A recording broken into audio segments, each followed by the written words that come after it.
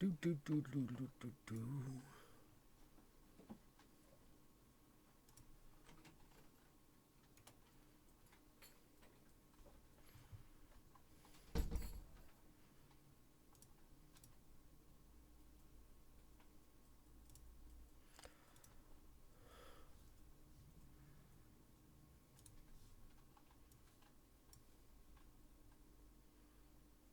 Duh.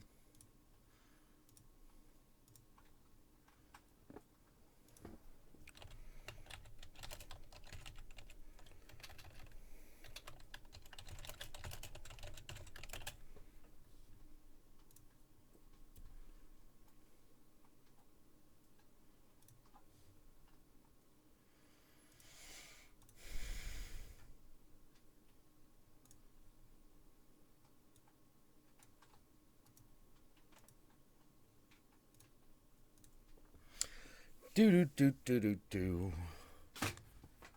Yep. That's how that shit goes. Oh, boy. I'll just wait for some people to file into the chat room. I probably should have brought my drinks in. So I'm going to go do that while people file in. And hopefully everything will be cool. Come on, chat. Pop out. Come on. You can do it. Gotta get used to new controls and shit. I don't want to clear the chat. I want it to... what the hell. I guess I'll just have it running. Have it running right there.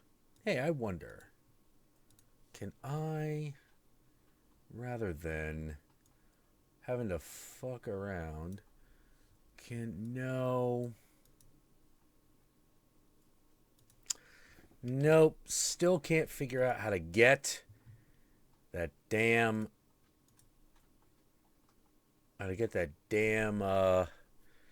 chat to display on Yon stream. I really, really want it to, but hey, come on. Don't give me shit, Chrome.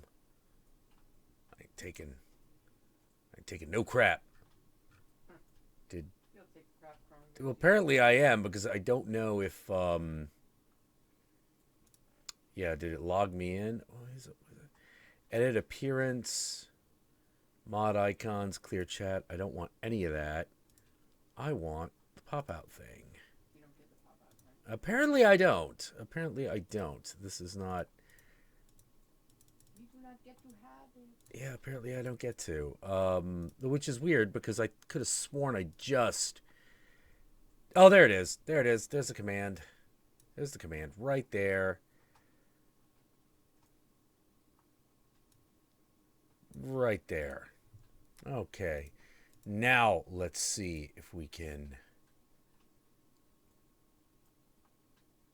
capture the chat. No. Son of a bitch. Just like, no, we don't want to... I don't want to look on any of the...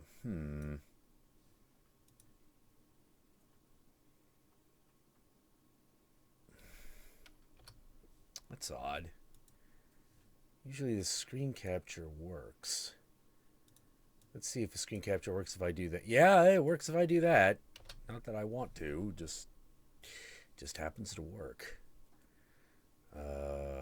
Do.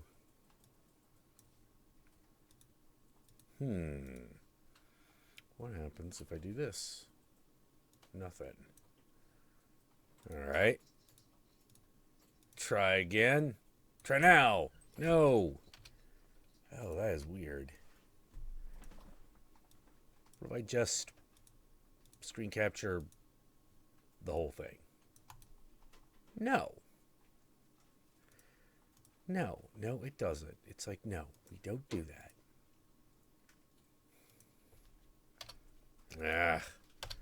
One day. Well, thank you everyone for showing up. I see a Taco Girl is here, as well the bear. So that's the Baroness. House of Rage is also here. Yogi is here. So we got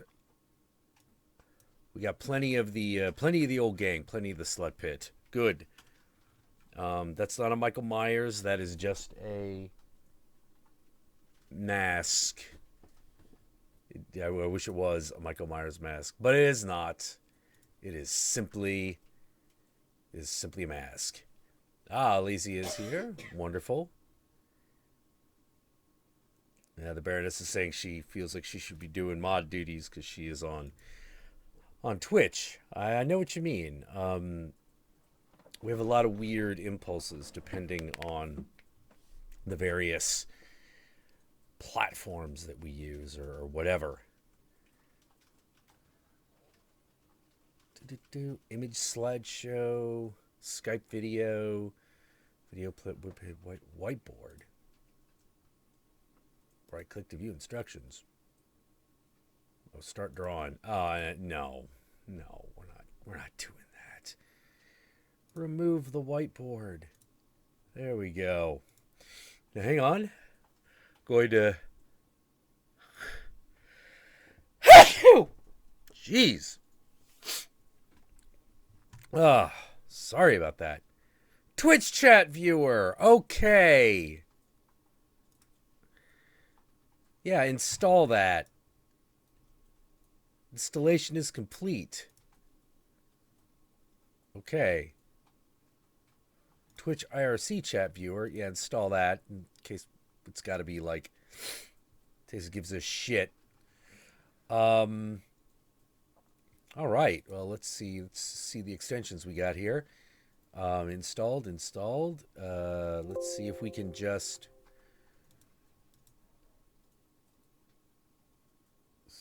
get this shit. Twitch IRC chat viewer.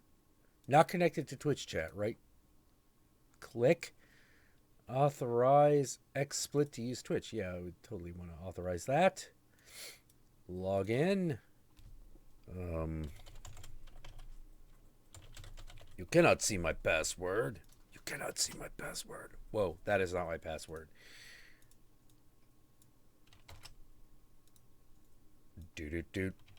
That is my password. Yeah, that is me. I'm Count Jackula. Let's hope so. Yeah, I am.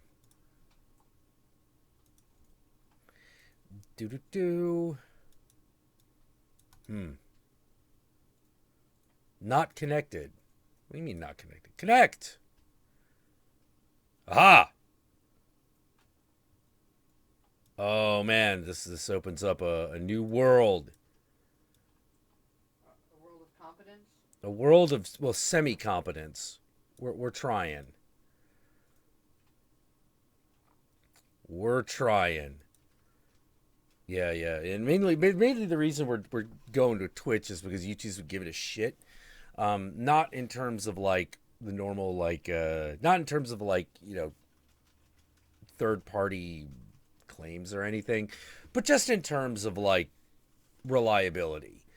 You know, how often have it's just, I'm tired of dropping frames every fucking hour. You know, that's what I mean.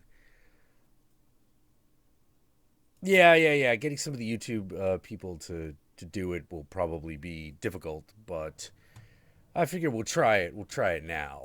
We'll see if this works. Let's see if the other Twitch chat viewer,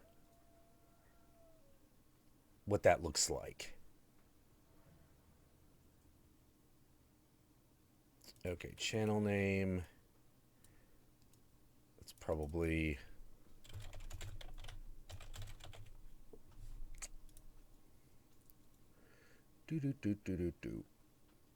Oh, that looks slightly better and slightly worse at the same time. Okay.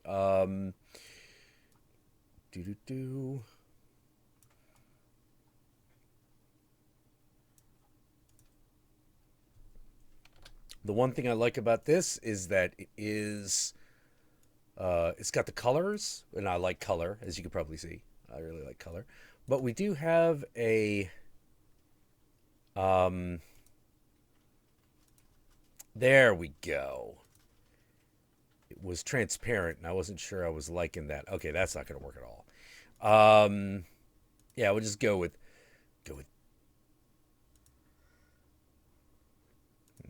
Yeah, we'll go with a gray. Do. Yeah, let's not fuck around with the... However, I think we could probably do with... Yeah, 14-point font. That's pretty good.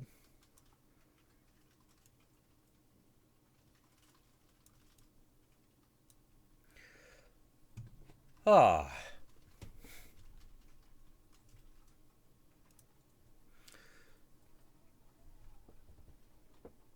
Lady TL. That cult dude, Spooty chick, Naboo squad. Okay, cool. Like, we seem to be getting people coming in. Oh, and I can move up and down the chat in XSplit itself. Okay, I like this one. I'm liking this. Jack, are you a fan of Halloween H2O? Asks Caleb. Yeah, it's a good movie. A little dated, but ironically, since it was one of the more recent ones, it's one of the most dated of the Halloween movies, to be honest. But it's also one of the better ones. You know, I like that they brought Jamie Lee Curtis back. I like the fact that it was essentially the sequel to... yeah, it was basically the sequel to sequel to Halloween, ignoring all of the 3, 4, 5, and 6. You know, I was okay with that. I probably would have been okay with with them actually bringing Jamie Lloyd in to that one, but you know, whatever. You know, it wasn't. Is it better than... Of course it's better than Resurrection. Of course it's better than Resurrection. Oh my God. Oh my fucking God. Of course it is. What a fucking question. Oh God. Like, the only thing that's really wrong with H2O is that it fucking inspired a sequel, and that sequel was Resurrection. That thing is a piece of shit. All right, so stop me if you've heard this one. A reality TV crew moves into the Myers house, and about right now, if you've got any fucking taste, you're like, wait, what? Why would a reality television crew... What? No, that's not a real movie. That's not a real movie. Oh, yeah, it's a real fucking movie. It's a real fucking movie. It's a really bad fucking movie. It is the worst Halloween movie, period. Just hands fucking down. It's worse than 6. And Halloween 6 is a piece of fucking crap. Like, 5 is not... Anytime 5 is just dealing with Jamie Lloyd, Michael Myers, or Loomis, 6 is great. You know, or is it? Wait, what's this? 5 is great when it's just dealing with our leads. When it's doing anything else, you're like, no.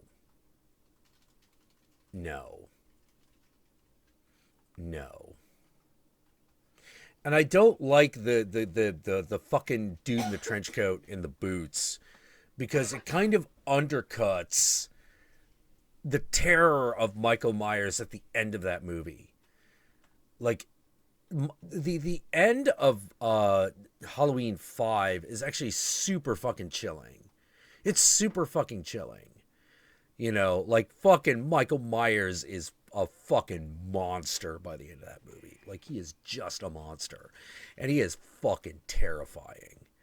You know, because And he's terrifying because they just show the aftermath of him just being in that fucking jail. And you're like, oh shit, everyone is fucking dead. He has just killed everybody in that police station. Holy fucking crap, he's terrifying. You don't even see him. You just see everyone fucking dead. You know, with Jamie crying, going, no, no, please no, you know, because the nightmare will never end. Michael Myers will just go on killing, you know, and you're just like, oh, God. The problem is that it vacillates between, oh, man, this is an awesome moment, to, oh, my God, this is some fucking bullshit. Why are we doing this? You know? And the bad moments are not necessarily as, they don't necessarily invalidate the good moments, but they do, it holds that movie back. I don't know how else to put it. Like, there's a whole part of Halloween 5 that just keeps that movie from being a fucking great, just legitimately great movie. The legitimately great movie it really should have been, you know. And that's a shame. That's why it was a disappointment, despite a really strong ending. You know, that's also the one where they kind of establish Michael Myers' attachment to his female relatives in a big way. In fact, a lot of the stuff that he does at the climax of that story is mimicked in Halloween 2. You know, like I said in that review, Rob Zombie understands the Halloween franchise inside and out, just completely. He understands it better than anybody. But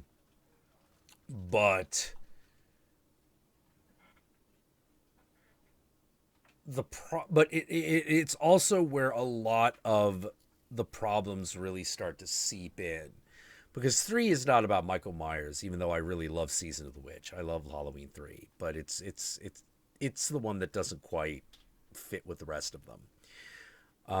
You get to 4. 4 is okay. It's a little rickety, but it's got a lot of really good moments. Like, it's a good, solid movie. You know, you're like, yeah, okay, Halloween 4, that was pretty good. And especially where it leaves off, you're like, oh man, Halloween 5 is going to be amazing. And you get to Halloween 5 and you're like, wait, what? What are we doing? Wait, why are we retconning the end of that movie? That we wanted to see the continuation of Halloween 4. Why are we rewriting the ending? Okay. All right. Now there's this guy. There's a cult. What? Why is there a cult? That doesn't. Okay, whatever. Fine. Okay. Oh, okay. So Jamie Lloyd's like got a psychic connection with Michael Myers. That's what it is. Oh. Well.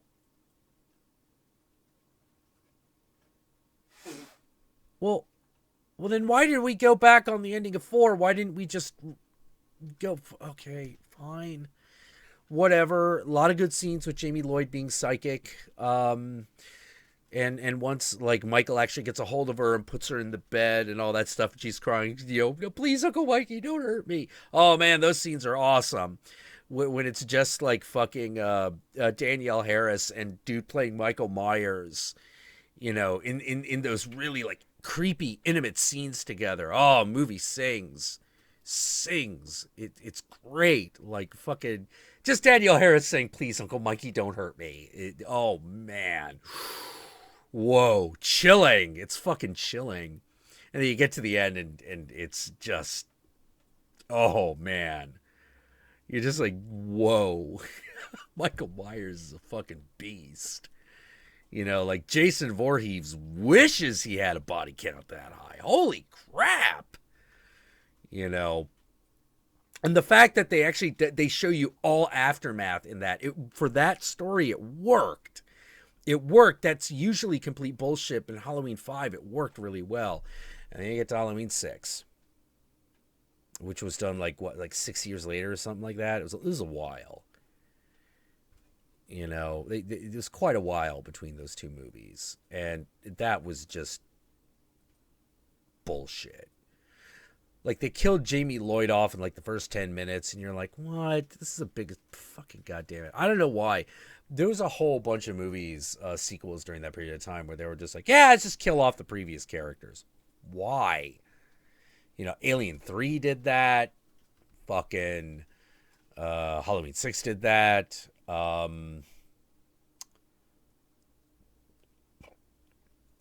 I think they did that in the one of the Friday the 13th movies that they were doing at the time, but it's Friday the 13th, so that one didn't matter.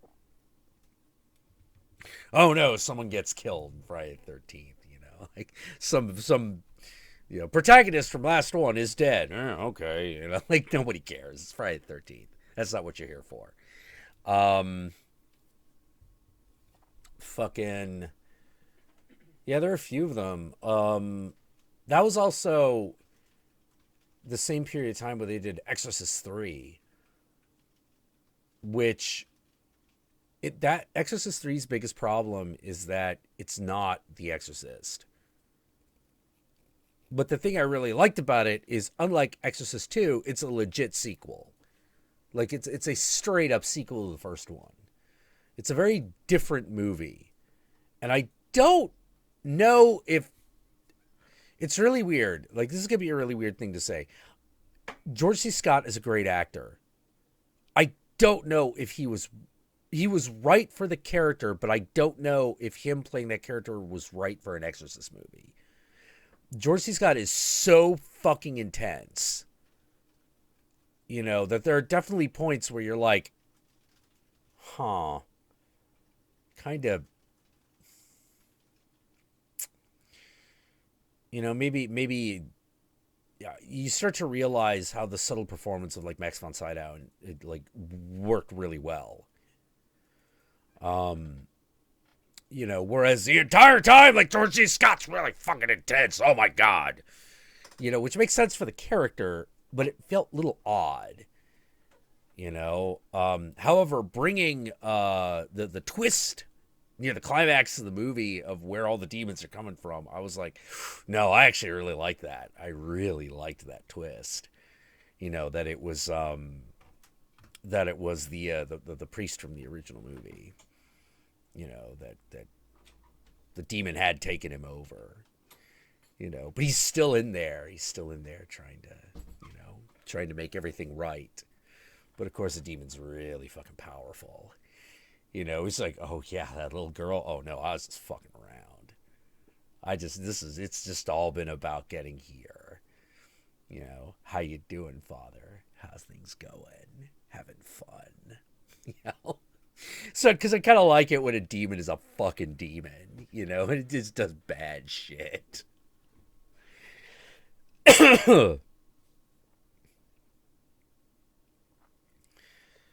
Yeah, William Peter Blatty, magnificent bastard, who read your book. You know, yeah. It's that therein what I feel is the actual weakness of Exorcist 3, which is you're like, George C. Scott, great actor. Don't know if he's right for this series.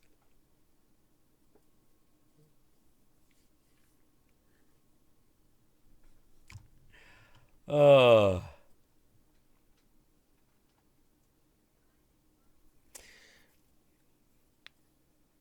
the Baroness says it's a lot of talking and it's super artsy looking, but the characters have great back and forth. Um, you're talking about an anime series. Speaking of demons, that Millennium episode by Darren Morgan. Oh, did demons perfectly. Yeah. Yeah, I was utterly convinced that that was the direction Millennium needed to go in. Where it was basically like, oh no, you're fighting demons. Like, just straight up. You're fighting demons, you're fending off the actual literal apocalypse, you know, and they're just gonna keep fucking with you. You know, which is why I was really disappointed in the third season. I was like, I don't know. I don't know if going back to this more realistic tone is going to work after the insanity that was the second season of Millennium. You know, because, like, by the end of it, like, that one girl, like, fucking tries to kill herself because she has a vision of the end of the world that is given to her by an angel. Kind of hard to fucking go back to normal serial killer shit after that, you know, because it was looking like there was going to be this progression, which is first it's serial killers because that is a wholly man-made evil, and then it is demons, and then it was just going to escalate, you know. And they did that cop-out fucking ending at the end, and I was like, oh, no, please. Please, no. You know, and then they did that fucking X-Files crossover episode, which is supposed to tie it all up, but it did, but it didn't. It's terrible. It's a boring episode. You're like, no, this is... His nature, too. What? It totally changed the main character's nature. Yeah, it changed the nature of Frank Black, and I wasn't happy about that. I was like, what? You know, like, I don't want to watch Mulder solve a crime with Frank Black's help. I want to see Frank Black do shit. You know, like, why isn't this like Frank Black does shit and Mulder's along for the ride? Is he's like, what? Magic's real? You gotta be fucking kidding me. I thought it was all fucking aliens. He's like, no, man. No, man, you have no idea what is going on.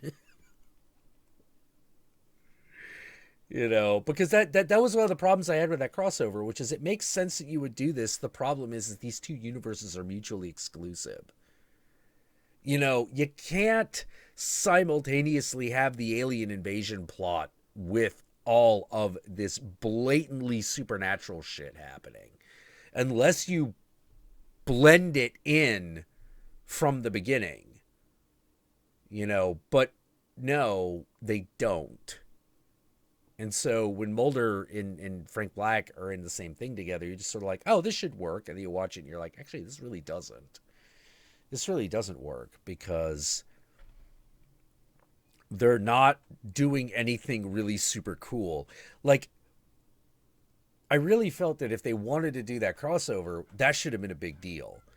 You know, this is what they should have done. It should have been... There is a Freemason, because I love Freemasons, a Freemason-like organization that has ties to ancient magic and alien landings. So you can just call them whatever, you know, the Brotherhood of the Lidded Pyramid, whatever. You know, just do, or you could just be like, nah, it's Freemasons, why not? You know, you can just do it. And Mulder's like, oh my God, they got information on alien shit. But what do I do? And he finds out that this group is connected to the Millennium Group. And he's like, the Millennium Group? I thought those guys were like, what? Oh shit. Well, how do I get in? Well, I need a fucking dude who's on the inside. And then, you know, like Scully comes over and is like, well, one of our guys was in that organization. Like, what do you mean one of our guys? Like, well, your old mentor, your old criminal profile mentor, Frank Black, was a member of that organization. He's like, oh shit, you're right. He was. And we could have worked it in that way. We could have worked it in and was like, oh no, that guy was my old fucking instructor. You know, like, oh shit, did he go crazy? What's going on? And then he's like, okay, well, Frank's house has been, you know, fucking impounded and shit. It's up in Seattle. Maybe you should go check it out. And so they do, and that's where they find like the old computer he left behind and all that stuff. But it's like, it's been hidden, you know, like Frank Black hid shit there in the yellow house. And so he's going around going like, okay, blah, blah, blah, blah, blah, blah, blah, blah, blah, blah, blah, blah, blah. You know, all of a sudden then, what are you doing here? You're like, oh shit, it's Frank Black. It's like, what do you do? You know, what are you doing here, Fox? He's like, you remember me? He's like, I don't fucking forget anything. Yeah, Fox Mulder, fucking, born this day. You got an unhealthy fixation with aliens, and, you got a porn habit that I find very disturbing, boy. You think you ought to get laid, maybe have a kid, changed my life.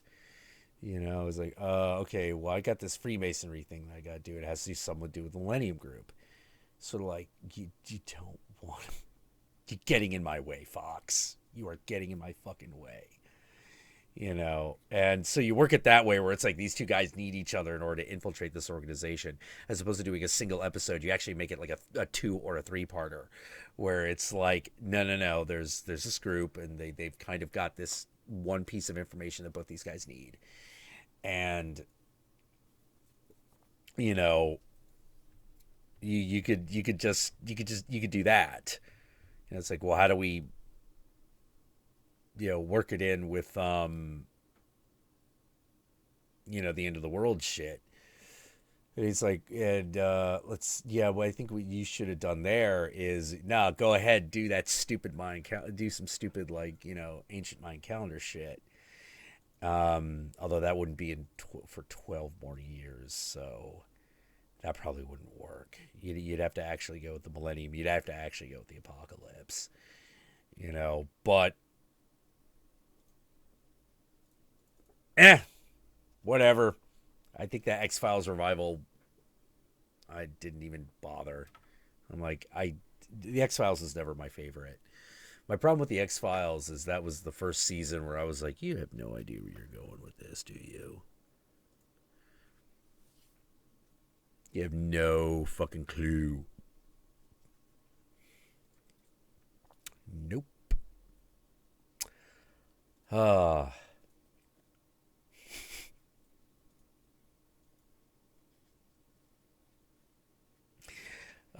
Patty asks, how Jackula, have you ever given thought to being a screenwriter? I get the feeling you'd be good at it. I've given thought to it, but I'm actually not that good. I'm actually not that good at the writing portion. That sounds really dumb to say because that's the majority of the job. But the reason I'm not a screenwriter is because I'm not a very good writer. You want me in a, I forget what you call it, but you want me in one of those, like, sessions where you're just going over, like, what's going to happen, what are we going to do, how about this, but because it's real easy to find guys that are both writers and that they just get dudes who can write, because, like, someone's got to actually, like, put the pen to paper, and that's the part I'm not so good at. Mainly the reason I'm not so good at it is it takes me for fucking ever to write shit down. Like, that's one of the main reasons the old episodes took so long. So I've just taken to completely cutting out the writing process. It'd just be like, no, I'm not gonna write a script. I'm just gonna talk into a mic and then just build it. That's how I did War on Christmas.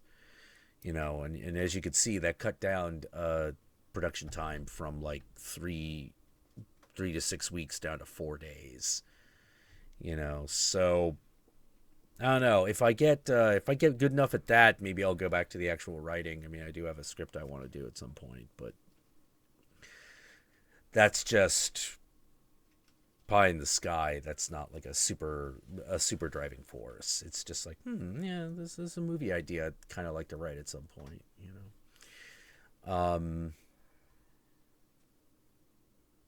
Carter admits he ripped off Kolchak. Yeah, totally ripped off Kolchak. I really thought that, like, they should have. Do you know who I thought actually would have made a really great Kolchak? Other than the guy that they got for the revival, I thought they should have gotten Misha Collins from fucking Supernatural. Like do an 11 season, like, Netflix style Kolchak thing starring Misha Collins. You could just be like, no, dude, just do the Castiel thing. Just do that. Wander around with that. Fight Dracula. It'll be great. Because fucking Dude Boy, Kolchak is not a physically demanding role, and because I've seen some of those fights with Misha Collins, some of them are not so. His stunt fighting is not so good, but it doesn't have to be for Kolchak. Kolchak could just get the snot kicked out of him. Just have the monster, like, fucking maul him a couple of times. So you don't have to worry about that so much. But I really Oh God, how'd the revival, Kolchak revival, hold up? Not so well. I saw like half of an episode, and I'm like done. I don't know how to put it other than making him that young and kind of desirable looking took something away from Kolchak. Like, to me, Kolchak's like either a little schlubby or a little awkward. You know, he can't be like handsome guy. It doesn't quite work. You know, you could do that thing where he's like in love with a woman, and because it's film noir, right? You gotta, he could be in love with a woman, she could be in love with him, or whatever. But there's definitely got to be got to have that feeling of like, no, this guy's not so. He can't be better looking than Humphrey Bogart, and Humphrey Bogart is not a good looking man. He's a memorable looking man. You could totally see why someone would be like, yeah, bogey. Why a girl would like, why a girl would spread her legs for that. But he's not a beautiful dude, you know. But I actually thought like someone like Misha Collins would have been great as Kolchak. Yeah, or maybe the guy that eventually got to play Constantine, you know. Because in many ways, like, Constantine was kind of Kolchak with magic powers. But I don't know if you're going to be able to top that original, like, Richard Matheson penned television movie. Like, that thing's actually really good. It's I don't know how else to say it. It's actually really good. Like, you get to that point where he like realizes dude is fucking Dracula. He's like, oh crap. How is this possible? How is this happening? It was a lot like what was it, like Night Flyer, you know. Except rather than the vampire with the one big tooth, it's fucking yeah, it's just basically Dracula. And he's got like the vampire abilities too. Like it's not just a guy who sucks blood. He's like like he has hypnotic abilities and shit like that. And just tell yourself it can't happen here.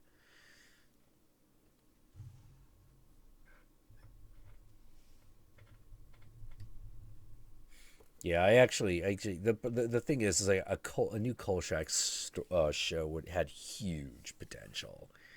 It had huge potential, but you had to Netflix it. You had to like HBO it. You had to give it the real juice. Um,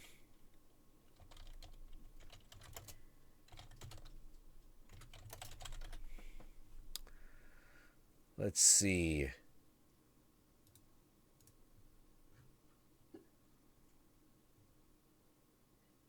Kolchak, the Night Stalker, inspiration for the X-Files. Yeah, no shit, it was. Do do do do do do.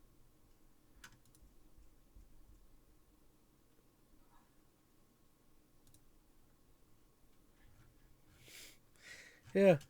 Anyway, yeah. Kolchak, good movie. It's a good movie. I recommend it.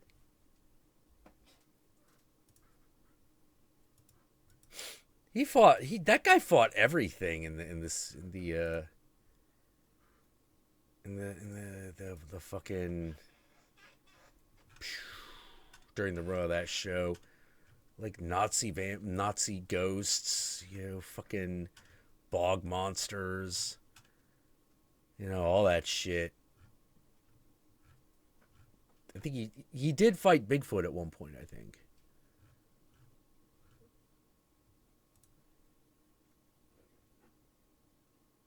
Got to fight Bigfoot.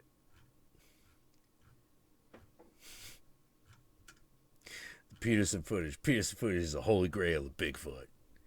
And after seeing the Peterson footage, I could say absolutely 100% that is a guy in a monkey suit. Yeah, look up Joe Rogan's bit on Bigfoot.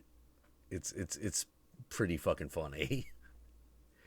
And when you go looking for Bigfoot, the one thing you never, ever, ever see or find when you're looking for Bigfoot is black people.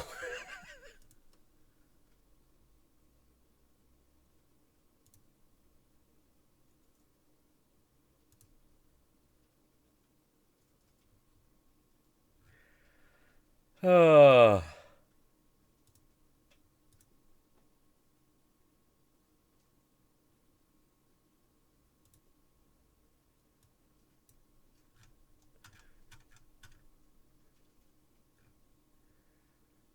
Do.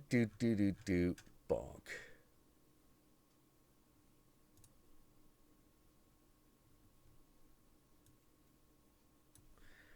Let's see. Oh, I didn't know you subbed to Bast.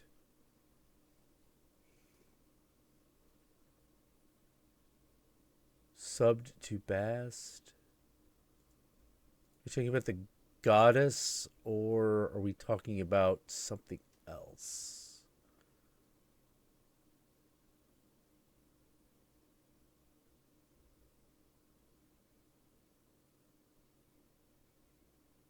Oh man, yeah, I see that. I missed that. Yeah, GL Knight's talking about the Motorcycle Headless Horseman episode of Kolchak.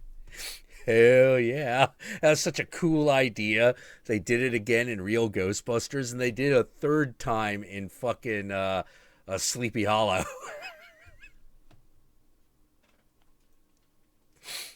Fucking Motorcycle Headless Horseman with like twin machine guns. You're just like, what?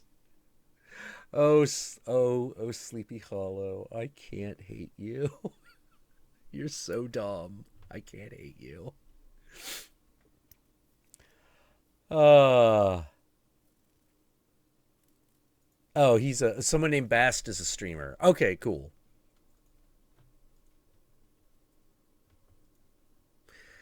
A link to the 70s TV movie Gargoyles? Oh man, I haven't seen that shit in ages. Fuck. Like, there was a period of time when I thought that movie was a fever dream. You know, oh man. Oh, Gargoyles the movie. Yeah, what was that mean? It's like 72? Yeah. Damn. Hell yeah.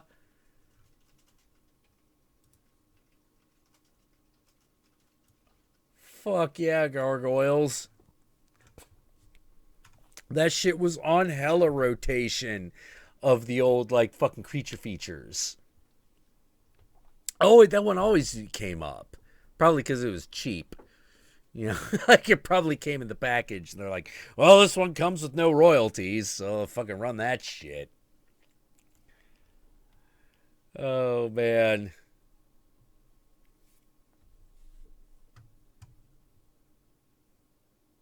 Psychomania? Ooh. I have to look that up. Oh! Oh, geez. Yeah. Oh, man. Yeah. I saw it as, sorry, I didn't recognize it because when I saw it under its alternate title, The Death Wheelers. So,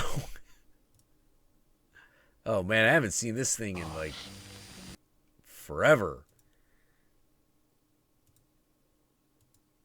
Yeah, I'd have to watch it again in order to give you a thing. All I really remember are those outfits.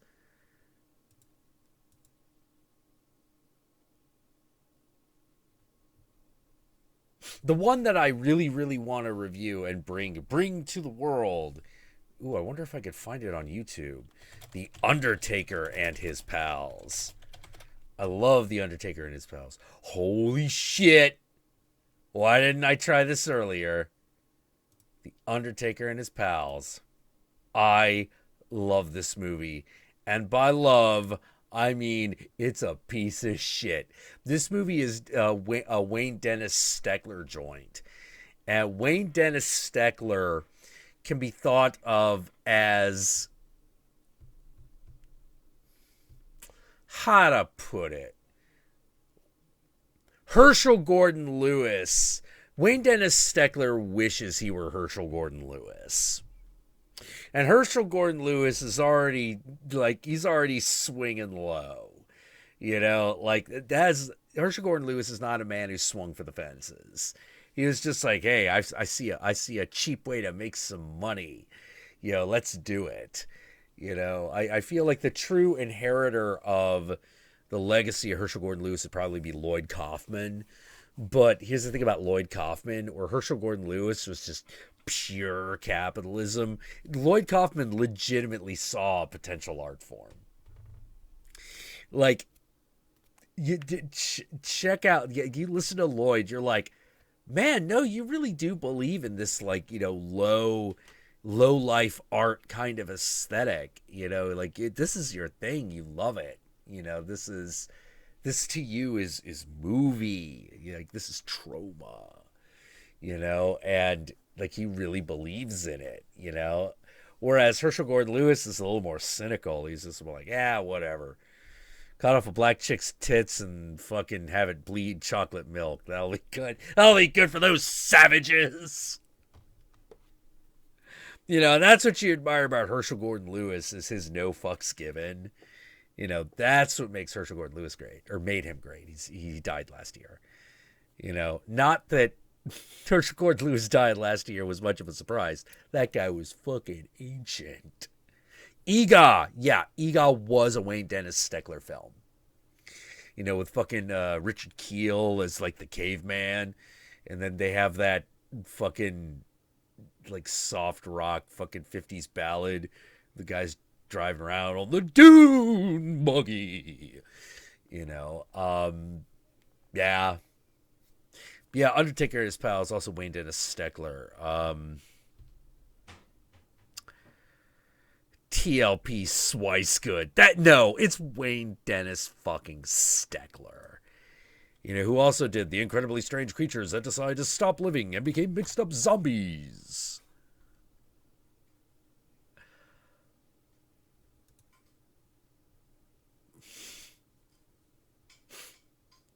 Oh, man. TLP Swicegood.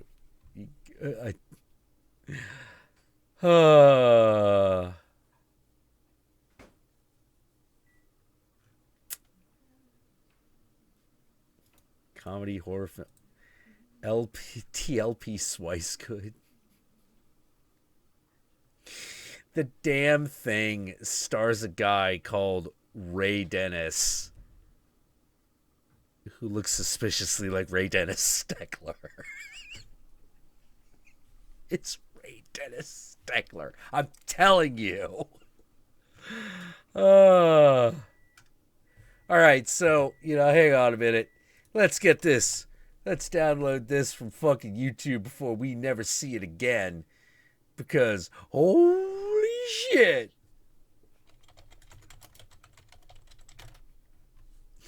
I fucking love Undertaker and His Pals. It's a piece of shit.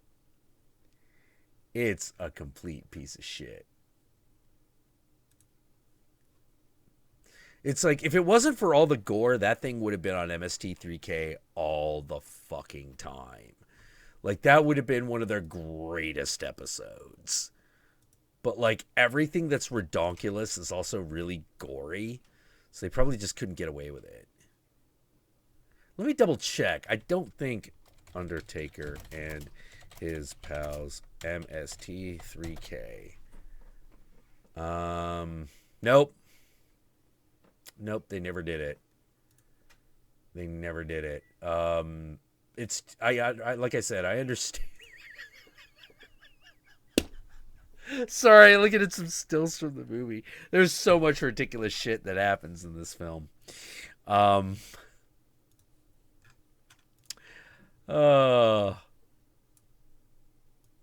just put a little poster of The Undertaker and his pals right there up on stream. I love this movie. It's so fucking dumb. It's the dumbest. Oh, I love it.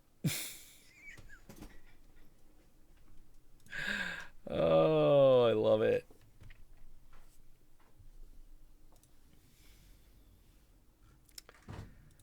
Ah. Let me just give you an idea of the stupidity of this movie. And you'll see what I mean, but I'd be like, oh yeah, this has got to be a Ray Dennis Steckler movie. Okay, so this is a still from the film.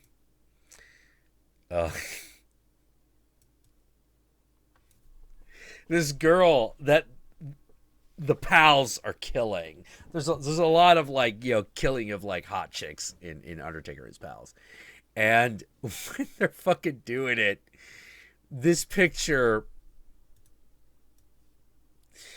God, let me just. God damn it! It's so dumb. It's so fucking dumb. Come on. Come on. Stop giving me shit, Google. Oh, Google's just gonna give me shit. Like this fucking picture like changes. They keep cutting back to it. It's a different expression every time. There's another movie that I really hold on.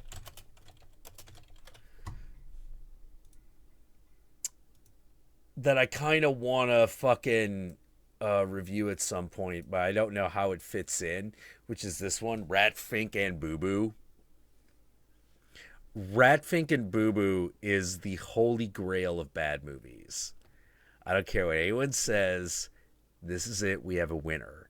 This is one of the worst movies ever made, and it is beautifully awful. Everything about it is bad. Everything is bad. Like, you think Manos, The Hands of Fate is a bad movie? You ain't seen shit. This is Rat, Fink, and Boo Boo we're talking about. You know, yeah. Just look at these costumes, man. Look at these costumes. Do. Really drink that in.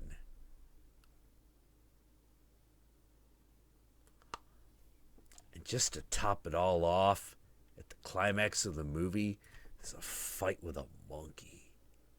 It's got a guy in a gorilla suit in it. It's that good. It's that kind of movie. And that gorilla comes out of fucking nowhere, man. All of a sudden, there's just guy with a gorilla. Now they're fighting it.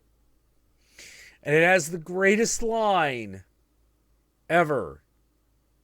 Huh! Don't worry, boo-boo. I know the criminal weakness. What's that, Rat Fink? Bullets! 10 out of 10. This movie's 10 out of 10.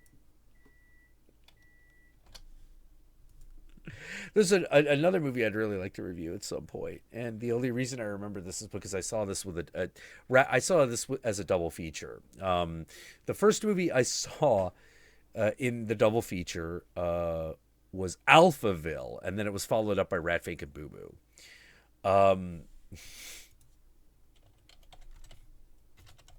Now, if you want to, God, Alphaville, man. Okay. So,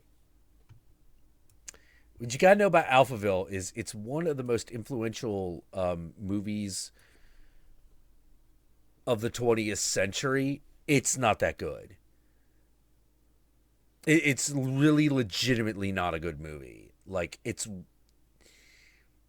But here's the thing. It inspired a ton of way better shit. Like, this is why it's important. Like, you'll notice that the character here is called Eddie Constantine. And he's wearing a trench coat. You're like, hey, is there a connection? Yes. Yeah, that's where the name of that's why where this is where John Constantine gets his name. Um and if you watch the movie, you're like, wait, this is like Blade Runner a little bit. You're like, yeah, it is. Blade Runner was inspired by Alphaville. Ridley Scott combined Alphaville with Do Androids Dream of Electric Sheep to make Blade Runner. You know, and you could see where Alphaville is swinging for the fences. You know, really, really honestly is. It's Jean-Luc Godard, you know, but it's not his best film. In fact, it's not that good. It's really not that good. You know, it has a fucking blinking light that fucking gives you the biggest fucking postmodern deconstructionist fucking bullshit philosophy every fucking 20 minutes. Oh my fucking God. The line that destroyed me, where I was like, that's it, I'm fucking done. But I watched the whole movie. All I know is that Eddie Constantine goes around. I think he's looking for a girl. Dudes beat him up. Some other shit happens, and then a light bulb comes on and off. It's one of those.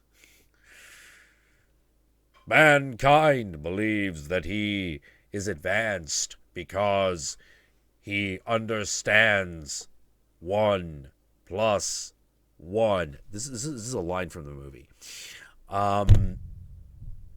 But what he doesn't understand is that to understand that 1 plus 1 equals 2, he must first understand what plus means.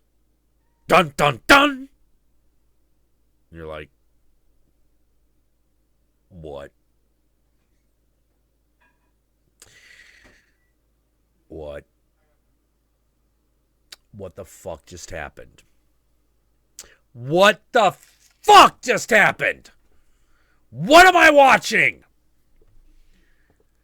So I respect Alphaville as a very important, legitimately important piece of science fiction cinema done by a director who is considered one of the greatest French directors of all time.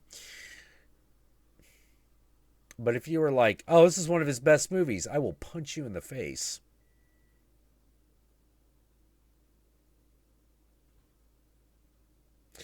I will punch you in the face.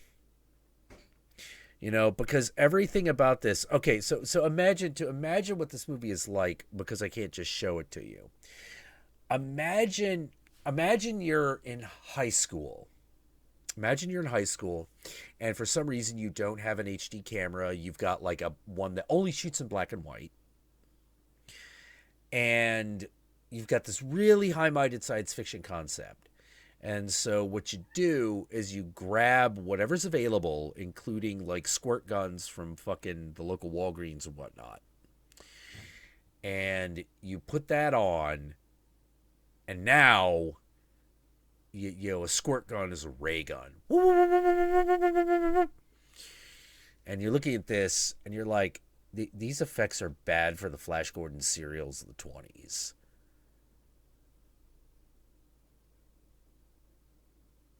Like, really bad. The effects are bad. They look really bad. You know, and people are like, well, the imagery is what's more important. I'm like, yeah, it is. Problem is, the rest of the movie sucks.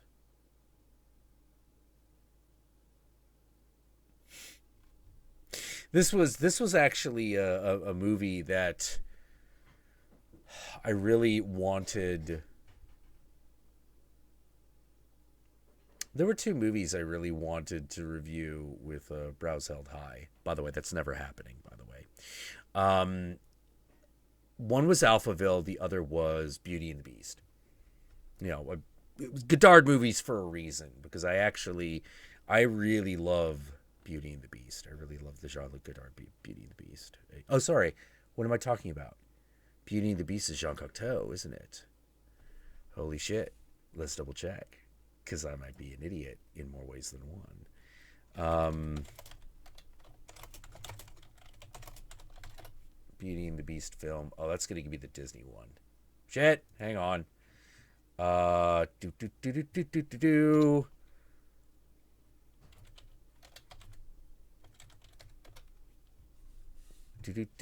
Beauty and the Beast. Yeah, Jean Cocteau. Jean Cocteau. Completely different guy.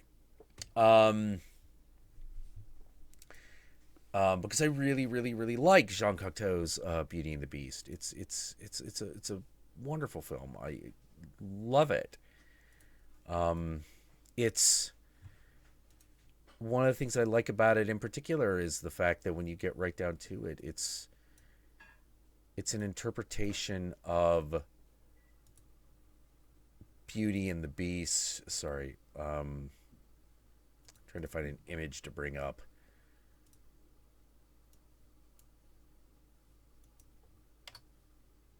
It is a version of Beauty and the Beast that is not the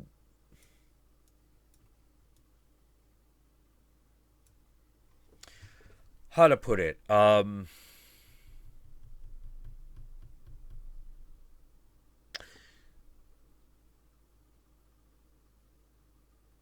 The Disney version of Beauty and the Beast kind of ends in the middle of the relationship.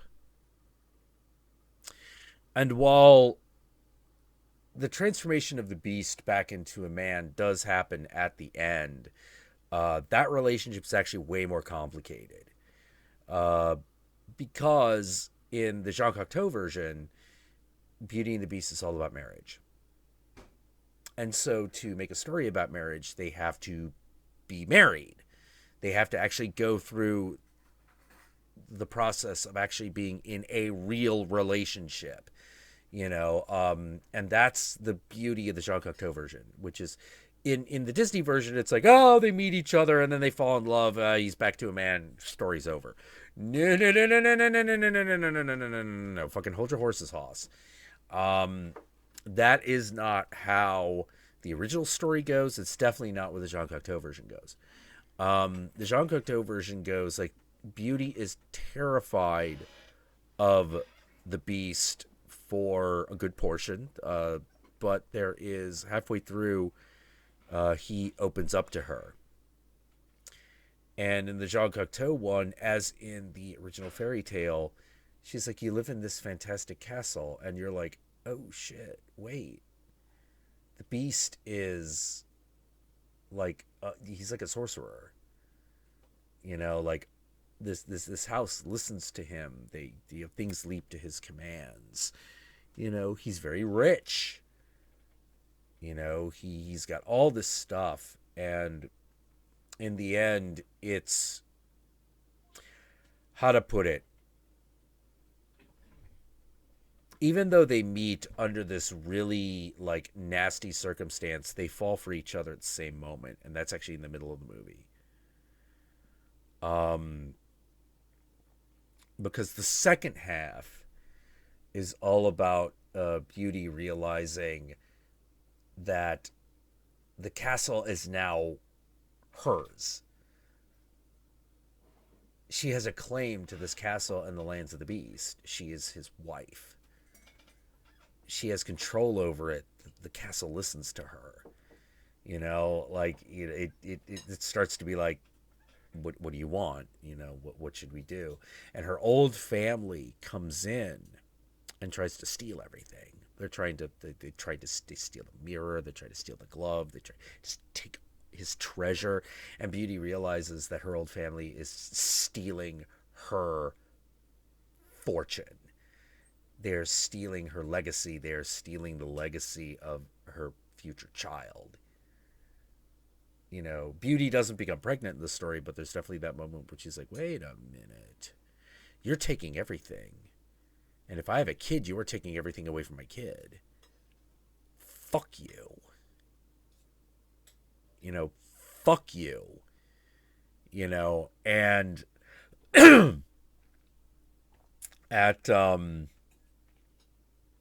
And because she does that, the house is like, ah, okay, so you want us to kill these guys, right? And she's like, yeah, kill them. And then the house is like, okay, we'll kill your old family for you. We'll do it, as you command, lady. And that's when the fucking Cupid statue comes to life and slays her cousin, and all that shit. It's awesome. It's good stuff. It's good stuff. Um, hey, Magnetrex, I see you saying hi. How do I feel about the Disney Beauty and the Beast movie? The live action one, I don't know if there's a point. I don't know. It's kind of like that Cinderella. I'm like, all right, whatever. Yeah. Make it live action. I give a shit. I don't give a shit. Unless we're gonna motherfucking do something different. I don't need to see animated Beauty and the Beast live action. I think that defeats the fucking point.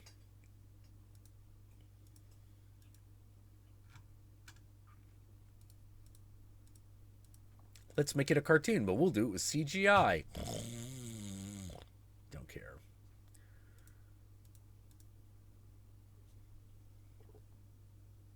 Oh, I'm sure money is the point. I'm just saying you don't get none of mine. You have to convince me to part with my $12.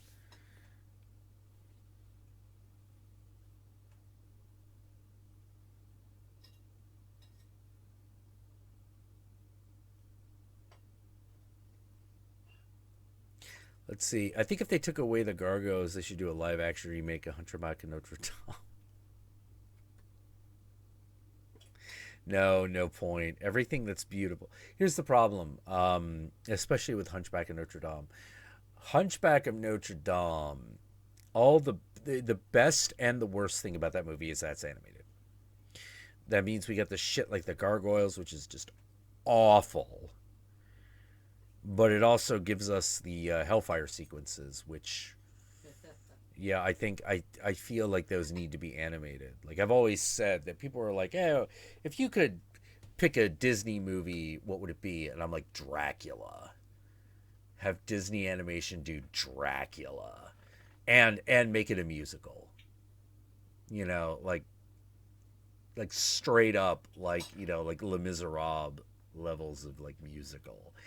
And because I could see it. I could see it. Like I could see the climax of him fighting Van Helsing, and like you don't just use the old the Bram Stoker. Actually do the Hammer, bring in a bit of the Hammer horror, and like have the fight between him and Van Helsing be like this kind of like epic fucking battle while they're singing at each other. Van Helsing's got like the hammer and the stake, and Dracula's got all his fucking awesome powers, and then Van Helsing like shatters the stained glass, the light comes through, and he fucking like like melts, and all that jazz.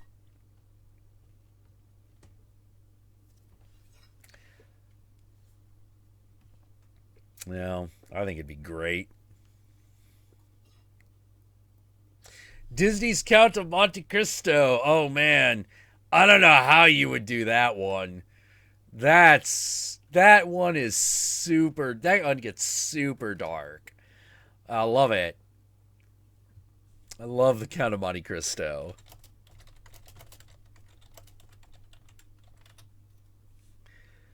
Oh jeez.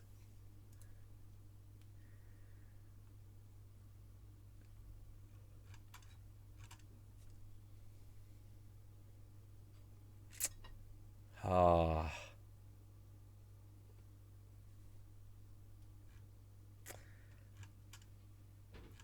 Oh man, I'd love. Oh man, fucking like Count of Monte Cristo. Get like Denzel to play the Count.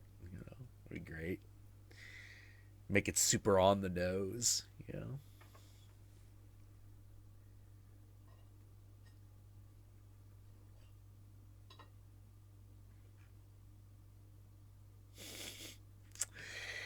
Uh, you'd probably have to make the ending of the story a little bit more epic for the screen.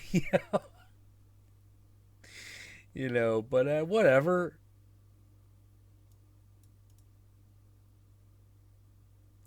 Yeah, Count of Monte Cristo. Oh, man.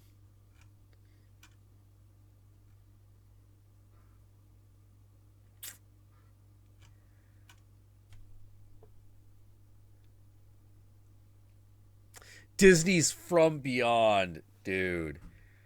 I'd fucking see that. I would see Disney's From Beyond. Uh, what? What was that, babe? I'm talking behind the scenes. Don't mind me. Oh, okay. All right. So I think I'm gonna get a cigarette, and then I'm going to do. I'm gonna do the thing that I was intending to do when I first got on here, which is to talk. I got a bug up my ass, and that bug up my ass is a slave leg costume, fucking shit. So I have a little something planned that has to do with that, but we'll get to it when that happens. Um, Come on. Ghost door!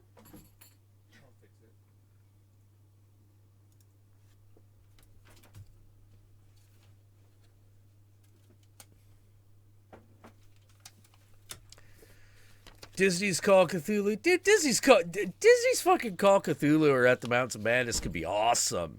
You get all that talent actually doing that shit. Fucking hell, just do like one like Fantasia segment that's like basically Relia. That'd be awesome. But no one wants to do that. Fucking Mamby-pamby fucking American animators, man. I know what to fucking tell you. Fucking, we were watching some Spike and Mike shit, and we're like, what happened to this shit? Why did everyone become a fucking pussy? Fucking even Japan's like pussified now. It's like we rubbed off the fucking artistic inspiration rubbed off the wrong way. Ugh, assholes. All right, yeah, I guess that's what the search for American dollars will do for you. It's like, oh yeah, we suck now. Okay, fantastic. All right, you get a cigarette. I'll be right back. Is it muted?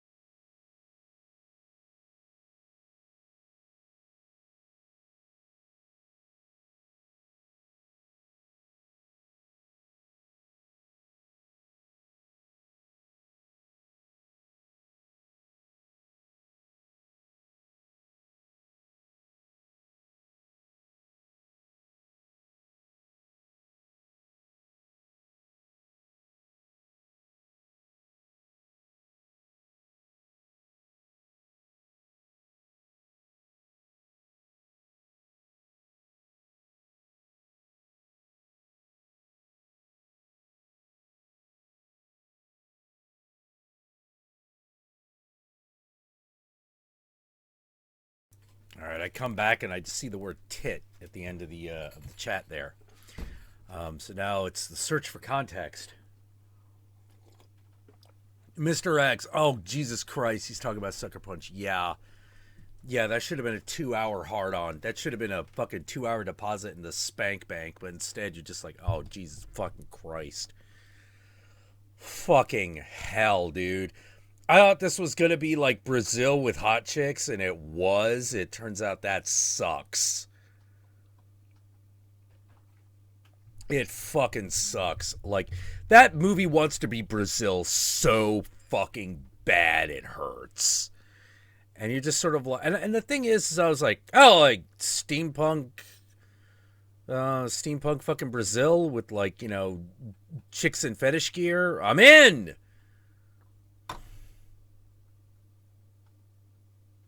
That movie's terrible. That movie is so bad. It's boring. The movie is so fucking boring. There's a fucking bordello dance sequence in that movie. It is boring. You know? And then fucking... And then I start hearing the most ridiculous fucking goddamn... the most ridiculous fucking...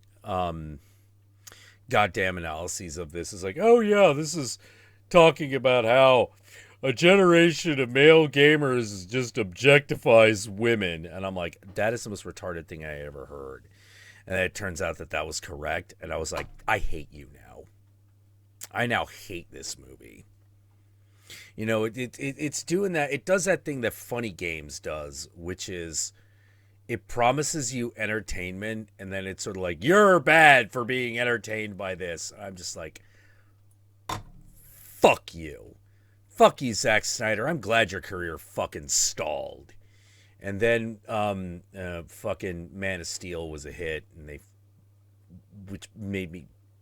First of all, Man of Steel is a movie, and that made me so mad. Like, that was a movie I almost punched someone on the way out of. And fucking, then they're like, yeah, you're going to be in charge of the fucking DC universe. And I'm like, I do not want to see your Wonder Woman at all. That is going to be the most boring fucking tripe ever. Just fucking ever. That is going to be the biggest piece of bullshit. You know? So, whether or not that Wonder Woman movie even works is going to really depend on how far away from the whole Zack Snyder thing they're going to go. Because they need to get away from that hardcore. You know, otherwise that movie's going to be unwatchable. And you're just going to be sitting there like, this is the Wonder Woman movie we get. This is Wonder Woman movie. This is Wonder Woman. This is it. Really? I hate you. So I don't know how to feel. We'll see whether that Wonder Woman movie works or not. I am not that optimistic, actually. Because for every good thing that they show, I'm looking at it and going like, I don't know, man. This should be great, but I don't know. I'm willing to be wrong, though. I'm really willing to be wrong because I want, like, you know, like in my mind, you know, first of all, like, putting it in World War I was kind of weird because everyone's like, oh, well, we can't just have her fight Nazis. Everyone fights Nazis. And I'm like, yes, but Wonder Woman fights Nazis. Well, we don't just want it to be Captain America. And I'm like, well, it's too bad you're making Wonder Woman. Because that's the stupid shit that you do in comics. How about we not shy away from that?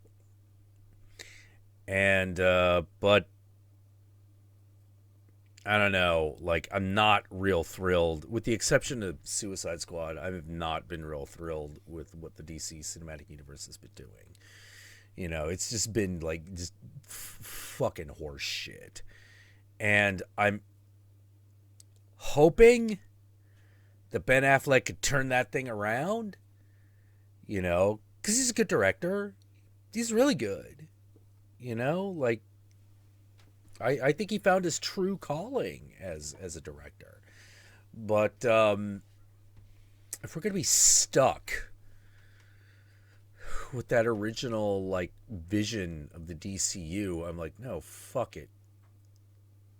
You know, I don't want Superman to come back. You know, not in the DC cinematic universe. I don't. I really don't. You know, and I'm and as good as like Drago looks as Aquaman, I'm like the problem is everything that I see about the DC universe that I'm looking forward to is colored by how bad those Superman movies are. And it just makes me go, no, I don't want more of this. I don't want more of this at all.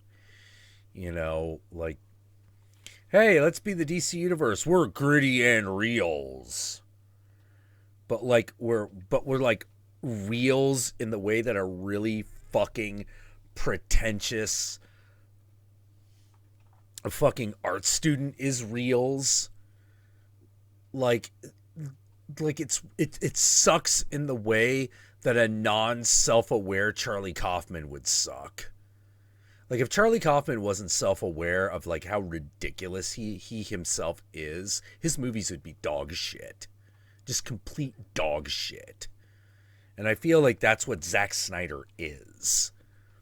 You know, and there's a whole like kind of like philosophy of filmmaking that is like that is basically Charlie Kaufman's character in Adaptation. You know, before he realizes, oh, the stuff I'm doing is kind of fucking pretentious. Maybe it should actually be interesting, you know, but before he makes that realization, you know,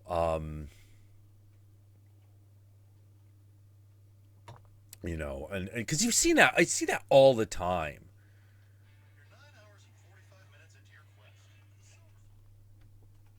Like imagine, you know, like when you're in high school or college, you get that one friend, he's working on a movie script, he wants it to be like Batman, but it's like, oh, hey, I got an idea, like, Batman ought to be like a serial killer, and you're like, what? The fuck are you on about? Like, the fuck are you on about? Like, oh, Superman needs to be like, you know, we need to really emphasize the alien part. And I'm like, you mean literally the least important part of that character? You know, the part that nobody gives a shit about? Like, nobody cares. Nobody fucking cares about Superman being like, I'm an alien. No, nobody cares. Because that's not the goddamn character. You know, he's the immigrant story. The fact that he's an alien is just a storytelling device. You know, he is a metaphor for being an immigrant in America and becoming the great American hero. Come on. Well, I don't understand why Superman would save people. I'm going to start fucking cutting your dick off right now. What the fuck do you mean? Oh, I don't understand why Superman would... Why would he start saving people? Because he's fucking Superman, you fuck. Piece of shit. The hell's wrong with you? You know? It's like Firewatch. It's a video game, but like, fuck it. It's got the same problem. You get to the end of that story and you're like, nothing fucking happened. And all that narrative guy can fucking say for himself is, well, I wanted them to be like real people. And I'm like, if this is what you think real people are, everyone you know sucks. Okay? And you probably suck. Like, you are probably no fun to be around. Nobody likes you. You don't get invited to parties for a goddamn fucking reason.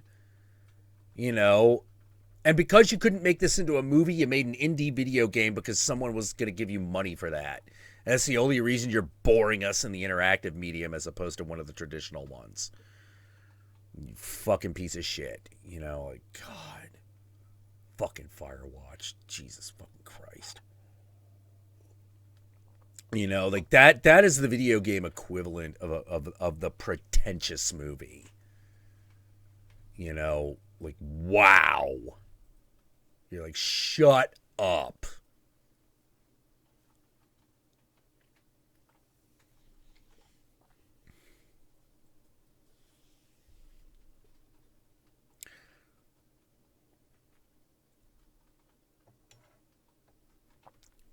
oh, we want to deal with. I'm sorry, guys. When people are like, oh, we appreciate video games for their emotional content. I'm like, well, it's too bad you're all pretentious robots who don't understand what human emotions are, isn't it? Isn't it fucking now? You know, like fucking, like I hated Polygon, I hated Kotaku, I hated all those places. You know, like, do you want to know the worst day for any video game studio is? It's when Kotaku and Polygon came over. They all loathed it. They all loathed that day. They're like, yeah, we need someone to fucking Polygon's coming over. I'm like, you don't sound happy. And they're like, they're the fucking Polygon guys. Like, I don't know. Like, nobody fucking liked them. Ever. They never liked them. You know, like, it's so weird, like, having been in studios where they're like, oh, it's be the press day. It's like, oh, do you hate it because it's the press? They're like, no, you don't understand. We're not getting, like, Video Game Informer and all that shit. Like, they don't bother to come over. They just take our information. They interview us on the phone. They write their article. They're fucking done. You know, they're just like, yeah, blah, blah, blah. So, like, the pros, the people who should have been pros, they come down. They fucking, sorry, they don't come down. The guys from the pro gaming press don't come down. They write their article. They blow smoke up our ass. We blow smoke up theirs. They write their article. They fucking go home. They print their magazine, and everyone just fucking. That's how we do. You know, we try to romance them, try to sweeten the deal, try to suck their cock a little bit, but whatever. You know, like, we at least feel like they appreciated the blowjob. And I'm like, so what's wrong with Kotaku and Polygon? They're like, because they're pretentious fucks. They're a bunch of basement dwellers that think they're artistes. And then they come in, they play our game, and then they just talk about how they would have done it better. I'm like, well, then why are you talking to them? And they're like, because the head office makes us. True story. That's how they felt. No one in the AAA gaming industry liked Polygon or Kotaku. None of them. They all hated them. They did not like talking to them. They did not like it when they came over. And they did not like demonstrating their games for them. And having sat in on those sessions, oh my fucking God. It was soul killing. It was fucking soul killing. Because you're just sitting there and you're just watching these guys, like, just the worst type of nerd. Just the worst. Sitting there playing your game. Yeah. You're just like, oh my fucking God, can they leave? Can they leave? We've got work to do. You know, and they'd always put them in the test bay, which is where I worked. And they're like, yo, Jack, we need you to fucking, like, make sure that everyone's cleared out of the test bay because the Kotaku and Polygon guys are coming over. And I'm like, okay, I can do that. Why do we need to clear the test bay? It's like, well, we don't want them talking to the testers. And I'm like, oh, why? What are we going to say? And it's like, no, we're not worried that you're going to do something bad for the company. We just don't. We just don't. Just take the afternoon off. We'll pay you. I'm like, oh, well, if it's going to be like that, sure. Do you mind if we just hang around the actual studios since, like, it doesn't look like anyone's getting any work done? Like, yeah, sure. That's fine. Just leave in the bay and just fucking, we'll have fucking Scott blow smoke up their ass and, you know, that'll be that. And I'm like, well, why don't you give them, like, the real shit? And they're like, these guys they don't fucking care about the real shit. They don't fucking care. They don't know what the real shit is, man. You know, like, fucking Ari doesn't want him around. Fucking, you know, Terry doesn't want him around. Nobody wants them around. So when people are like, so I got to tell anyone in Gamergate this, like, I'll say this. If you think you had much to do with the disintegration of Kotaku and Polygon's relationship with the video game industry, unfortunately, that's something you actually didn't do. They actually already hated those guys. what actually happened that completely dissolved that relationship, essentially PewDiePie happened. Because all of a sudden, the studios can go, hey, we don't need them. How many people read a Polygon article? They're like, well, 10,000, that's good. They're like, try 5 million. Because, like, and they promoted the Let's Players and the YouTubers because they wanted to get rid of the traditional gaming press. They totally fucking did. They wanted to get rid of them. They were sick of them. You know, like, they're a bunch of assholes. Like, they didn't care. None of them cared. You know, they were like, we're tired of, like, having these people just fucking spit in our faces, you know, with their bad fucking attitudes. And, man, you know, you could always tell when they were in the studio, you know, because you're like, who the fuck is that? You know, who the fuck is that? And why has he got such a bad attitude? Kotaku writer. I'm like, oh. Okay. All right, boss. What do you need us to do? Do you need us to just not talk to him? Do you need us to what you want? How you want to play this? And I'm like, don't do anything. Don't introduce yourself. Don't talk to them. Fucking just let fucking dudes show them around. It'll be over by 4. Oh man, dark times. Like, I never ever saw a studio have a worse day than when those guys showed up. They had this, oh my god. Yeah, they were always hated. You know, because what were they? They were fucking internet trolls and critics who thought they were better than the medium itself.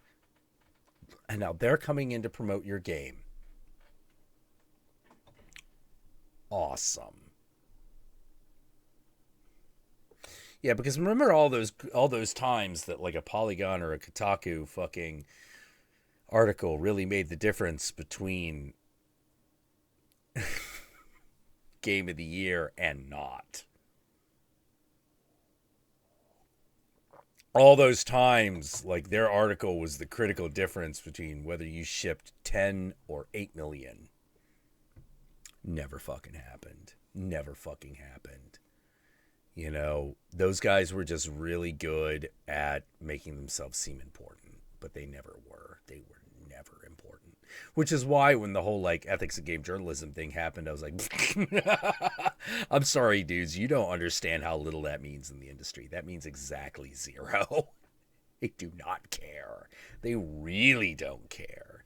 You don't understand how little the studios care. Whoa. They literally could not care less. You know, it's like, well, how do you feel about these guys? Well, it's wrong to hope that they all get killed in a bus accident on the way over.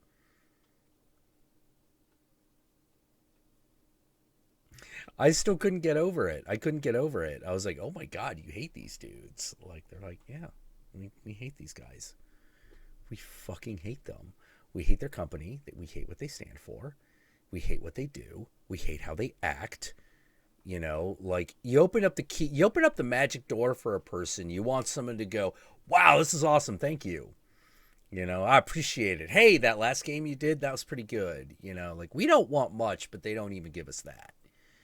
You know, they don't give us the satisfaction of letting them in the studio.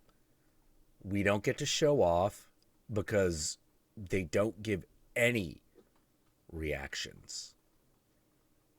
They are the most, like, I don't know how to say it other than, like, they're really super, no one could ever tell, like, they were so super socially awkward. You know, and if you had a studio with a lot of women working at it, it was just like, no, don't let them near them. Don't let them near anything female. At all. They're like, why? And then, like, one of the gals would be like, oh, God! No! You're like, oh, shit. Yeah, like they would, like, no joke, like the office manager, the female office manager was like, nope, sorry, dude, you're on your own. I'm not showing him around. Forget it. I don't need to be fucking insulted. So when those guys got up on a feminist high horse, I was like, you, you, you, you guys are getting on a feminist high. Oh, this is rich. This is fucking rich.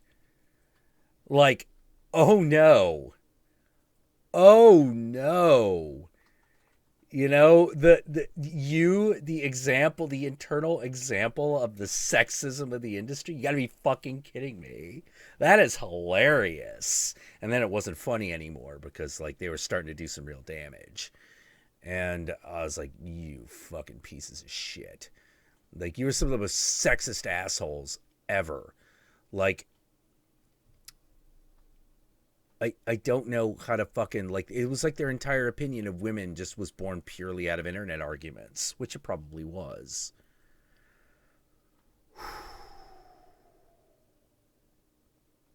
They're just so bad. And they were so despised. I'm not over it to this day. That was like 7 years ago. I last dealt with any of them, and it was just one of those like, oh my fucking God. Shut up. Shut the fuck up and go away. We do not need you to promote this goddamn game. All you do is fucking hurt us. Go the fuck away. Hey, Jack, make sure that there's something for them to eat in that room. Okay. What's my budget? $40. Krispy Kreme? Yeah. Here's another $20. Get one for the fucking team. They're going to need it. Okay. Yeah, we can do that. We can do that. I still remember, although that reminds me of this thing that happened over at EA. This was... Let's talk about people and their stupid pet causes fucking destroying everything while we're talking about Kotaku and fucking Polygon. So back in the days when I worked at Electronic Arts, also in the test bay, it was not a good job. I hated it. The office manager, the game testing office manager, every day she went to like the Safeway a couple blocks away, came back with like, lunch tray. And if you fucking donated any amount of money into the lunch fund, even if it was just like $1 or $2, you could just eat from the lunch tray. Now, it was first come, first serve, but putting in money gave you a crack at it, so you're like, yeah, all right, yeah, sure. There's usually enough to just barely go around. So you knew if you were slow, like that was on you. So, you just put in a couple bucks every day. Whatever. Yeah, go get the usual shit. Sometimes you come back with something a little bit better because, like, that day was generous. But, whatever. Cheap lunch. Sweet. So,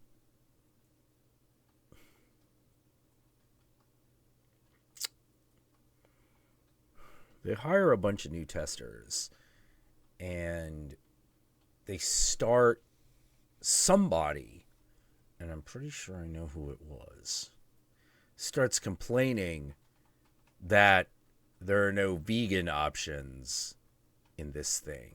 And the office manager goes, okay, well, this is for the people that want to donate, and I get whatever I can afford. And I go to Safeway, so there's not really like a lot of vegan options there. Well, we think that's unfair. Well, you don't have to put in. And you don't have to fucking eat it. And there was a restaurant downstairs that cooks vegan stuff. And they were like, yeah, but we're not sure how, like, contaminated that kitchen is, you know, meaning if the knife that touches the meat touches the vegan thing, like, it doesn't count. And that's a real thing. It's a real thing with some vegans. And so she was like, okay, well, you don't have to. Well, you should. What? Well, I can't. Like, there's literally no option. Well, that's not our problem. I was like, well, yeah, you're making it mine. You're making it my problem. When it shouldn't be my problem to begin with. Yeah, well, we think that this is discriminatory. What do you mean? So she just stopped doing it.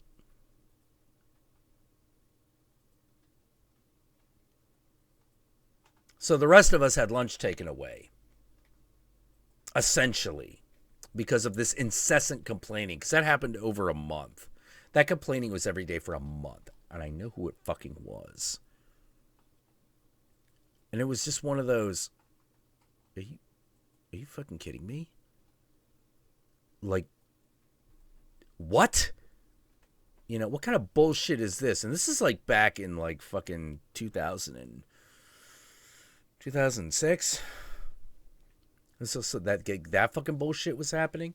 Yeah, and if you're like, wait a minute, that sounds like awfully familiar. That type of arguing sounds really fucking familiar. Yeah, it is. Yeah, it is the same types of people. You know, these really like fucking like absolutely miserable, like fucking the world owes me. You know, because I am such a better person because of what I believe types of fucking people. You know. No, like they just... I don't even know why they were complaining so hard. It was insane. It was completely insane. And you're like, why would you be complaining about something that's not compulsory? Well, it's discriminatory. What do you mean it's discriminatory? This is for the people that this is for the people that buy. This is for us that buy. And you don't want anything from it. So you don't have to buy. What's discriminatory about that? But of course that's too much fucking logic. That's too much fucking logic. You know,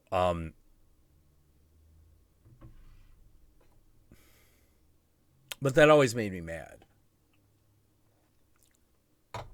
Because here was the thing. The vegetable tray she always got, that wasn't good enough.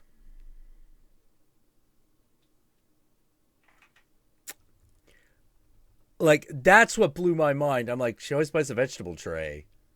Well, yeah, but there's like salad dressing near it. I'm like, what? Well, if you're that fucking picky, that's not her goddamn problem. And it's not my goddamn problem. It's your problem. Go fix it. You deal with it. You know, like I never understood. You know, people.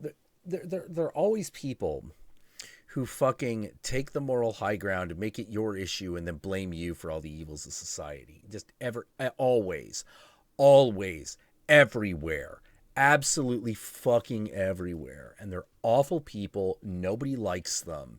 And you always just want to like it. You always have the same reaction. You know, when it's vegan stuff, it makes you want to eat a fucking burger in front of a baby cow while a vegan cries. Like, that's what it makes you want to do. You know, and when they start taking up, so when they started taking up like feminism causes hardcore, I was like, oh, this isn't going to end well. This is not going to end well. This is going to go in exactly the opposite direction. You know, because no one wants to follow these people because they're fucking assholes. Nobody likes them. You know, nobody likes them. and they're going to bring this attitude to this. Oh, that's not going to go well. That is not going to go well at all. You know, and then, you know, you start seeing it, you know, it starts showing up in the video game criticism world, and I'm like, oh boy, this is going to be amazing. And then everyone was scared to stand up to them. Everyone was terrified because they saw what happened to all the atheists, right? All the atheists got like fucking ostracized for being like, no, I think your arguments are bullshit. You know, I don't see what sexism has to do with any of your arguments. Well, that's because you're a misogynist. And they were like, fucking excuse me.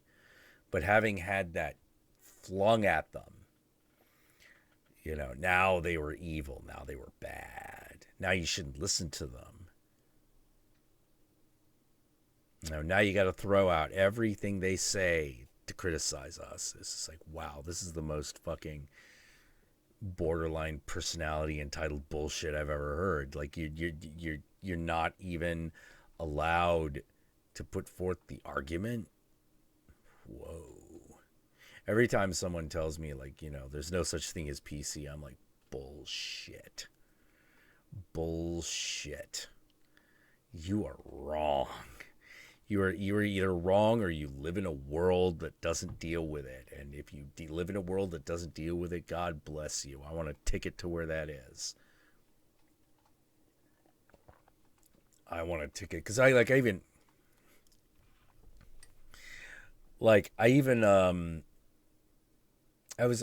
went to a show and there was it was Henry Rollins spoken word. It was a great show, but one of the things he said was, I don't think PC's a real thing. And I'm sitting there and I'm like, oh no, Henry, wow, you're a smart guy, so I'm assuming that where you actually like spend your days it doesn't touch, and I want to know where that is because that sounds like a pretty cool place to live, you know. No. And don't for a minute think that identity politics is the same thing as civil rights. It isn't. It's not. Civil rights is about rights. Identity politics is about bad language. It's about words we don't like.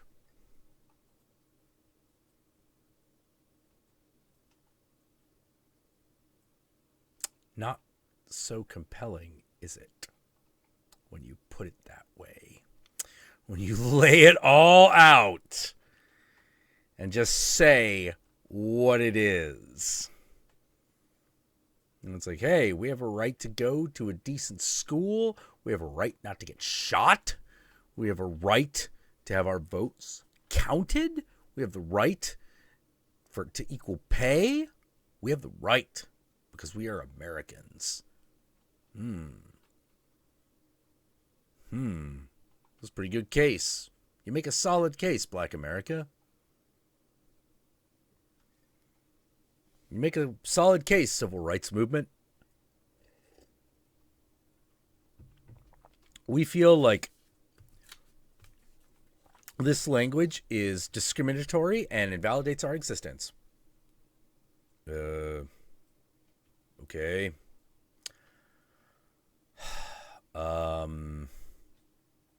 How?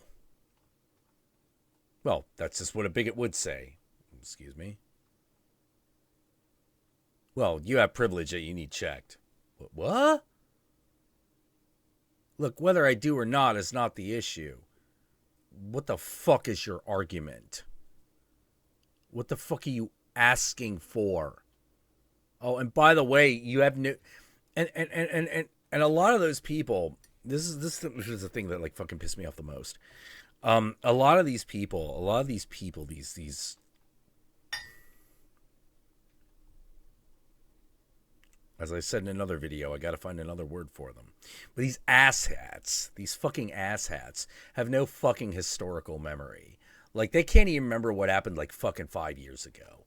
You know, it's fucking idiotic. You know, someone will be like, wow, it's so like Force Awakens. Okay, hey, I'm so glad we finally got like one of these famous nerd properties that had a female main character, and you're just like, Fury Road was just last year, you piece of shit. Why doesn't that count? And that wasn't the first one. Fucking Hunger Games just ended this year. Why doesn't that count? Why does none of that count? And and that's why we always go backwards. Because it doesn't count, right? Like, trust me. Like, I've been dealing with this fucking idiocy for decades, and that's what always happens. Nobody has any fucking historical memory, and so no one ever celebrates the victories, and so no one ever remembers them. So we just keep repeating the same old fucking shit constantly because nobody remembers. And they always want to prop up the most inane fucking awful bullshit too. The stuff legitimately nobody cares about. Oh, fuck it. Low-hanging fruit. Let's go for it. Like fucking the game Gone Home. Whether or not you like it, you have to admit that was not what you would call in the mainstream eye. That wasn't even mainstream in the world of video game. That was an oddity. And whether you liked it or not, it didn't light the world on fire. Not like Fury Road did. Fury Road lit the world on fire. But no, let's talk about what a triumph that is, and talk about how problematic Furiosa is ad nauseum. I hate you. Like, I fucking hate that shit. I can't fucking stand it. Oh, Firewatch is such a... Oh my god.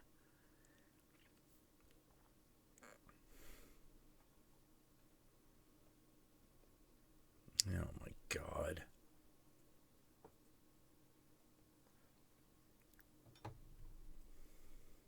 No. Gone Home's not mainstream at all. Whether you liked it or not, you couldn't call it groundbreaking. Not at all. Not even a little. I mean, the closest thing that they got is it's a movie. It's an exploration game where you discover that the reason this girl has left home is because her parents throw her out because she's a lesbian, which is a good story to tell. It's a true one. It happened, but I'm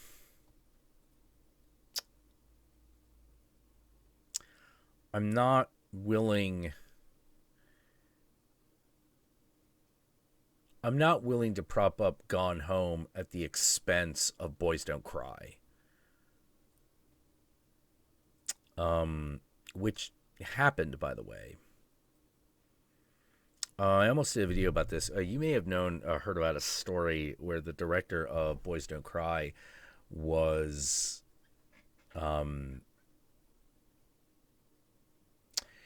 where like the transsexual alliance...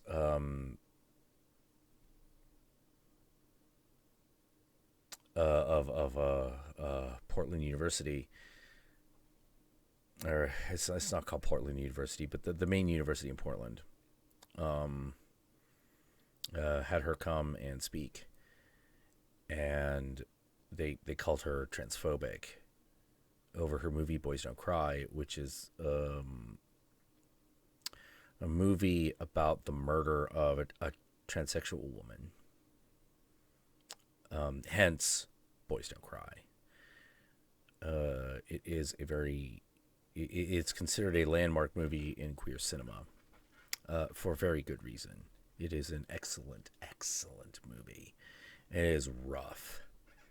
Oh, it's rough. Like, Tilda Swinton, like, playing a transsexual woman, really good. She's knocking it out of the park.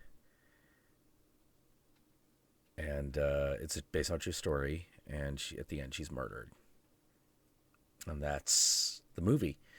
'Cause she wanted to do a movie where it was like, God, it's so fucked up. Like, why do we let this happen? Why does this occur? So to have the Transsexual Alliance all of a sudden decide that she was transphobic was one of those, what? Now, here's the thing. That is such a fantastic turn of events that I had to check and see if it was real.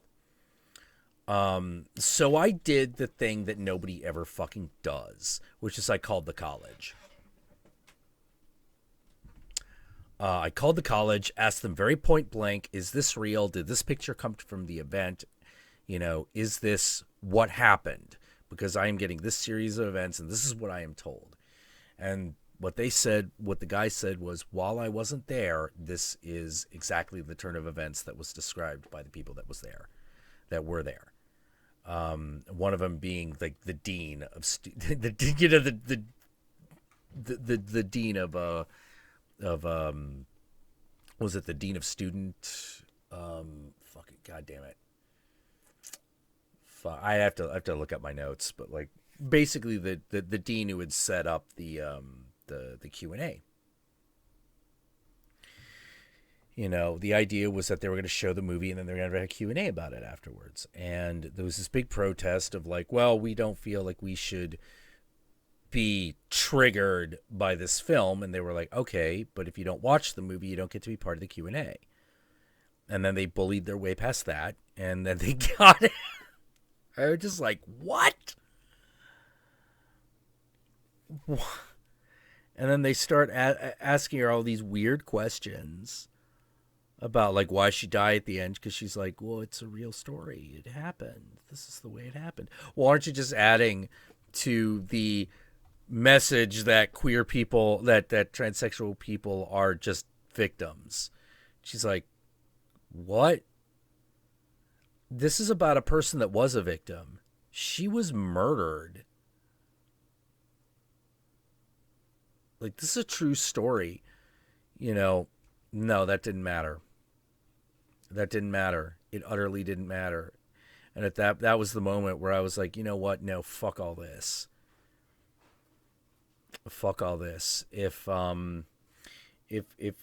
this social justice, like fucking safe space bullshit is getting to the point where the director of Boys Don't Cry is being called transphobic, we're done. We are completely fucking done. And you need to go. And you need to stop.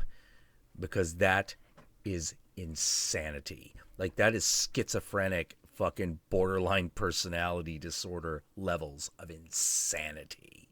That's crazy. That is utterly fucking crazy. You know, it's just nuts. And you're just finding yourself going, this leads nowhere good. This is leading nowhere good. If we can't have, because what am I seeing?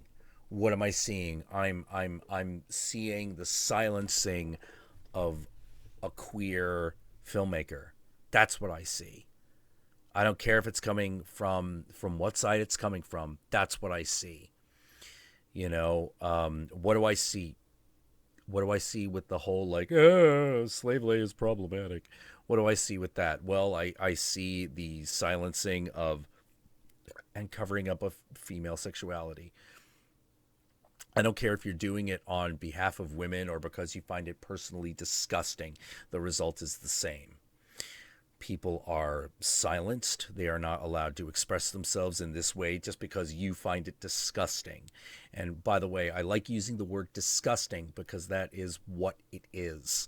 Like, everyone's like, everyone likes to think that hatred comes from fear and lack of understanding. No, it comes from disgust. It comes from disgust. You know, like, why does the Klan hate black people? Because they find black people disgusting. They find them disgusting. That's why they hate them. It's not because they're afraid of them. It's because they find them disgusting. You know, why do people like to... Why are people like, you know, why do people get mad at female nudity? Because there are people that find it disgusting.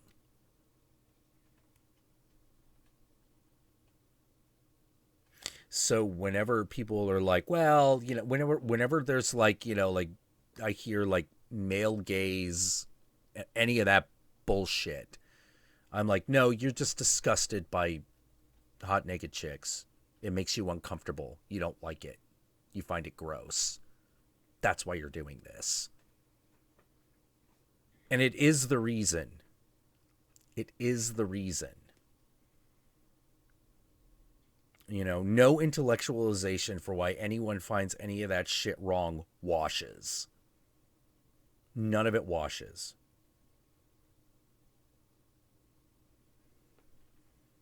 It's pure, well, we don't like it, and that's it. That's all.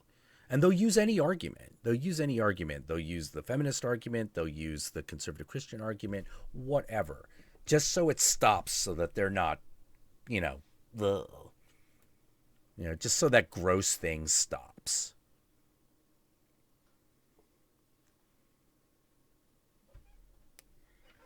We don't want to deal with the emotion of watching a story where a transsexual person is killed, even if it's to make the point that doing so is monstrous. Even though they know that's what it is. Like, that's what gets me. Even when they know that's what it is. What the fuck? What the goddamn fuck? That's unacceptable. That's intellectually unacceptable. That's socially unacceptable. No, I can't stand it. I hate it. I hate it with every fiber of my being. I would admit, I go so far as to say I'm actually disgusted by it. I'm disgusted by that level of intellectual dishonesty. That's where my disgust lies.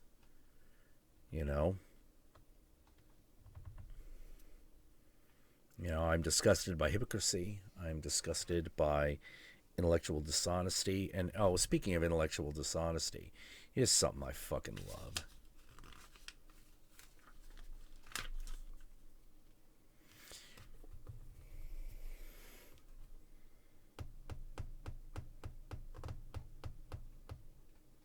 God, I'm thinking about whether I should even bother. I should actually share this story or not.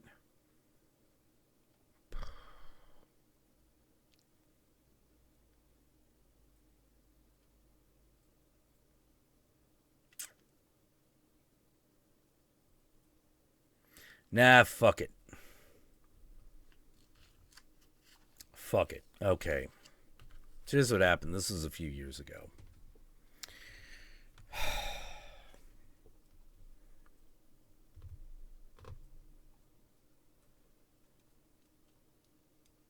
I'm fucking like I'm fighting with myself even now. I'm fighting with myself even now.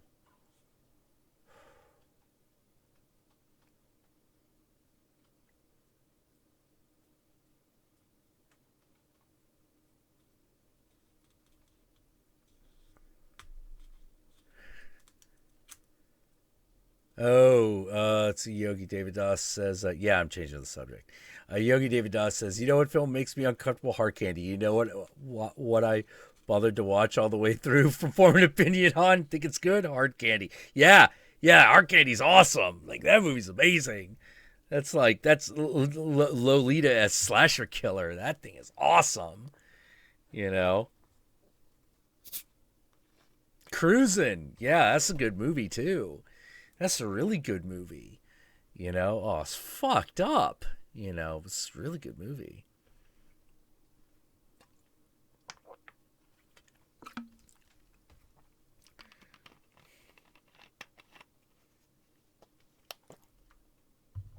All right. So here's what happened. At one point,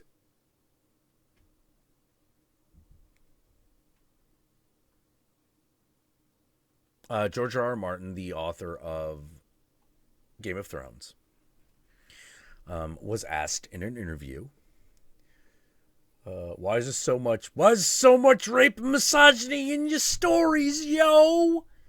He didn't ask it like that, but he's asking. George R.R. Martin's like, well, I wanted it to feel like you were reading a piece of something that was close to history. And if you look at the history of like the Rosicrucian War and all that shit that the Game of Thrones is really based on, oh man, there's so much rape and fucking misogyny and awfulness. History's full of it. This is full of it. It's all there. So I wanted it to be like that, so I didn't shy away. And I was like, nah, let's do it.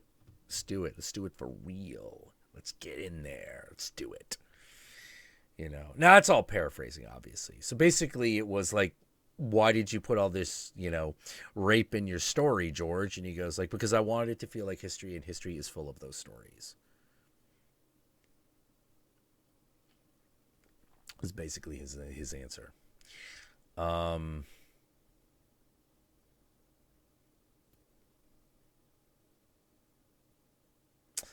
Colgren of Browshead High commented that this was intellectually dishonest because they were characters in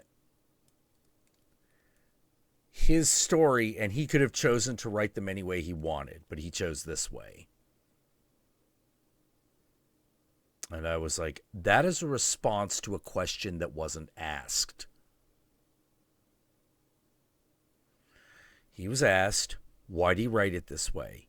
He gave the answer. Why are you saying that that's intellectually dishonest? That is extremely honest. That's what he was going for when he made his piece of art about fictional characters. Fictional characters. No one's actually been raped. Nobody.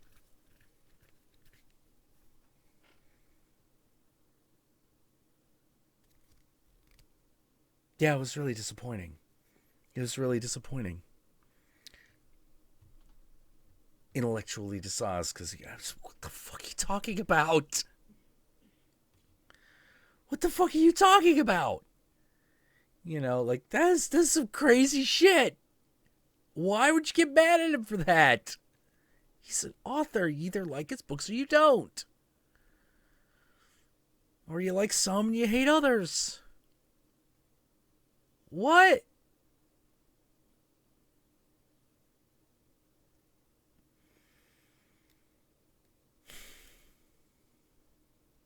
Oh, yeah, actually, Mr. X, not only did he say that, you tell him that, you know, you and Guru Larry, like, scare him, he also denied that he knew who any of you were.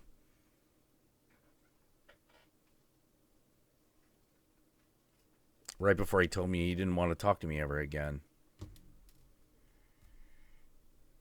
I wasn't real thrilled about that.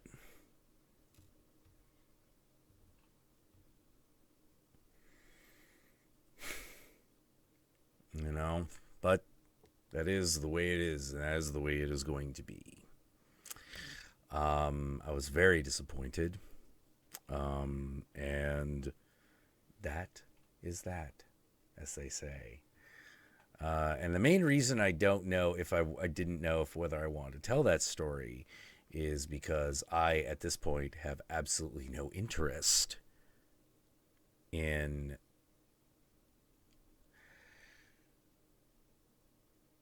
part of that story is part of my truth, and I feel like it was very important that I tell it because you've been getting like some bits and pieces of the ongoing drama between me and Kyle for a while, but I've never, but because it's hard to talk about openly, like it feels like I'm pissing on a person who I tried really hard to be friends with, because I did. I tried really hard to be friends with him, not because for no other reason than I respected him.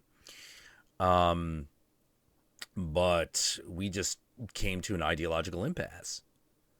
We came to an absolute ideological impasse. He's a cultural Marxist, and I am not. I believe that cultural Marxism is the worst part of Marxism. I believe that the socialism idea is a good one. Obviously, I do not think it should apply to everything. There always needs to be a free market, but I think the free market can't be allowed to run amok on everything, because there are some things we all need. You don't want the free market determining police. You don't want them determining fire safety. You don't want them determining the fire department. And we also don't want them influencing our elected officials. Even the most hardcore conservative doesn't want an official that represents a company rather than them. Nobody wants that. So we can't just have the free market determine everything. We already agree that we don't want that. But there are some things that I think socialism be very good at, because I've seen it work. One is healthcare. It's actually quite good at that. Oh, you'll have to stand in line. You have to stand in line now. Even in America, you have to stand in line. Unless you are mega rich. But guess what? We're saying, hey, if you're mega rich and you want to have mega rich healthcare, fine. You can do that. That's the free market. So why doesn't the free market want to have a public option? Very simple. Because in every place that has had both the public and the private option has had to been bailed out. The private option always fails. It always fails. Always. The only reason it doesn't fail in America is because they keep getting bailed out. So your tax dollars are paying for private insurance that you can't get. Nice work if you can get it.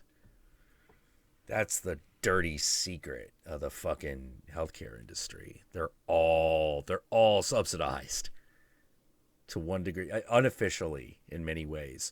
But basically, whenever they run into trouble, they get bailed out because of the healthcare industry. Because you can't not have a healthcare system at all.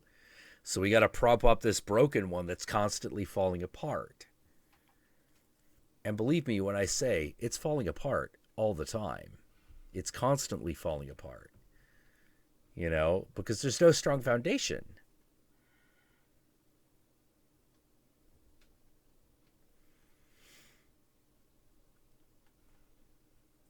So when Trump says, oh, I'm getting rid of Obamacare, I'm like, of course. Of course you are. Because you want everyone to be a broke prole.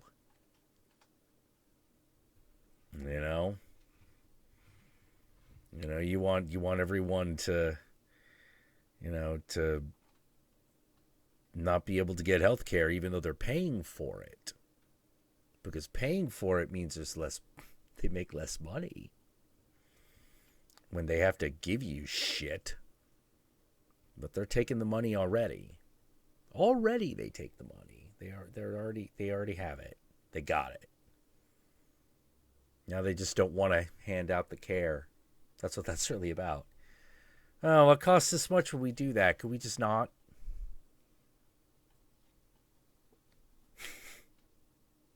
It's completely insane. It's totally insane. So when they're like, hey, how is a public option going to cost less money? They're like, real simple, because you're already paying for it. And costs can only go down if we don't just rob you.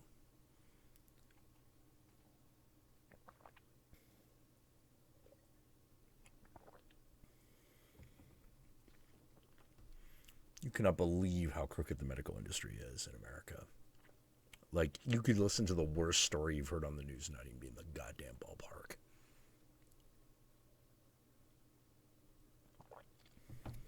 It's just the worst. Imagine, you remember that guy? That guy who's like, hey, let me take this AIDS drug and jack up the price 3,000%, even though it's necessary for these people to live. Make it affordable to making it unaffordable. And then he's just like, I don't care. That is not isolated. That is who runs the medical industry. It's those people. People like him. The kind of people you just want to fucking beat to death. You know, the kind of people we are all worse off for having in the world.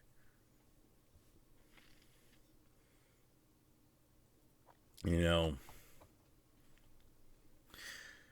know, why am I a Satanist? Because my answer to the whole, like, well, all life is precious. I go, not really. Some people are just here to make the world a worse place. That's all they do. It's all they contribute. The world just now sucks a little bit more because they're in it. Well, doesn't it balance itself out? Not always. Why would it? Life ain't fair.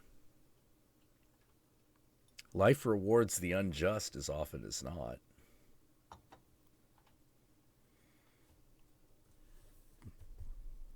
So not everybody's life is worth the same. I wish that weren't true. I wish that weren't true. I wish I didn't constantly see that. You know, I'm glad there are people like my friend Abel in this world, like my friend Anthony, guys who've been through some shit.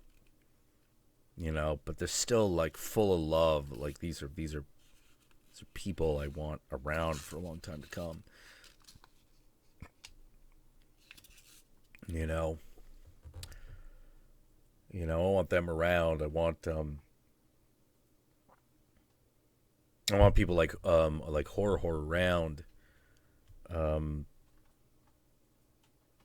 Like just seeing the look at seeing the look on her face when she found out she was pregnant. It was amazing. I didn't realize that people actually got that happy over it. I'd never seen that before. It was beautiful. You know? I actually originally in the War on Christmas, the bit with the kid, there was originally also a bit for her and her kid, but like she hasn't been responding to any messages. And I thought it was me. I thought I had made her mad somehow because like she wasn't responding to me, but no, she's just in baby world. You know, she's in baby world and it's just like, my baby. I got a baby.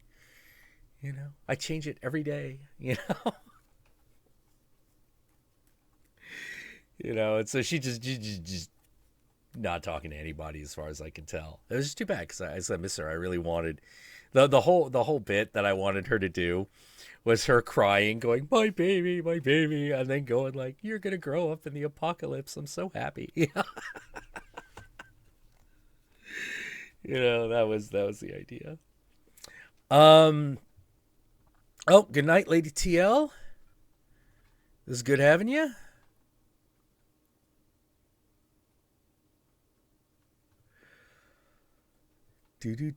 Do. Oh, man.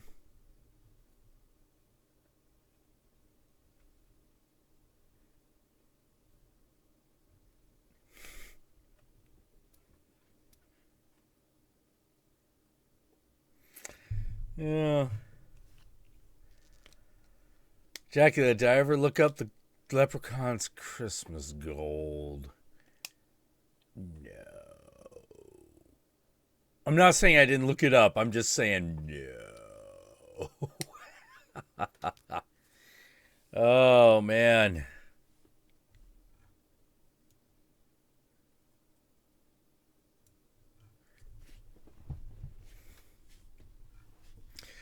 Oh, jeez. Well, you know what?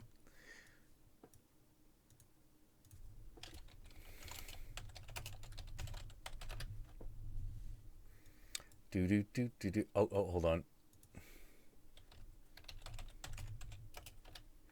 Yeah, good night, Lady TL. You're gonna miss further sexism. Because that was the point where we're going to get to what I should have gotten to an hour ago. But Jack, is that a booba moment with the Leprechaun Xmas? No. Oh God. Okay. All right. Fine. Let me just find an image from this goddamn thing. All right. Leprechaun's Christmas Gold. Let's see if I can find a gem. Find a gem from this thing. All right, well, me laddie, first thing you got to understand, it's full of a lot of this. You know, it's just one of those. Some racism. All right. There. Behold the magic.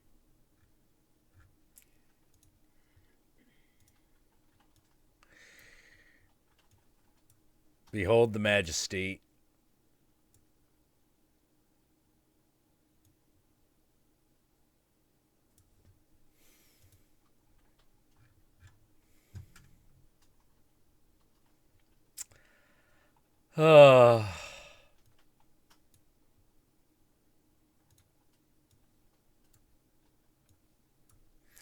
And you're like, what do these images have to do with each other?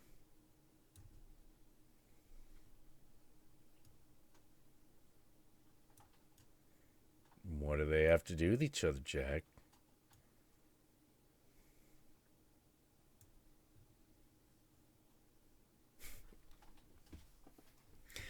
Top of the morning, me lad.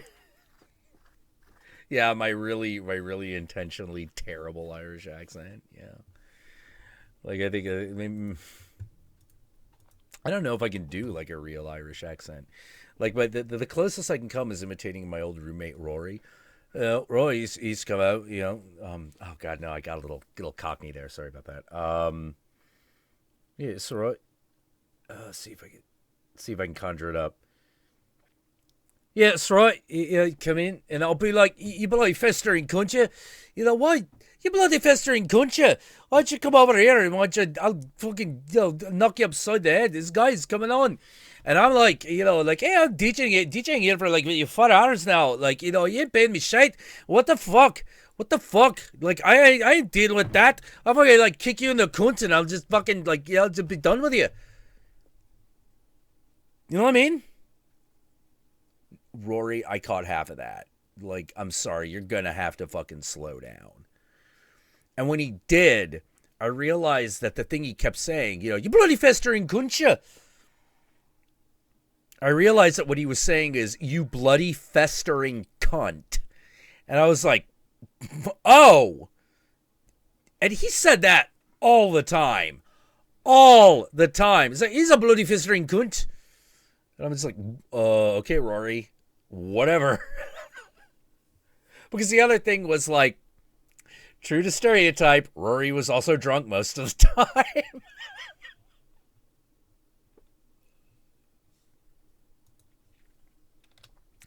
I didn't mind living with him. He was never a problem to live with, but man, he was drunk most of the time. Yeah. UK people love saying the word cunt. They love it. It's like how we say fuck. In America, we're like, fuck. Fuck this, fuck that.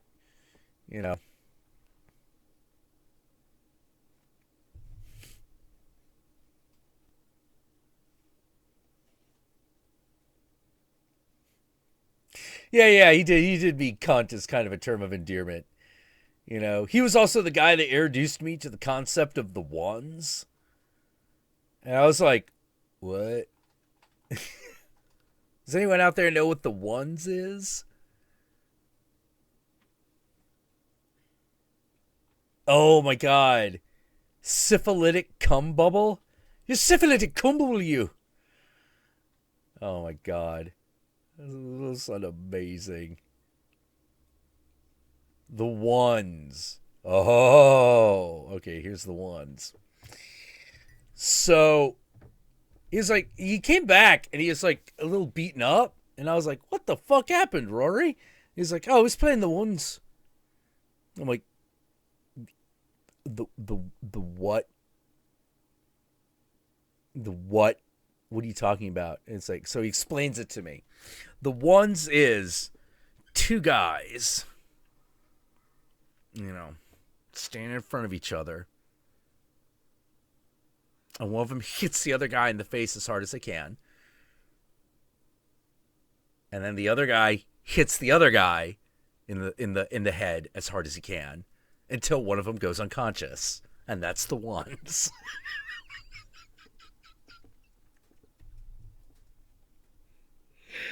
And I'm like, and you just do this.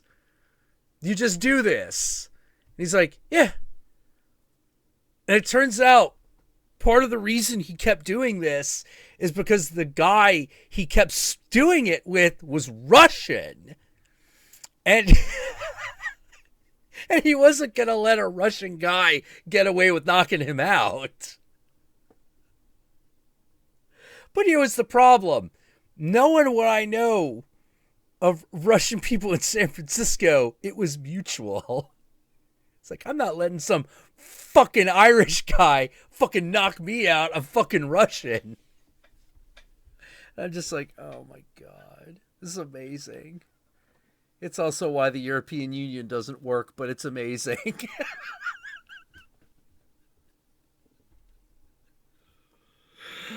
Oh, man. American. Probably the most endearing fucking story of meeting a Russian in San Francisco is we used to throw these really loud parties. The cops would get called. Probably my most. I'm pretty sure I've told the stream the story of me like talking to the cops while on acid. Oh, and I think it was the same party actually.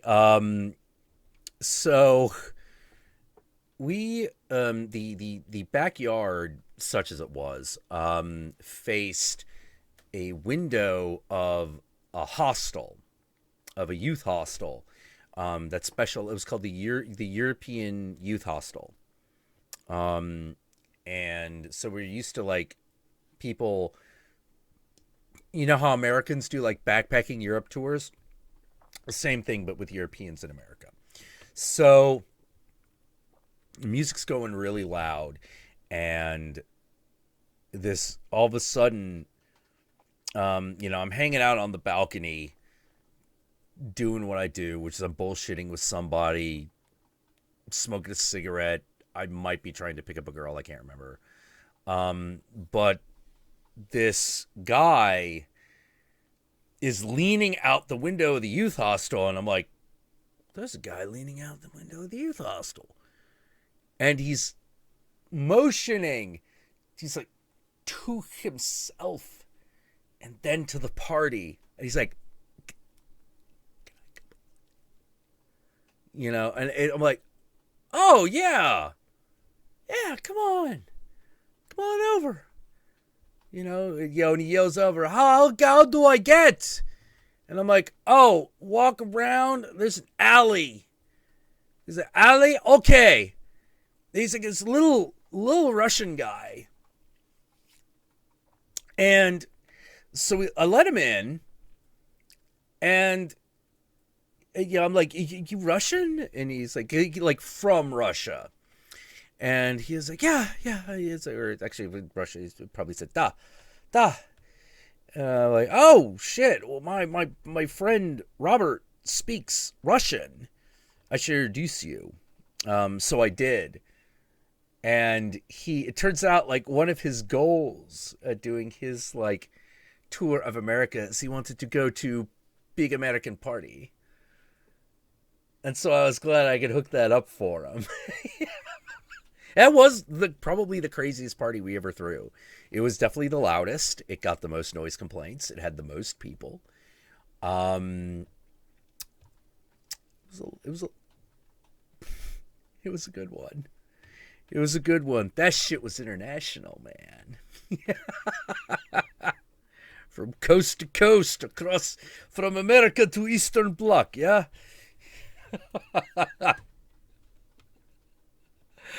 Oh, man. Oh, me and Demon Hagen doing the Leprechaun's Christmas Gold. Oh, man, I'd have to make, like, Irish jokes at her expense the entire time. That could be amazing.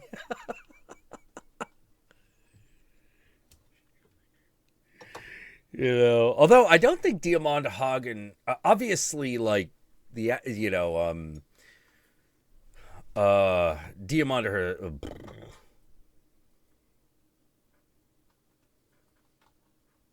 the person who plays Diamanda Hagen, she's obviously Irish. I don't know if the character of Diamanda Hagen is Irish. Like, that might put a crimp in it.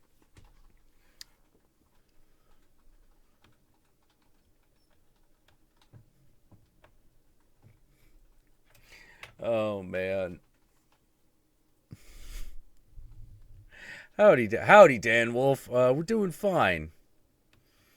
Oh, man. That would be a good get for the stream. That'd be pretty good. I don't know if I don't know what. Let's find out what time it is in Ireland, in the Emerald Isle. Time in Ireland. 7:50 a.m. Ooh.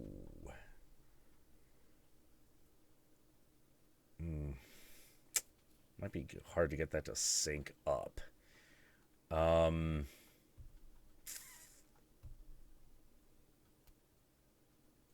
Oh, she's at that Greenwich Mean. Got it. All right. Yeah, the hours are way off.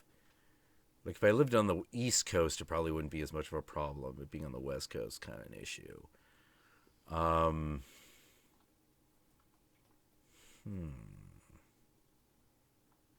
Yeah, especially on a Monday, that'd be an issue.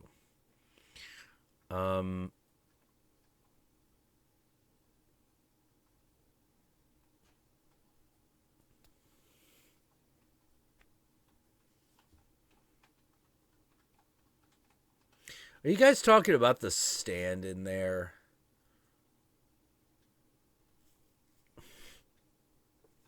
Because I'm going to be honest, I thought that miniseries sucked on toast.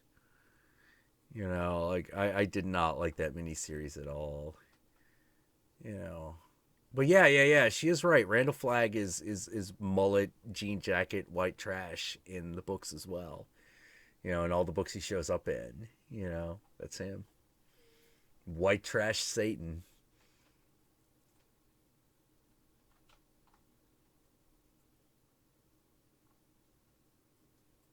Well, if Diamanda is ever in the States, we'd probably film something together if she is in California.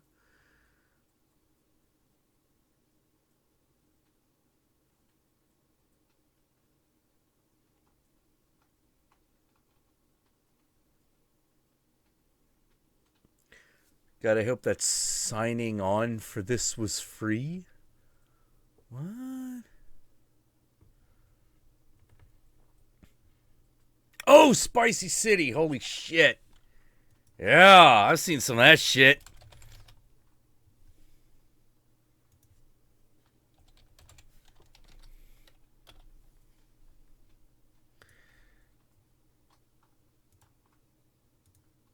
Yeah. Yeah, that one's weird.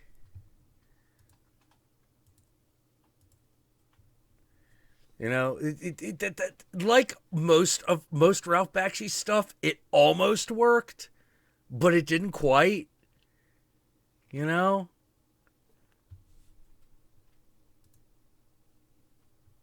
God, that show was weird.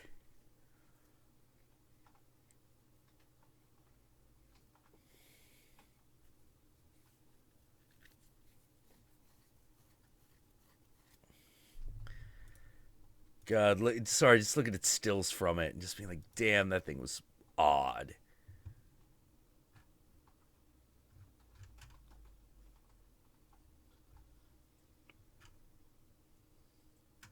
No, Ralph Bakshi, he almost make good things. Almost. They're always like almost there. Almost.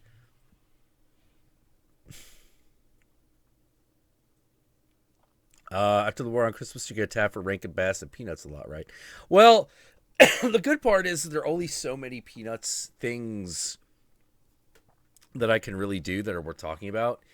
Like, they did a kind of like a weird sequel to it's Christmas Charlie Brown, but no one really cares. Nobody really gives a shit. Yeah, Leprechaun's Christmas Gold will probably. Yeah, there might be a war on Christmas. What I'm saying is there might be a war on Christmas too. You know, you know, like World Wars, there may be a sequel, and because it's the second one, things might get a little more racial. Got something planned. Got something good for you. Aww. No, that's one where we were actually like planning it out. We're like, this is probably going to be the most extreme video we do. I wish I had thought of this 2 months ago, so we could have just done it this year. But no, just gonna have to wait. Just going to have to wait. Oh, thank you, Spooty Chick. Thank you. People seem to really appreciate the War on Christmas videos.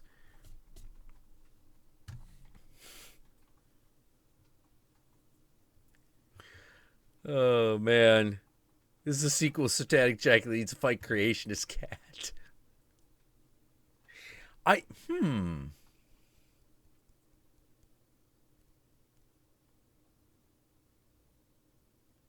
I Oh, what happened with the Baroness? What happened? Oh. Is she just correcting you as to the correct title, the correct way to address her? That's fine. Daydreamer. Is there any way I could be on the stream for Call Tonight, Jack? I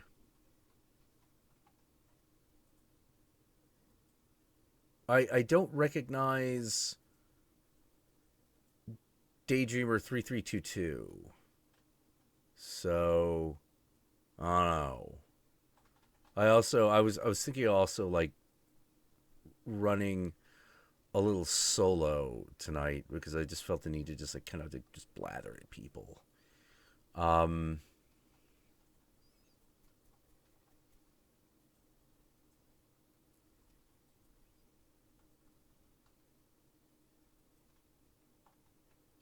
oh no, we're on Christmas too.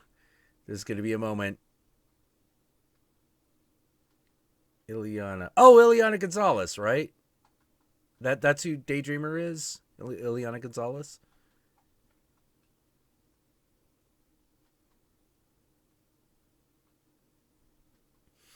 Oh, no. No, this is going to be one of those. I told Abel what the idea was because we were at the New Year's Eve party. Anthony's New Year's Eve party, and Abel was there. I was like, all right, I'll tell you what the idea for next year is. I told him, he was like, holy fucking shit. So watch out for it next year. You know, like hopefully, hopefully it'll go over well. Hopefully it'll be big. Hopefully that shit'll go global. Oh man. If you need any 3D model work for War on Christmas, I'd be happy to help. I might need 3D model work, period, actually.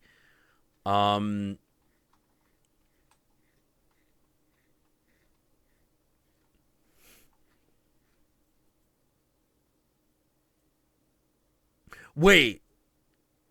Does Rap Critic actually have a character called Kwanzaa Carl? Or are you suggesting that I create a character called Kwanzaa Carl and have Darren play him?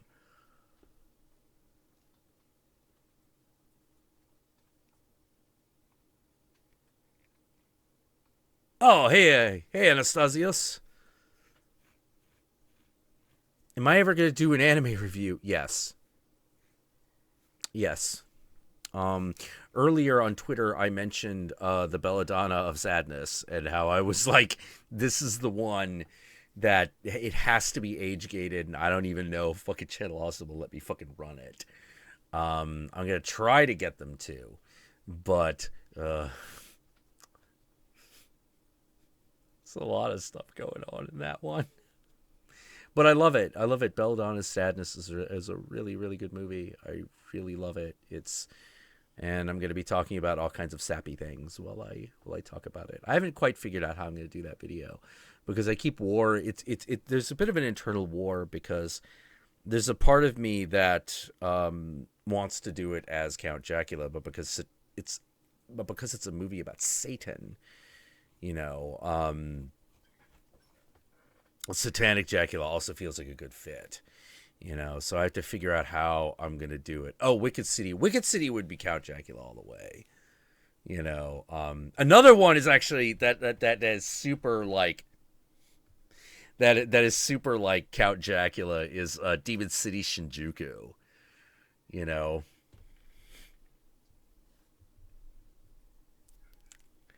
You know, like I feel like Count Jackula in an anime would essentially be Mephisto from Demon City Shinjuku. Like, you just wander around, ask you a lot of stupid questions, be a little snide, and then kill a monster. You know, and then say something profound at the end that's complete bullshit and walk off. You know, like yeah, get fucking Count Jackula a red jacket or put a top hat on Mephisto. Like, we're pretty much there. Um, sure, if I do Wicked City, like, yeah, we'll figure out something for you to do. Oh, Pet Shop of Horrors. I love Pet Shop of Horrors. Okay, well, let me be clear. I like the idea of Pet Shop of Horrors. I like the character of D. I like the fact that he's constantly hitting on that cop. I like most of those stories.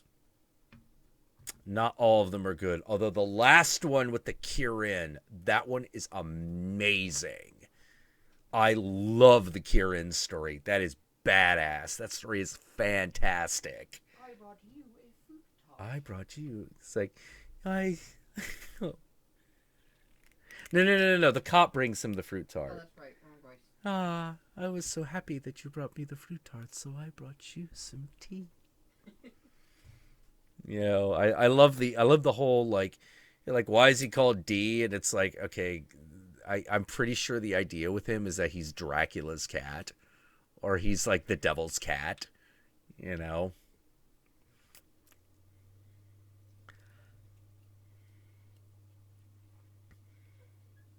Yeah, Demon City Juku. Yeah, Belladonna's Sadness is great. It's unlike anything you're gonna see. It's a very experimental anime because it's all it's watercolor animation. It was done in the '70s, so like that's frame by frame watercolor animation. So that does mean there are a lot of parts that are just like paintings slowly morphing. Um, but I don't know how to say it other than it is kind of like a manga come. It's like a very experimental manga come to life. It was the weirdest part about it is that, all right, here is this X-rated cartoon, this X-rated anime, and I mean that it's super graphic, and but I think the only thing that it doesn't show is actual penetration, except for a couple of scenes. But the imagery that's employed is really raw. You know, just the images that they use while she's being raped, where her legs are just literally tearing her in half. You're just like, oh, ooh, like you feel it. It's rough. You know. But by the end of it, when she accepts the devil, um, yeah, it everything becomes very beautiful, and it's just really delightful, and it was a lot of it was conceived by Azuma Tezuka, Astro Boy guy. Like, a lot of it's based on his art, and it's a style that he doesn't employ very often. Like, if you're a big fan of his, you notice it. You're like, oh, it's that Tezuka. It's that Tezuka, But you have to be very familiar with his paintings, because he was very influenced by Alphonse Mucha in some of his styles, but those aren't the styles that people remember him for. But the thing that made it so perfect was Tezuka. Believe it or not, Tezuka was the comic artist. No comic artist understood how to tell the visual story of the masculine and the feminine like Tezuka. Bar none, he was the best. And you never seen it better. Never. No one. No one. If you think you know a comic artist that can illustrate masculine in its relationship to the feminine and vice versa better than Tezuka, you are wrong. You are absolutely fucking wrong. But in order to understand how wrong you are, you have to look beyond the anime and the manga and actually look at his paintings. And when you see his paintings, you're like, bam, no, he got it. He got it immediately. He understood it, and he understood how to engage with it on an artistic level. So telling the story of this witch, as the metaphor of using the witch as metaphor for women's liberation and portraying that as something beautiful as opposed to something evil, or rather, a better way of putting it, something beautiful as opposed to something ugly. Because he's like, like, oh yeah, devil's evil. What are you talking about? He's totally evil, but. The one thing you kind of have to realize about the way the Japanese see the Judeo-Christian imagery is that to them, the devil is the god of desire and is synonymous with earth deities, deities of human things, as opposed to just evil. Because, like, okay, there's the Japanese spirits are considered less. The measure of their negative potency is not measured in how evil they are. It is measured in how malicious they are. They're measured by their maliciousness. Like, Sadako is not just evil; she's malicious. She just wants to get out of that well so she can kill people. That's all she wants. She wants to get out there to make everyone pay for the fact that she was ever born. True malevolence.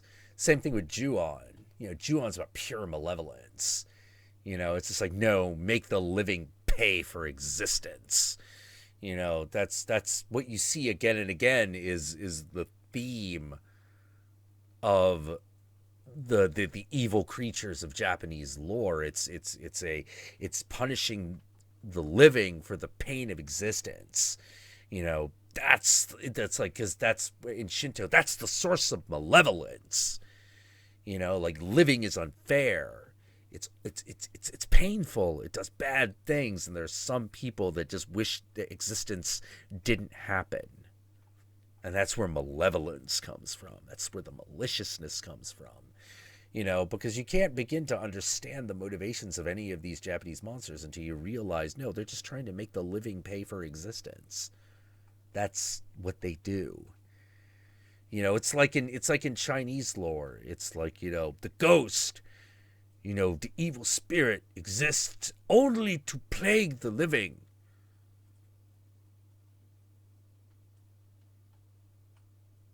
It's like, do they have unfinished business? No, they just seek to plague the living. That's what they do. It's a very, very, very different ethos to look at the spirits of the restless dead. Unfinished business, whatever. But no, they're here to plague the living. And sometimes they can be put to rest through beneficent means. Very often it's beneficent means, but some of them are very angry. Some of them are a little too malicious. Like, they ain't gonna fall for that. You think they're gonna stop trying to kill you just because they get the feels? Nah, some of them are just too potent. They're too malicious. They don't even want salvation for themselves. They want to damn everything. Like that's the true evil of the Japanese mythology. Like, that kind of level of nastiness. Spit in the eye of salvation. Whoa. That is fucking horrible.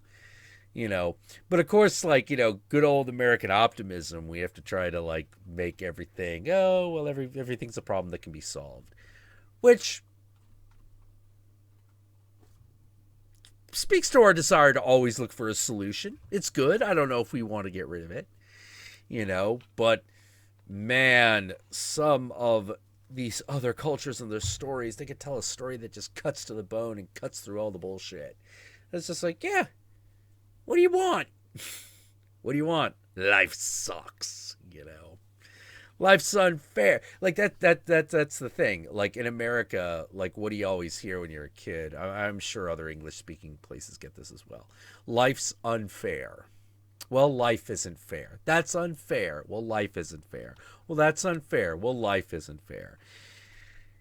And the reason we always get caught in that argument is because there are no great mythological examples of how unfair shit is, because we sugarcoat it. Even the story of fucking Jesus. The fact that the story of Jesus happens at all, it should be proof that life isn't fair, even by the ethos of the West. Wait, why did this have to happen? Because the world is unfair. Because the world is not always a good place. Because sometimes it's bad. And like I said, nothing about that Jesus myth starts to make any sense until you realize that he's the Passover sacrifice.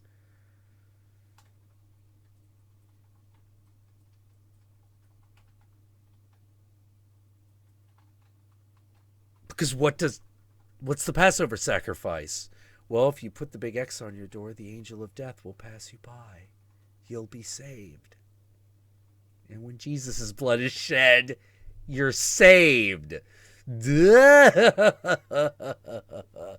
the idea that the blood of the animal is good, but the blood of a man is better, and the blood of a God-made flesh is the most powerful of all. That's the salvation.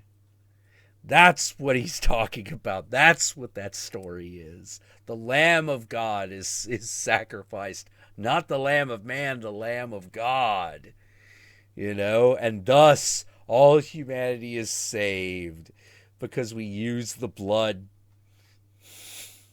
to save us from the angel of death and the final plague, the plague of apocalypse. And all of a sudden, that whole story starts to make a lot more sense as to what's actually going the fuck on. But then we feel bad. We sacrifice the guy. Oh, it's okay. He comes back to life. Don't think about it too hard, kids. Oh, man. Yeah. So weird. It's also weird. Like all these ancient mythologies, they get so strange because when you deal with them on their own terms, they're fantastically direct. You're like, oh, Jesus is a big Passover sacrifice. Oh. Oh. It's an entreaties to God. Dear God, please don't fucking kill us during the big apocalypse that we know is fucking coming, because it's been a while since you destroyed the world.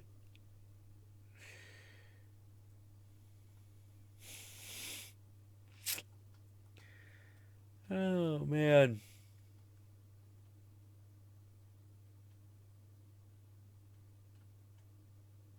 Greek mythology has fucked up sex. Oh, all mythology does. Almost all mythology does. Until you get into the aesthetic religions, the aesthetic religions are very, very, very odd that way. Buddhism is an aesthetic religion.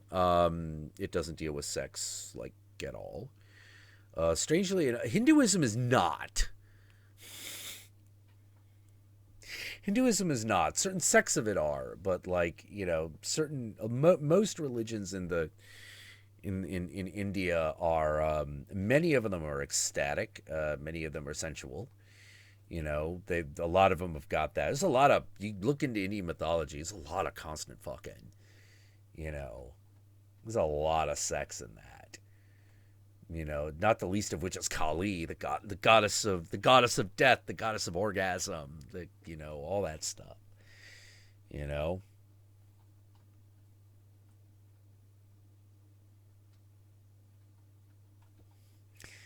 And where you have Kali, you have like the moment of oblivion. Bliss out. It's okay, baby. Just bliss out. Whereas Shakti or Durga is more like, no, I love you. I'm sharing this beautiful moment of you. I have a child. Like it's that stuff.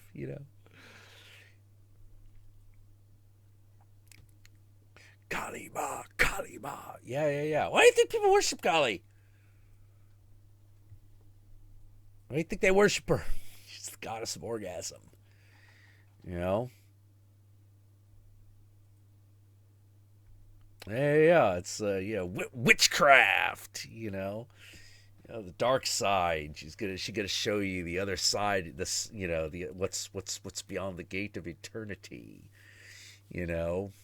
That's important shit. Oh, it's okay. In death, all your problems are solved.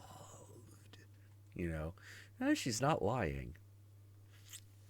It's not a lie. All the pain of existence ends in the moment of death. Oh, I also don't feel the pain of existence when I'm having sex. They must be connected. They must be. And the funny thing is that the Indian religions are not the only ones that notice that connection. They were just the ones that probably put it in the greatest symbolic terms, like it's a like it's a real part of the imagery. Because one of the things about all of the Indian imagery is it's such a sophisticated model of human existence and human experience. It's a massively complex model of that. Like one of the most complex that ever existed. It's what I find so fascinating. It's no accident that that a lot of the Indian gurus found disciples among the hippie acid culture. It's not an accident, because that is kind of the realm of that, like the imagery of like the mandala, the multiple arms, a very sophisticated. Me and Yogi have talked about this like at length in some of the streams, because that's the thing that's so fascinating about that, about all of the those religions, the religions from all those areas. They're massively sophisticated. They just so like the Catholic Church is just wishing, and I that's not even hyperbole at all. It's one of the most it's the most sophisticated, pantheistic religion that it just probably ever existed. Okay, maybe Egypt. Maybe Egypt was as sophisticated, but we'll never know. We'll never know because they all fucking died out. Like the Indians are there. Like we can't go back and ask the ancient Egyptians what their deal was.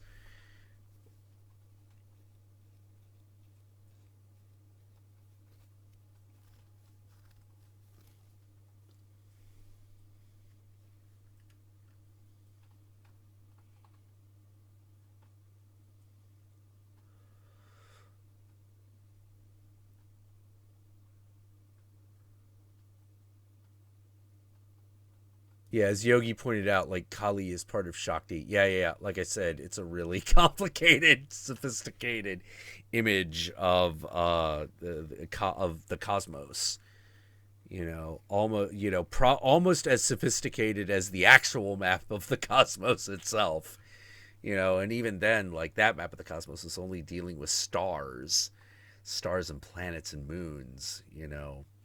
Imagine something like the map of the universe, but for the universals of human experience. That's what you're dealing with. That's what you're dealing with in the Indian mythologies. It's that fucking complex. China has a whole bureaucracy of gods, but even then it doesn't get as sophisticated as it does once Buddhism enters the picture, and most of the imagery surrounding Buddhism in China actually was inherited through India. China put its own twist on it, added a few things, but some very noteworthy things. But most notably,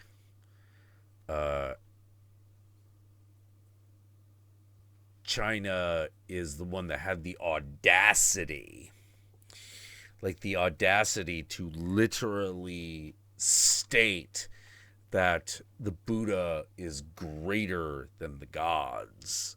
Greater than the gods. The enlightened man is greater than the gods. Greater than heaven and earth. Greater than all dichotomy. Greater than everything except possibly the cosmos itself, and perhaps even that. And it is a state that a mortal man can achieve. A mortal can achieve it.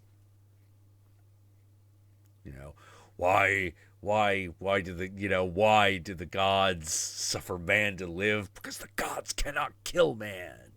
They can't do it. Too tenacious. Full of too much potential. It's an audacious statement. And China perfected that one. But the mandalas themselves, like each of those, when they're done right, they're about a specific facet of human experience. And I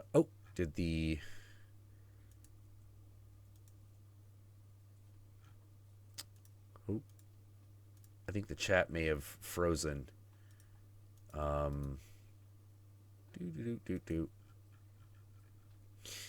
Yep, looks like the chat at least the one in the stream froze. The one that I can actually look at over here is going good. Come on. Oh. Hang on.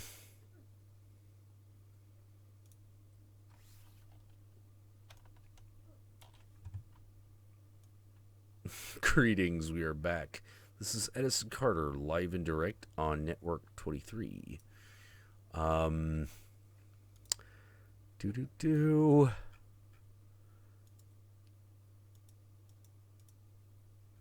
Okay, there we go. Hey, drunken doctor, how you doing? All right, No, I got you guys back up. We're back up.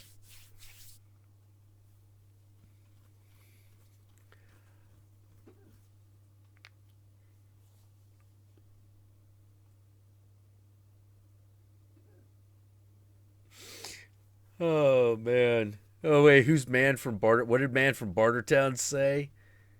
I don't have any dream catches, but I do have a Guan Yu figure. I play Power Middle Course for this. Yeah. Nah, nah, nah. No, have fun. I think religion is intended to be played with. The symbols are intended to be played with. Like if you can't be playful about it, I don't know what the point is. Even when it's real serious shit, it's just, it's you've got it. Like Kali is serious shit when you really get down to it. But I love flirting with that imagery. I would like to think that she would be delighted by that. Before she fucked me to death and cut my head off, whatever.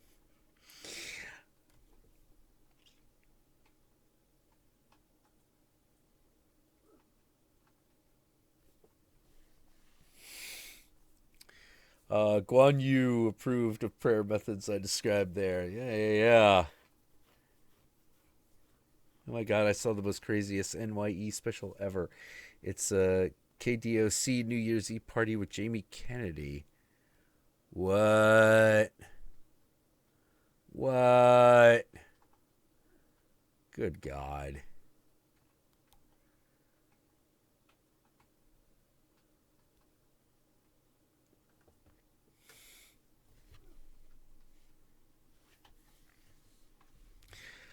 I wonder.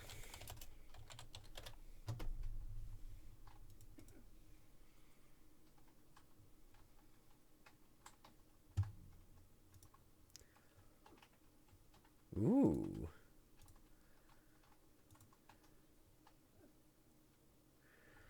Okay, let me see if I could find a better version of this picture I just found. Apparently, asking ye shall receive is going to be the name of this.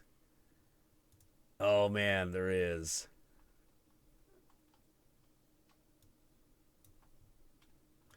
All right, I'm gonna go get a. I'm gonna go refill my glass. Take a quick break, and then we'll continue for a bit longer. Enjoy sexy Kali up there.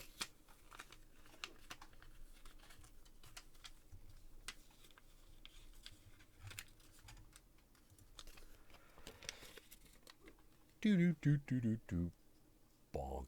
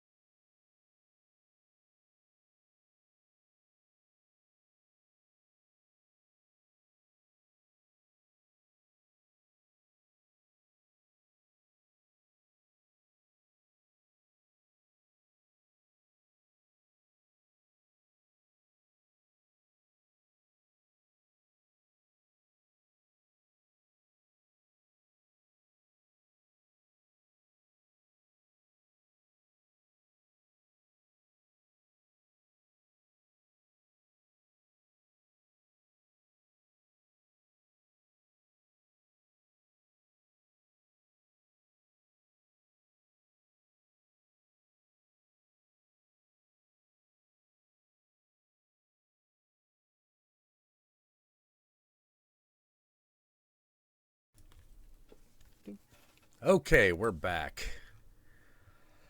Ah.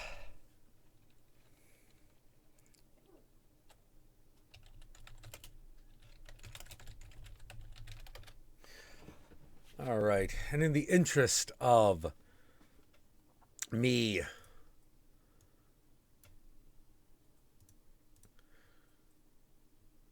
going on, someone, I think, I can't remember who exactly it was. One of the comments under this free Slave Leia video said, "We need slave Disney princesses." Well, the internet provides. The internet absolutely provides. Look at that. Look at that. Isn't that beautiful? Isn't that lovely? I especially appreciate the fact that Belle has a little rose next to her pussy. And that Elsa is the tallest, because obviously she would be Nordic. And I've actually noticed that's a general theme. Like, in a lot of the cosplay, and even in some of the drawings, Ilsa's drawn is really tall.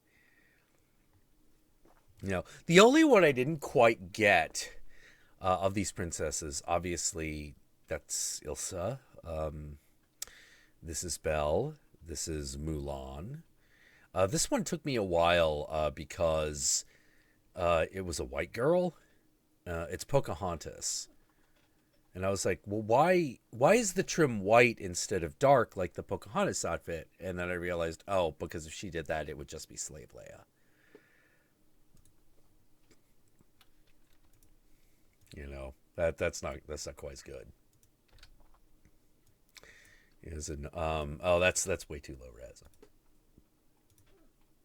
Let's see if we can get a higher res picture of that. Yep. And here the four lovely ladies are again.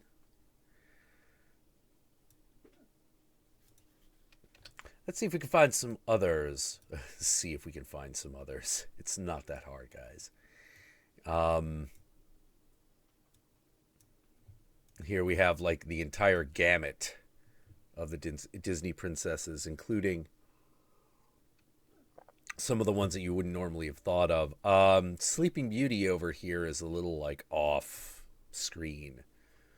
But I appreciate the fact that they made her topless, obviously. You know, I think that was good.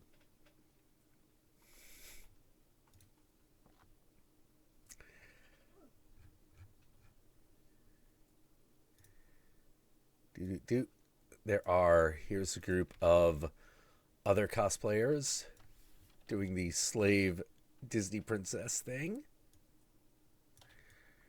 I think this is supposed to be Aurora, the Sleeping Beauty. I think this one on the right is supposed to be Sleeping Beauty.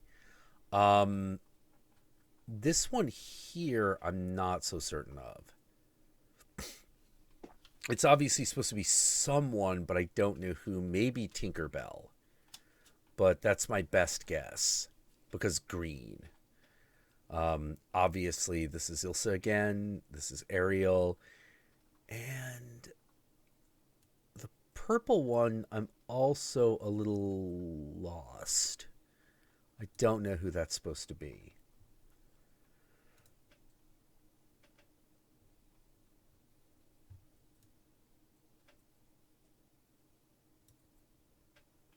Oh, talk about Salacious Crumb.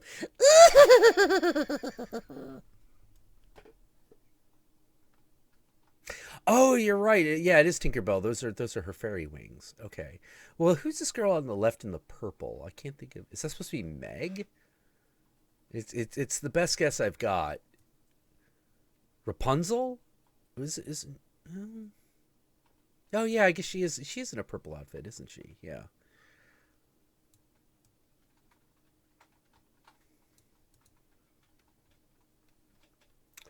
Let's see, what else can we find?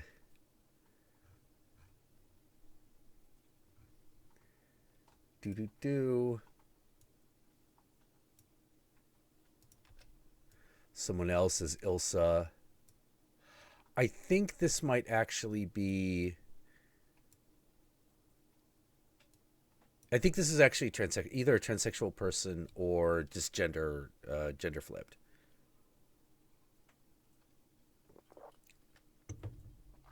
Because that lack of that lack of female hips is pretty obvious to me. You know, still very pretty, very pretty.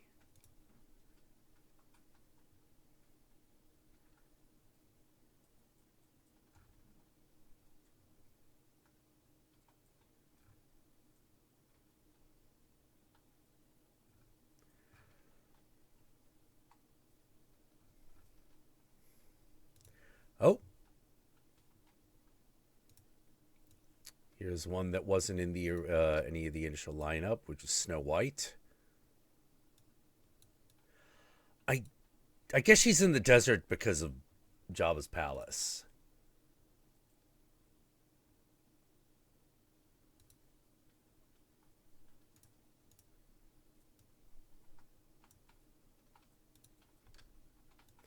I like how here we go. Here's another one. It's even got Jabba in it. I appreciate how happy like Sleeping Beauty is here, and Jasmine obviously, because basically she's already wearing almost basically wearing that outfit already. The only I like the fact that the one who's most uncomfortable is actually Princess Leia. Uh, do do do.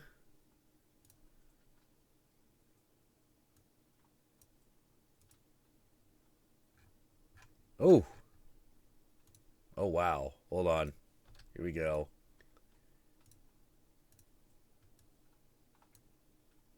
Yeah, here we go. Slave Leia Jasmine nailed it. Oops. God damn you, X Split.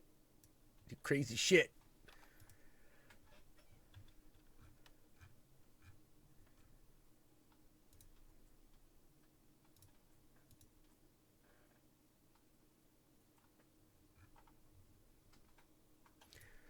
Do do do.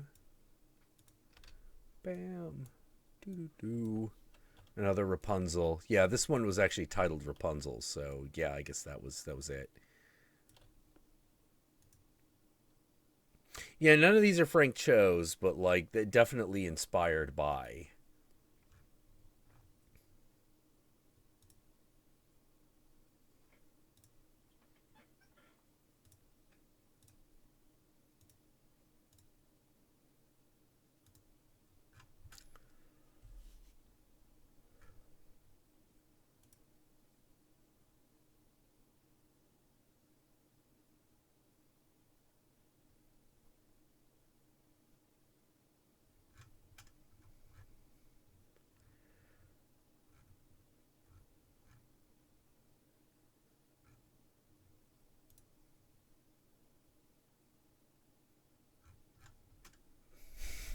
So yeah, yeah. Internet provides, baby.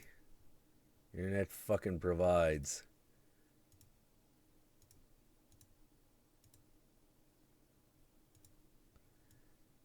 I'm surprised at how many of these are Ilsa, though I probably shouldn't be.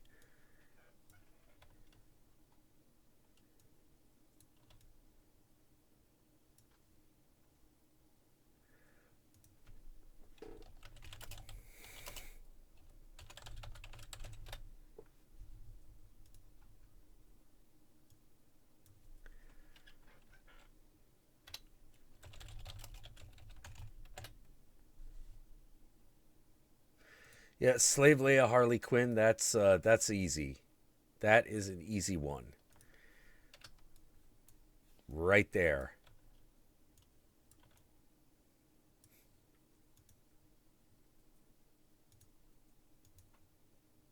Yeah, I.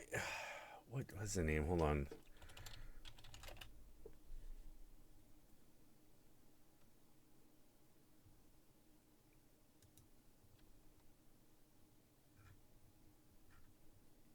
Do do do do do do.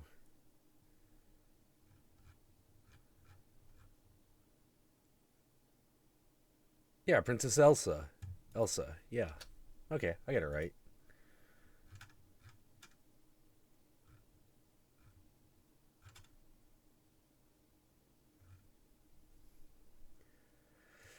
Do do do. So yeah, Slave Leia Harley Quinn. That was easy.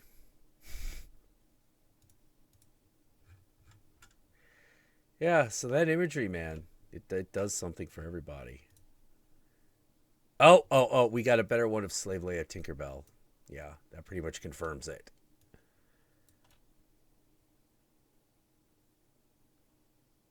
Dirt.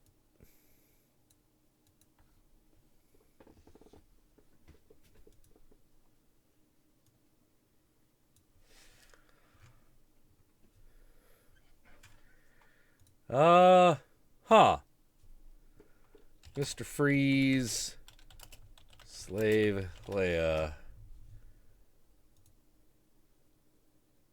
What we actually find more of is just Elsa as Mr. Freeze kind of stuff.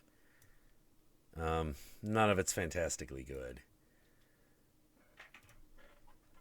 Oh man! Although, just to take a brief break of dude cosplay here, dude, that Mr. Freeze is awesome. Look at that. Look at that. That one's great. Yes, it would bring me to tears if I still had tears to shed. Fuck, that was my favorite part of like Arkham City. Fucking fighting Mr. Freeze. They made him fucking terrifying. You are in my world now, Batman. It's like, oh god, he's gonna fucking destroy me. Uh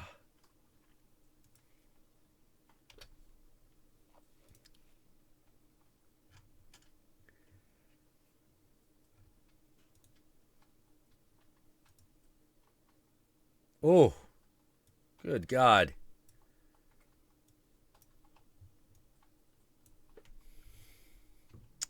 We're Slave Leia Jasmine, apparently.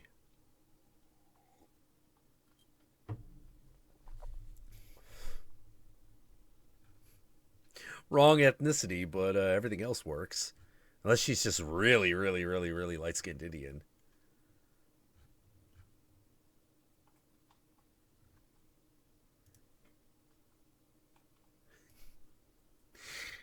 And this is not slave girls so much as this has got to be the weirdest fucking Disney princess cosplay I've ever seen. Although it's an amazing outfit.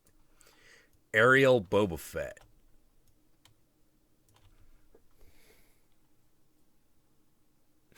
Ariel Boba Fett. The chest things are even seashells. I just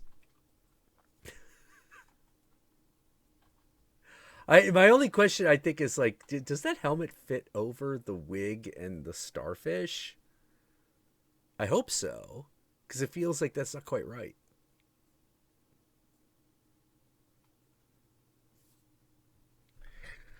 Oh man, yeah, super good. Oh, we got a better. Hold on, we got same costume, same girl, same cosplayer. Better look at the outfit itself, so you get like the full effect. Oh my god, her fucking feet have little flippers on them.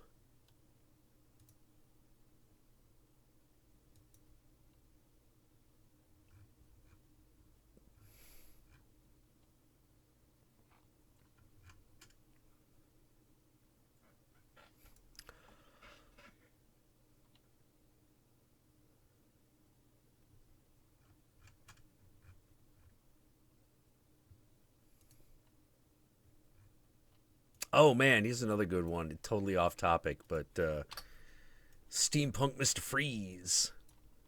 Let's have to show this one. Look at that. That is awesome. I like the top hat. You gotta have the top hat over the big robot thing. Yeah.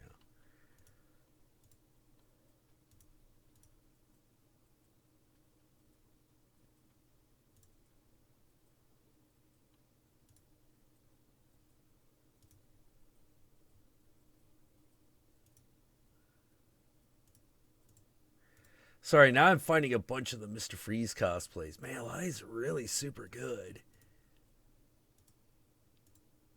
Okay, except when they try to do the Arnold one. The Arnold one, the guys doing the Arnold ones aren't. No. But I mean, this guy, look at that.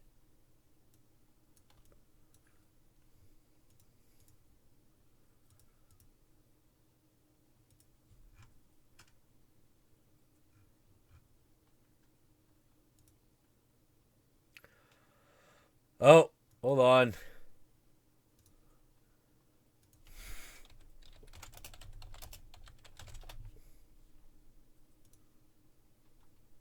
No, no, no, no.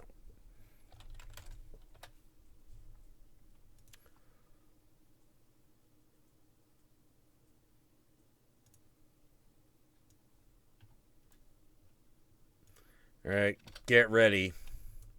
Slave Leia Princess Peach. Slave Leia Starfire, that's cheating. That's fucking cheating. Come on.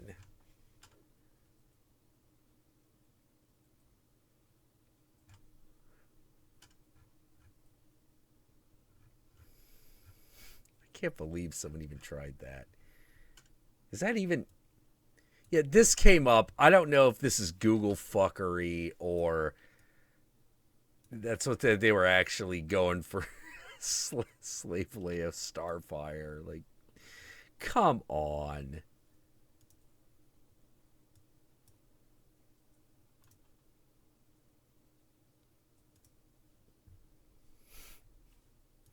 Come on.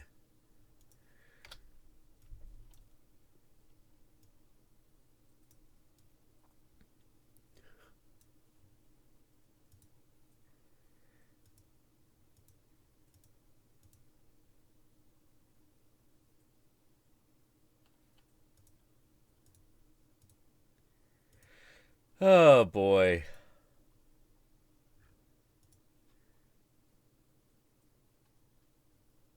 All right. It's a little late for this, but we're gonna do it anyway, which is Slave Leia Mrs. Claus.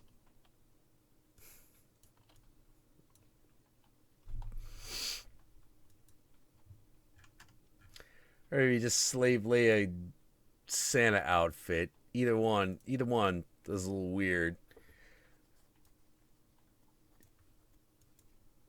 Did you want Slave Leia Princess Peach with Princess Zelda? I feel like the Zelda one's cheating a little bit.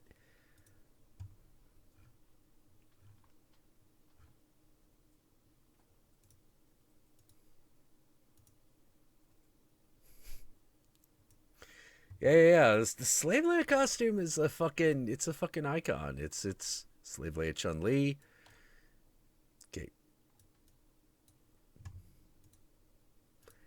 Okay, this is something that means a lot to people.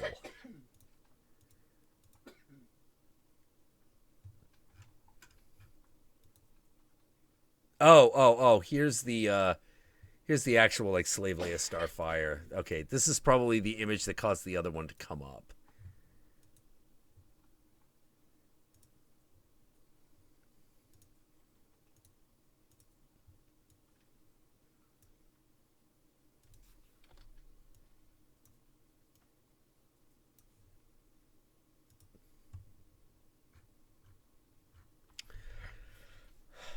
Good God. Yeah, people just just go crazy with it, and they go. But the thing that's most important, I feel, is that they go all the way. Uh oh, that's what that is. No, no. Ah, all right. Someone actually did it. Someone actually did it. Slave Leia Megara. You can tell because of the hair. Because the only two things that really define the physicality of Megara are her hips and her hair. Hips you got to be born with. Hair you can cosplay.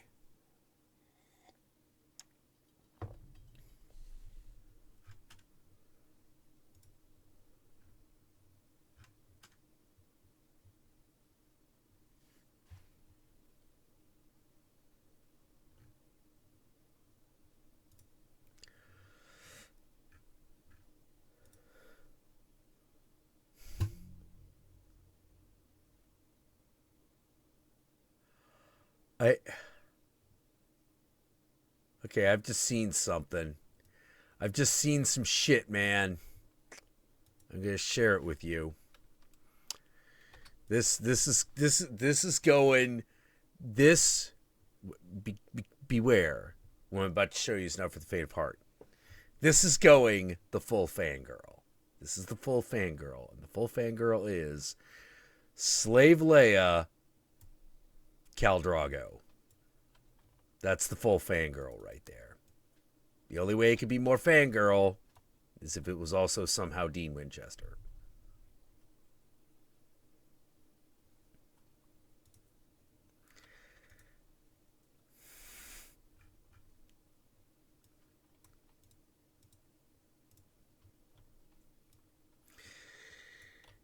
I like how she also kept the facial hair.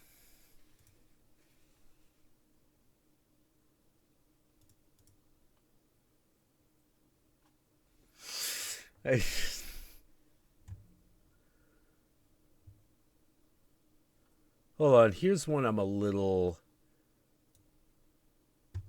confused by. All right. So obviously we got Elsa. We've got Ariel. Who's this on the right?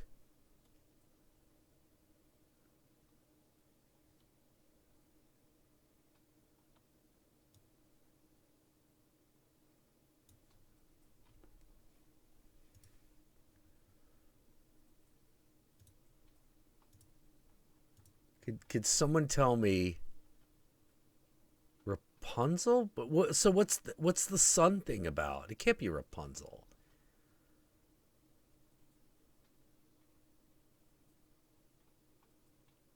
Well, then what's the sun about? If it's Rapunzel, what's the sun about?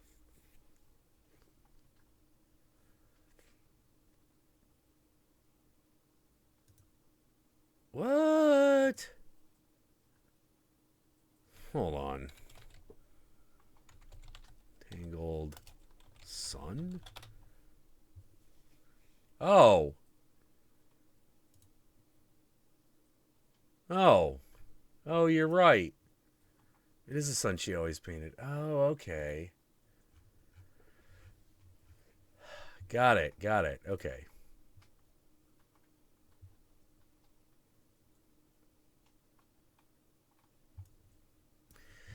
Now, going back to the Game of Thrones, Slave Leia Daenerys Targaryen. I wonder if I'm saying that right. I don't really care.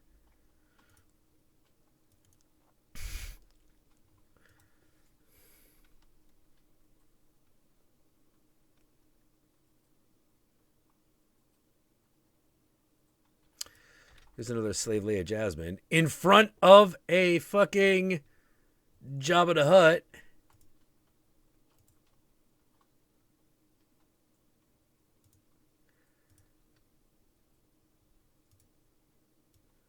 Ah. Let's see, this girl got the whole package. She even got the Han. She got the Aladdin Han Solo. I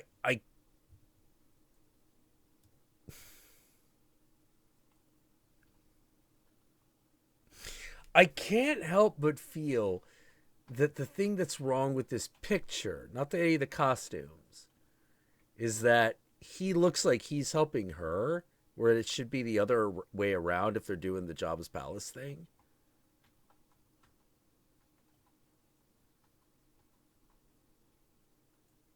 Like he should be blind or something, because Han Solo's blind throughout the entire thing. That's actually one of the things I thought was kind of funny about that whole scenario. It's like Han Solo, the guy in this whole fucking universe who'd appreciate seeing Princess Leia in that outfit the most, he's blind.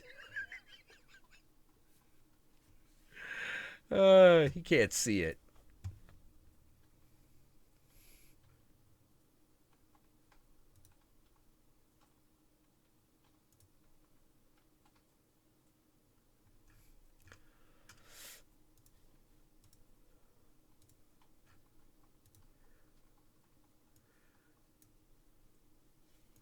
Yeah, there's another Aurora. I find it interesting that a lot of all the slave Leia Auroras use the pink.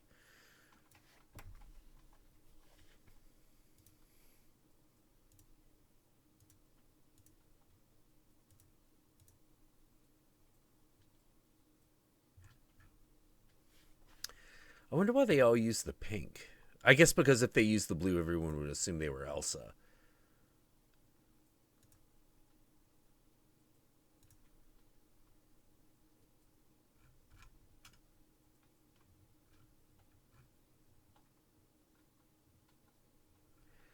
Interesting.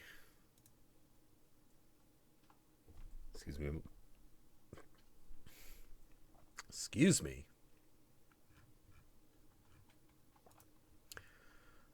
What else we got? Oh, we have another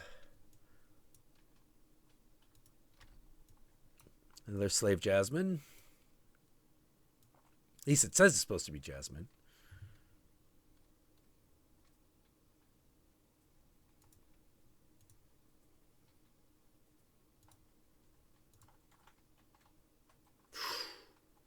Ooh.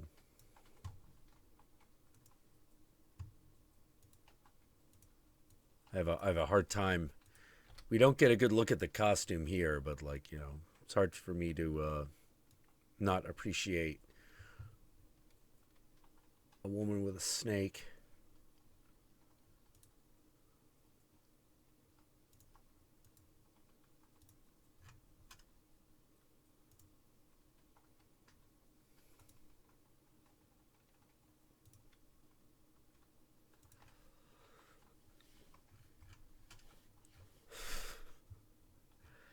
Oh, jeez. We're awful.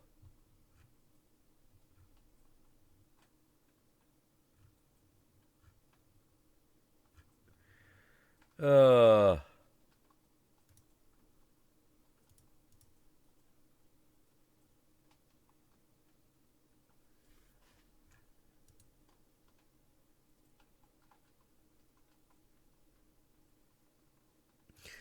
Screw it. Might as well just go all the way. All right, let's do this. Not much of the costume here to admire, but, you know.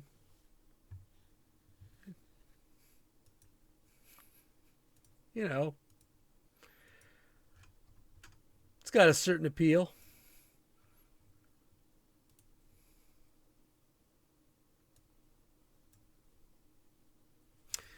There's Slave Leia, Princess Zelda.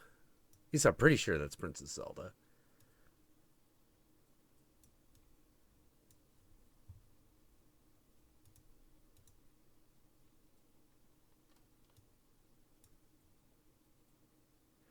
Now,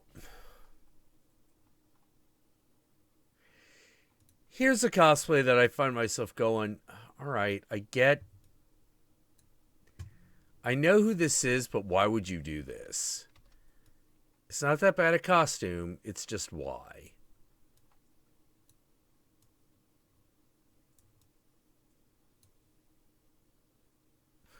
I know that's like supposed to be like what's his fuck? Was it Prince Caesar? Caesar?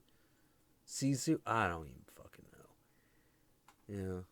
Blue Imperial guy.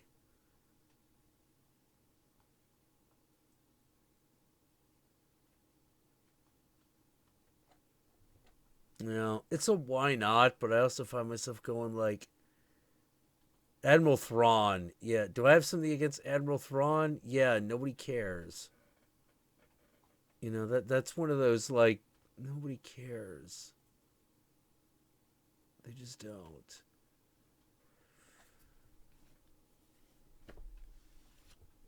Yeah, Admiral Thrawn, that's who that is. Okay. Admiral Thrawn. Yep, Admiral Thrawn.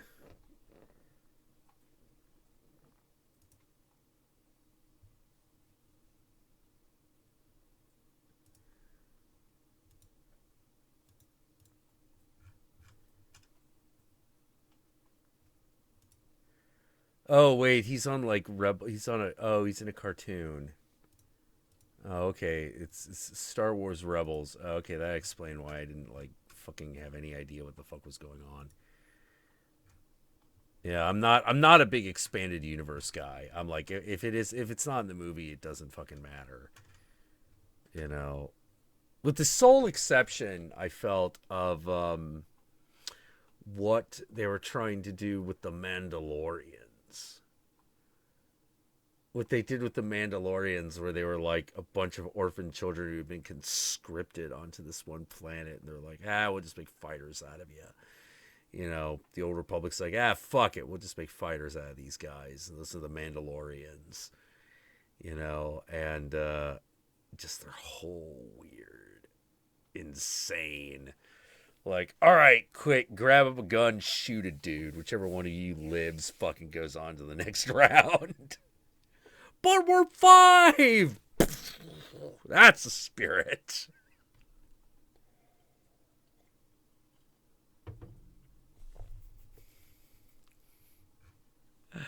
Oh, man.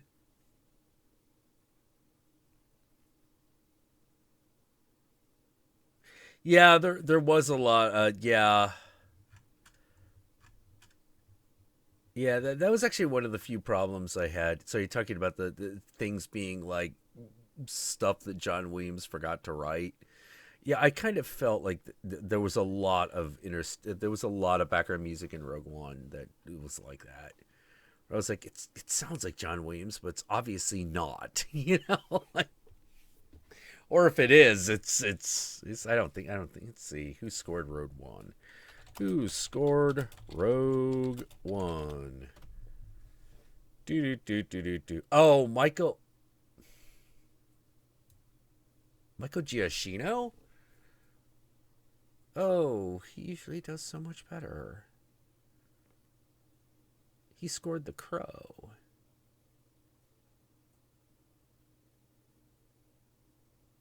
Huh.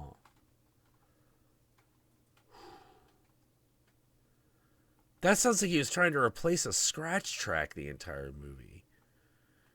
Oh, jeez. He probably was.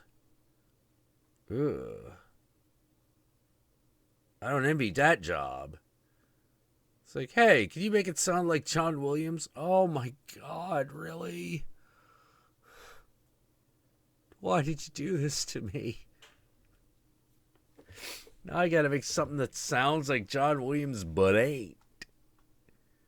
Ugh. That's awful.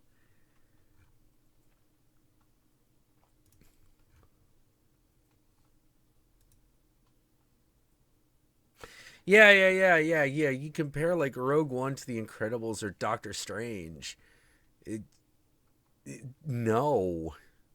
Yeah, The Incredibles is probably his best. Yeah, of those three anyway.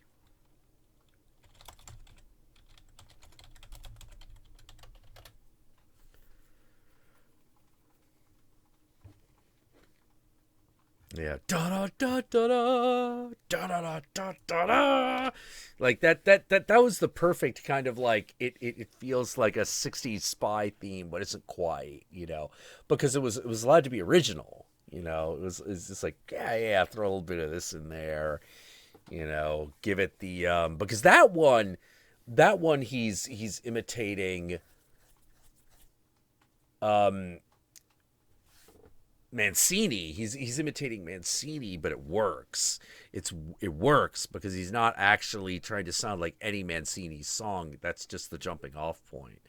This is a soundtrack he did for The Incredibles, mind you. Um, you know, so that completely worked because you're like, yeah, if we were doing this as a period piece in the '60s, totally be Mancini. You know, he was that man's composition was movies. Like every decade, every generation has like a couple of guys where like their music is the music of movies. Like Mancini was that guy for a long time. And then there was John Williams. There was also Ennio Morricone, um, Danny Elfman. You know, like those guys were the sound of movies, you know, the soundtracks of movie. And yeah, they're just really incredible because we're talking about the Incredibles. All right.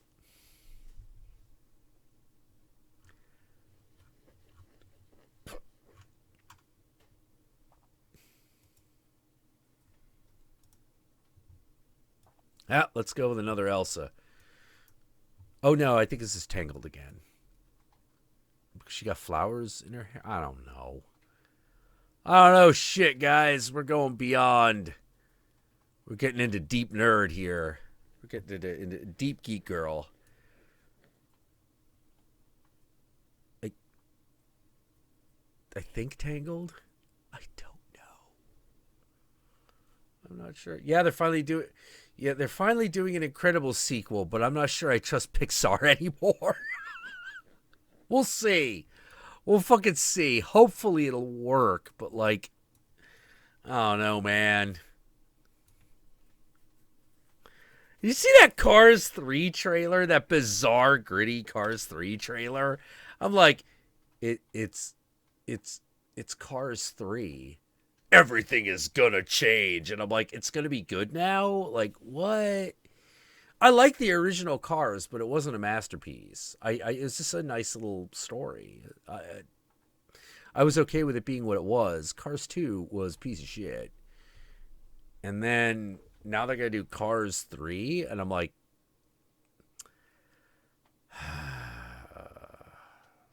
okay.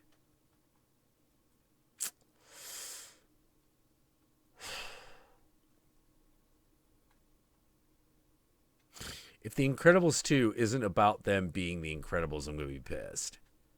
I'm going to be super pissed. Watch, it'll be a prequel. And I'm just going to fucking kill.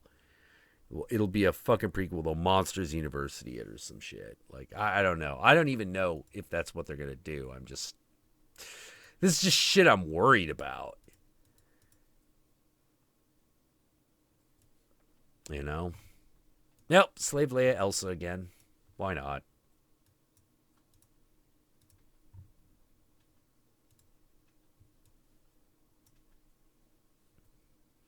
This is the thing where I find that this is the thing part where I really don't like the bizarre narrative that we need to get rid of geek sexuality, because I'm like, it's fucking here, man. It's now just the way things are done. You know, it's just now what we find sexy. Like, you know, Slave Leia Elsa, that's just sexy now. It just is. And the more you try to distance yourself from that, the worse off you're going to be. You're just going to be really bad off. You know, it might not be to your taste, and that's one thing. But the more you're just like, yeah, it's like, this is just not gonna. It's not gonna go well for you. All right, here we go. Here's one Disney princess you didn't think you were ever gonna see Slave Leia of, but when you see it, you're like, of course this was gonna happen. Of course this was gonna happen. Why wouldn't it happen? Why wouldn't there be Princess Slave Leia, Captain Jack Sparrow? Why wouldn't there be? Why wouldn't that happen? Why wouldn't that exist? Yeah, you think about it now and you're like, I did not expect that, and yet I don't know why I didn't expect it.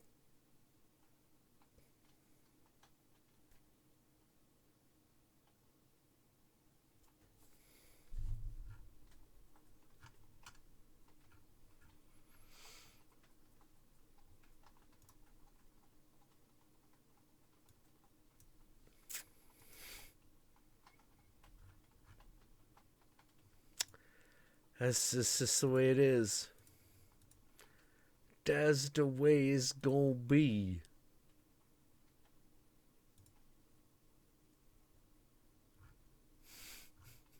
That's the way it is, baby. That's the way of the world.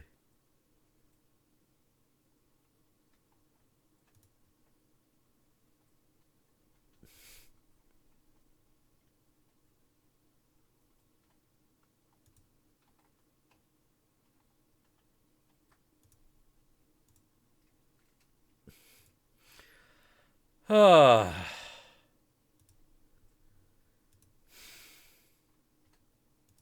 Still trying to figure this shit out. But, you know, that's valid. That is valid. That is valid right there. May not be my thing, but it's valid.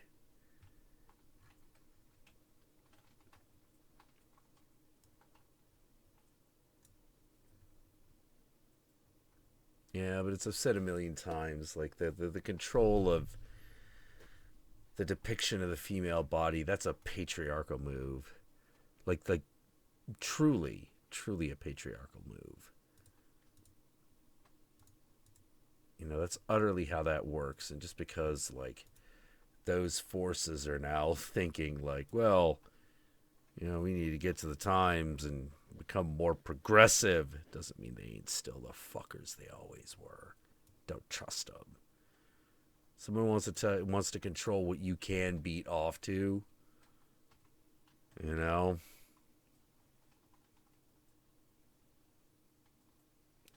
You gotta say Now, I don't know who this is. This is probably another expanded universe thing.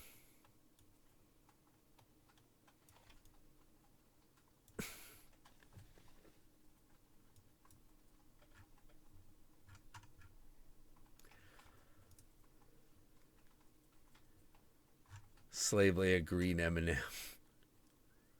Like, oh. Not Slave Leia Green M&M. I didn't care about that. So yeah, I don't know. I feel like I should know what this is, but I don't. Asajj Ventress. Okay. Who dat? Darth Talon? Okay, hold on. Darth Talon. Do. Oh, Twi'lek woman. Okay, Twi'lek Sith Lord. Okay, got it. Sithis.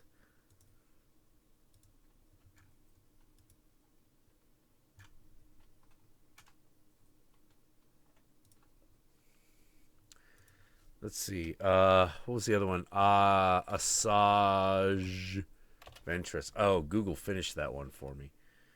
Is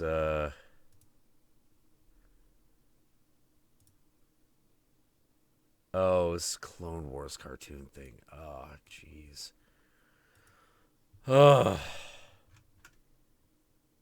Everyone keeps telling me how great Clone Wars is, and I keep going, I don't care. Like, I don't care.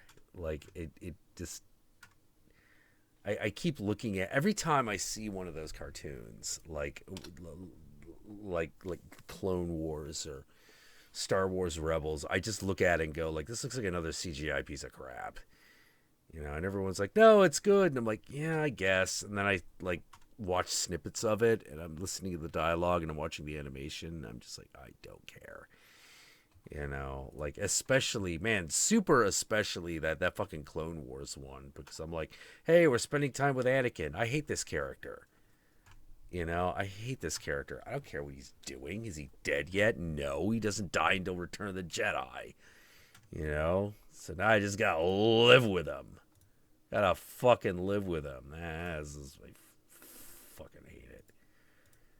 You know? Well, there's a lot with Obi-Wan Kenobi. Well, alright, you got me there. Like, you know, young Obi-Wan Kenobi's pretty cool. I like him. He's a good character. He's got fuck all to do in those prequel movies, but, like, you know, whatever.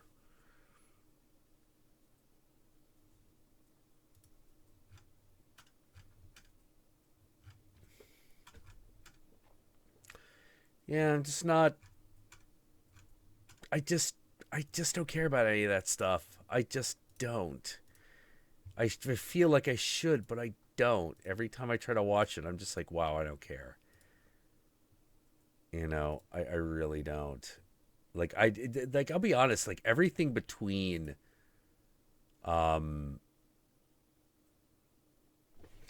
all the Star Wars everything that happened between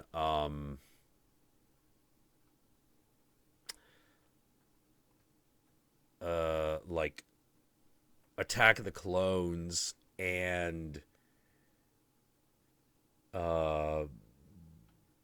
fucking Force Awakens, like everything between there, I was like, this is all complete bullshit. I just don't give a shit. You know, that includes the Clone Wars cartoon, that includes Rebels, I just didn't give a shit. You know.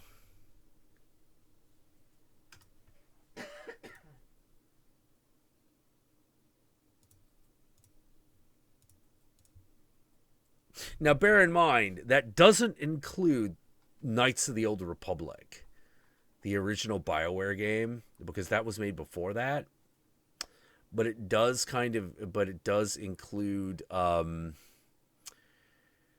of the Old Republic 2. Because I liked where it looked like it was going, but then it didn't have an ending, and I'm like, oh, jeez.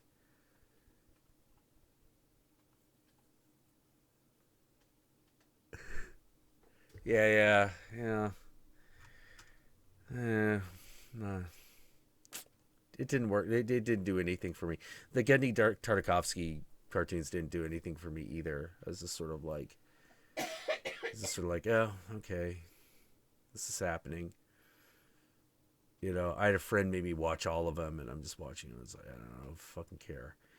And when we got to Revenge of the Sith, and that happened, I'm sitting there going, if I didn't watch those cartoons, I'd have no idea who this guy was. Why is he more important in the cartoon than he is in the fucking movie where he's the bad guy? Fucking like General Grievous. Which, first of all, the minute I heard that, I was like, that is the worst name since Count Dooku. Like, just the worst. Like, General Grievous? I'm like, wow. That sounds so lame. You know, and we had a fucking guy named Darth Vader, and I bought it. A hero named Luke Skywalker, a smuggler named Han Solo. I was willing to put up some bullshit. Fucking Count Dooku and fucking General Grievous is where I drew the fucking line. That's where I drew the fucking line. To say nothing of that fucking 50s diner. What the shit was that? That was a terrible idea. Talk about things that don't fucking fit. That just brings up so many goddamn questions. Fucking Jetster Dexter. God damn it.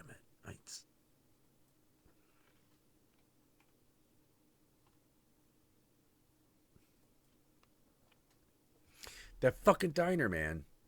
That broke me. That just straight up broke me. I'm just like watching it. Like, this is the worst thing I've ever seen. Like, why is this here? I don't care if you directed American Graffiti. Get it out of here. Yeah. Let's never go back here again. And luckily we didn't. But it was too late. It had already happened. It could not be undone.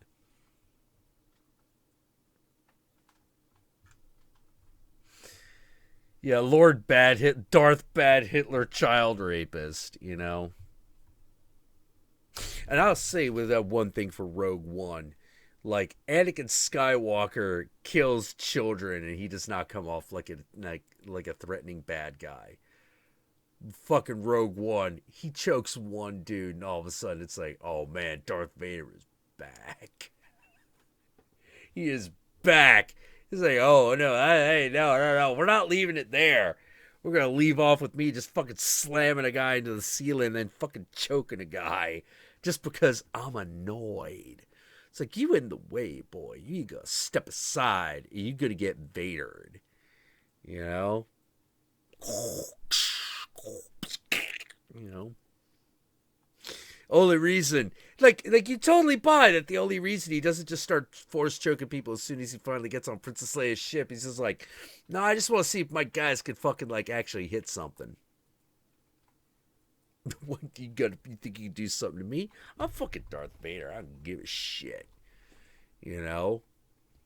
I'm not here to kill you. I'm looking for this goddamn thing. Oh, you're on a diplomatic mission. Well, if it's a diplomatic mission, then where is the ambassador? Find them. I want those plans. Get them to me. I want them alive. You know. Jesus Christ.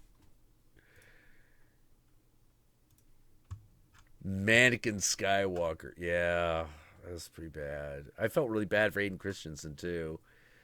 She's like, oh, man, you this young actor, up-and-comer, this should be the role of your life, but this is gonna fucking sink your career. Because so bad.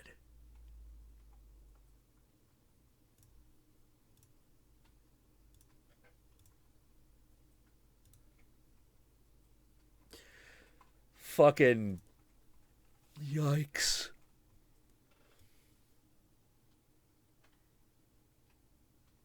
Shattered Glass. Yeah, I'm told. I've been told about that movie a few times. You know, I've been told that he's really good.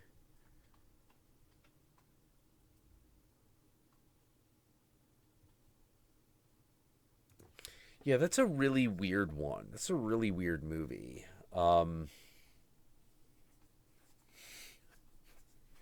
True story of a young journalist who fell from grace when it was found out he fabricated over half his articles. I love how like that's a thing that happens now. Oh, turns out journalists were just making shit up. Oh. Oh wait, he was just making shit up? Well, how'd he keep getting away with it? Because nobody checked. Idiot. Yeah, that's what happens when you fucking got no goddamn journalistic standards. That this shit happens. Wasn't that hard?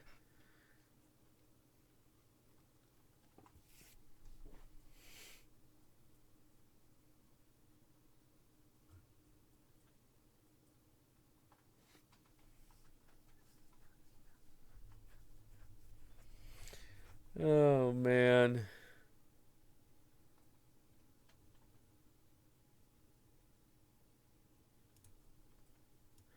So anyway,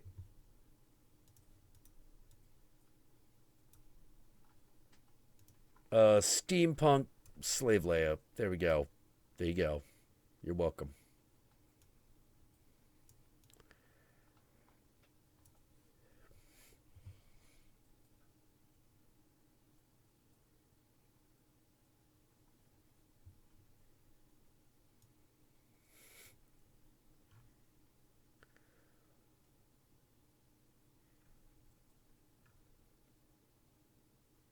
Oh, Jake Lloyd. Jake Lloyd, I feel completely bad for Jake Lloyd.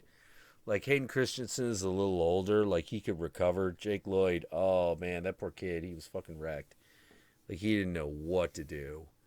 He didn't know what to do. And I was like, oh, I'm so sorry, bad guy. But you know who did make out? Who fucking became a fan darling? Little Boba Fett. Like little Boba Fett, that kid became a convention darling, you know. But I'll definitely say this: that kid came in with the right attitude. He's just so excited to be there.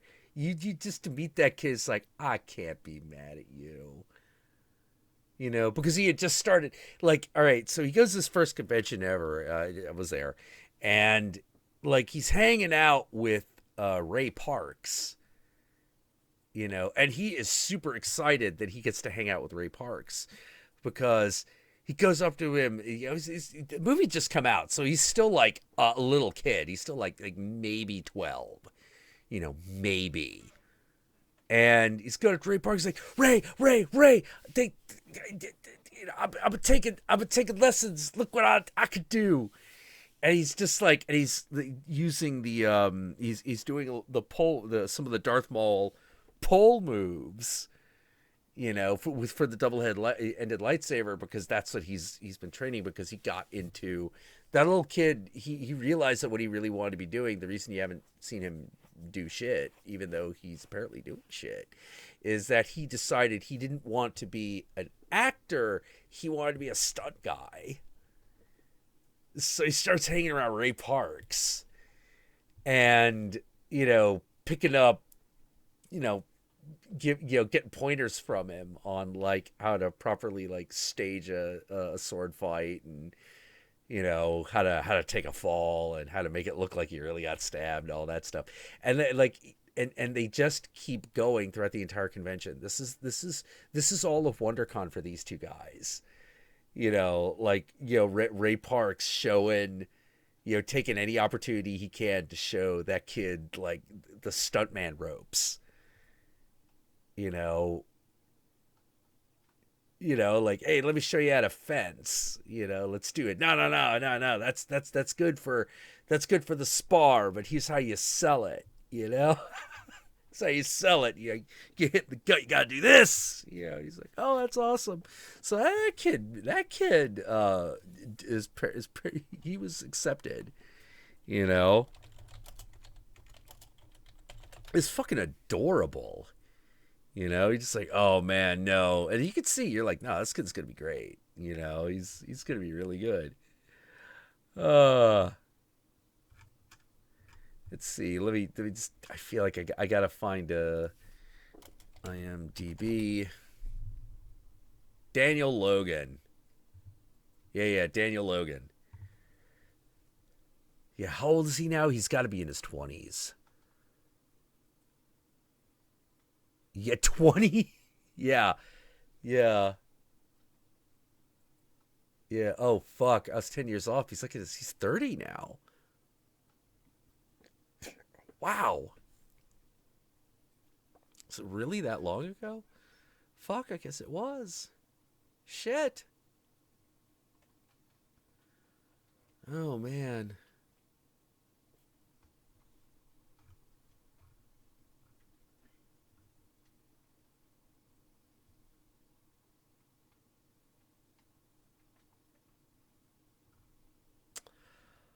Oh, wow.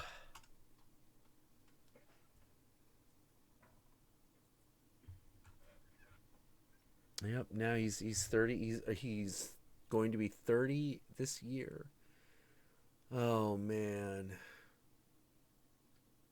That's one of the most delightful and sad things about being around for a while. You're like, oh, they grow up. And then you're like, I ain't as young as I used to be. I've been around too long. Yeah. Uh, well, I'm taller than he is. How about that? It's petty, but I'll take it. Yeah. Oh man. Oh, he was on Hercules. He's on Hercules Legendary Journeys. Oh, okay. That's where he got his real start.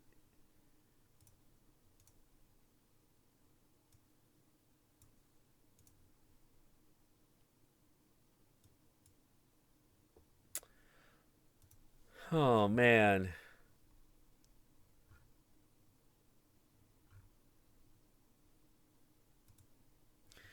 Now maybe I can get like some of that cool Yoda action going, or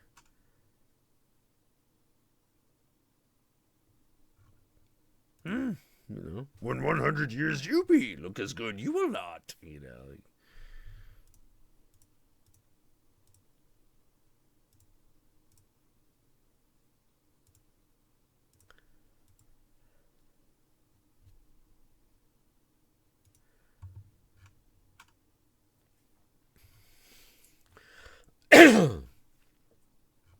Oh boy.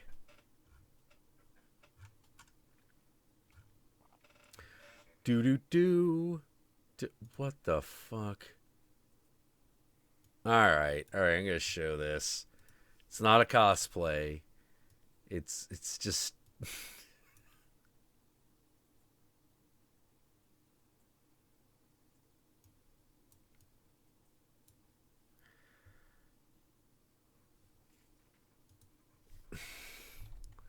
All right, you're all talking about someone named Ivana something. Just scrolled up. Banacaro. Okay. Spanish actress. Star Pan's Labyrinth. Oh, okay.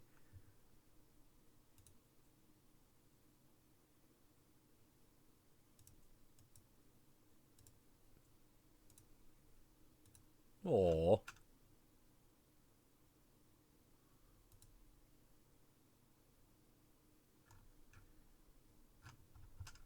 Oh, what's this? What are these stills from? The Shannara Chronicles. Oh. Oh, that is both perfect and unfortunate. Oh, God, Shannara. Oh, God. That series. It's not very good. It's not very good. Fucking the Sorceress of Shannara, the Sword of Shannara series. It's pretty shit. It's pretty bad. Oh boy. Yeah, the Shannara series started because fucking Dude Boy, I believe it was Lester Del Rey, was like, fantasy fans will read anything. They'll read fucking anything with elves and swords in it. They're like, I don't know. I think they got more discerning tastes. Oh, yeah? I have this manuscript. It is a piece of shit. It is called The Sword of Shannara.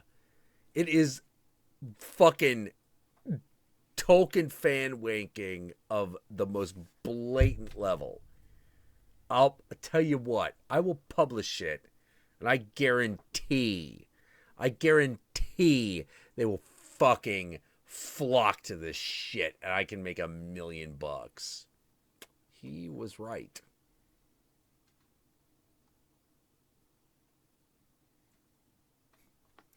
Wait. Friend of yours who read the books can't stand the show. So what you're saying is, from my perspective, the show's got a chance. Because those books are awful. It's like I don't care what anyone says about them Robert Jordan Wheel of Time stories. They're also bullshit. Like, I hated them. Like, I tried to read the first one, and I'm like, this is terrible. Like, why would I finish this? Why would I get invested in this? This is really bad. You know, it wasn't like that. Like, that was what put Game of Thrones ahead of everything. Song of Ice and Fire, because like from page 1, I'm just like, ooh, shit, this is really good. And then I didn't finish the book anyway, but it wasn't because it was bad. I'm just not much. Not a big reader. Not a big reader, man. Like I don't love reading in and of itself. Like, to me, the book is just the vehicle for a story. You know. I've read a lot, but like, it's not. But I don't enjoy the process of reading. I'm just trying to get the information. I'm trying to get the story. I'm trying to get the raw data. I'm not real super interested in the reading in and of itself. I just want the knowledge. Like, a lot of people I know are really, really, they just love reading. They just love it. The Countess loves it. She loves reading. I do. I love you. I love you too. Yeah, I don't. Reading is a drag. Okay, It's. as long as you love stories. I do love stories. That's all that matters. Stories are the best.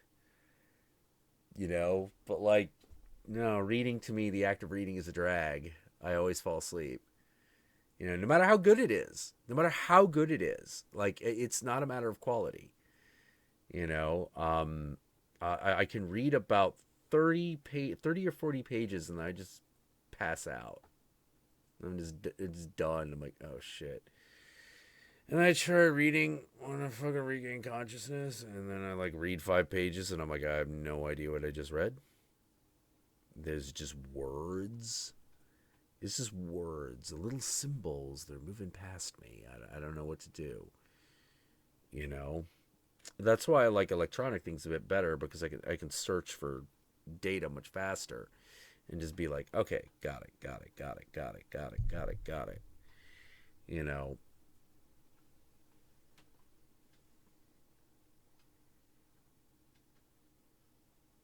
visual reading. I'm not sure what you mean.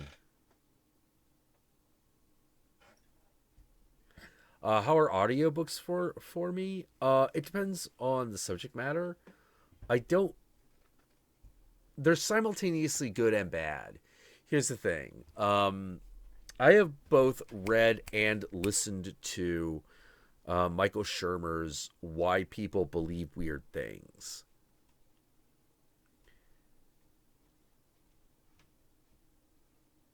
I remember different parts of that book differently depending on whether I'm thinking of the audiobook or the book itself, and they carry with them different sort of emotional weight.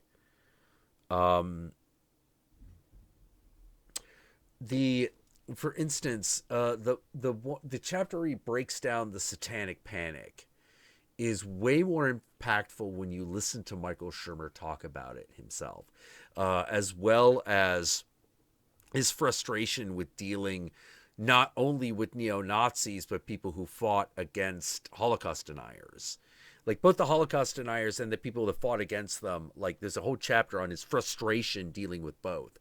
Because he's like, the thing that's really annoying is that the people who fight against Holocaust deniers get hyperbolic really quickly.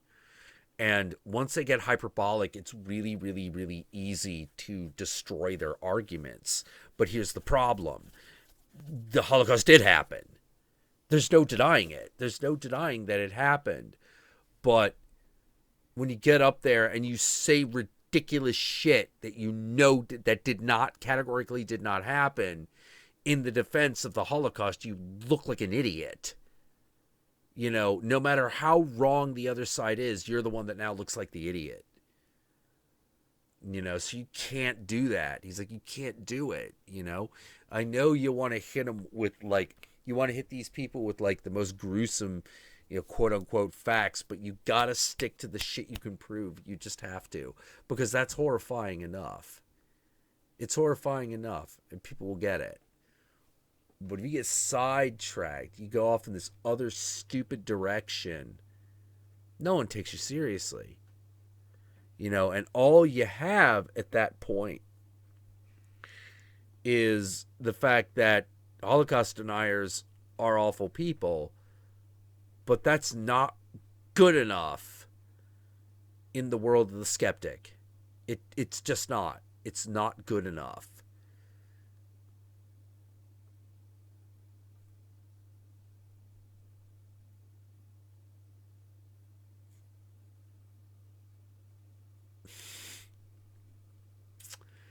Yeah. Happy Accidents reveals the answer to the age-old question of why gay people feel the way they do about the same sex. I have no idea what you're talking about. Good night, Baroness. You take care.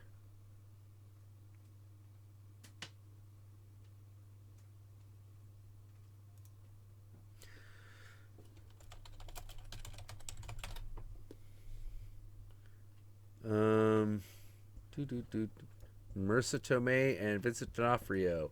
Whoa.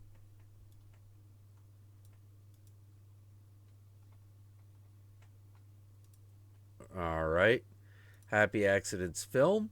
2000 American film starring Marissa Tomei and Vincent D'Onofrio. The movie revolves around Ruby Weaver, a New York City woman with a string of failed relationships, and Sam Deed, a man who claims to be from the year 2470. The film was shot in Brooklyn, New York. Long history meets Sam Deed was with two fall in love. Suspicious Sam's past, his obsession with Christy Delancey, and casual effect. Okay.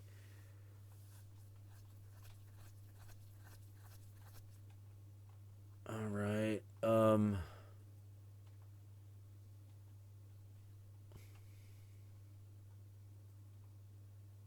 What has this have to... Wait, what does this have to do with being gay? I'm confused. Like, I haven't seen this movie, and it doesn't look like the kind of movie I would enjoy.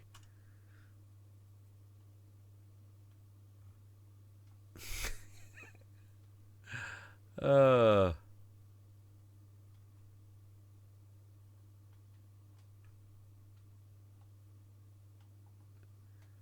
Why gay people feel the way they do about the same sex? Okay. How? I gotta hear this one. Because from this plot synopsis, I'm lost. If it comes down to because fucking... if it comes down to because straight people fantasies are bullshit, I'll be like, alright.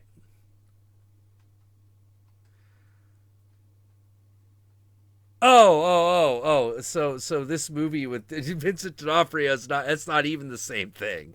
Okay. Happy Accidents, Jane Lynch. Okay, let's check this out. Okay, got it.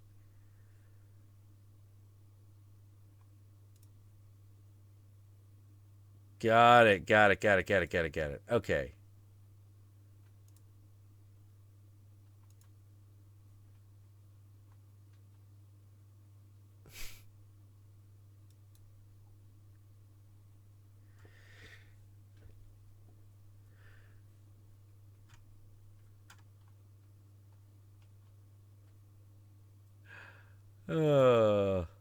I, all right, guys, we've crossed into the ozone. Slave Leia Terminator. I feel like we've crossed a line. I don't know what that line is, but I feel like we've crossed a line. You may not like it now, but you'll be back. What? You may not like the picture now, but you'll be back. Oh. That took you longer than I thought. Oh. God damn it, babe. That was awful. Yeah, it was.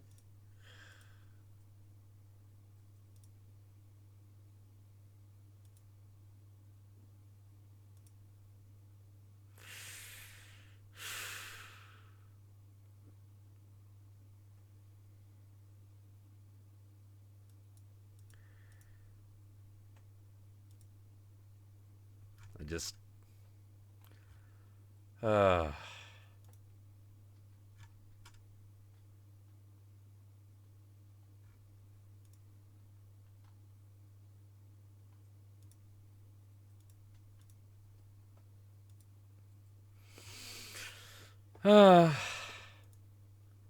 Help. I just lost my brain. It's gone. Flew away.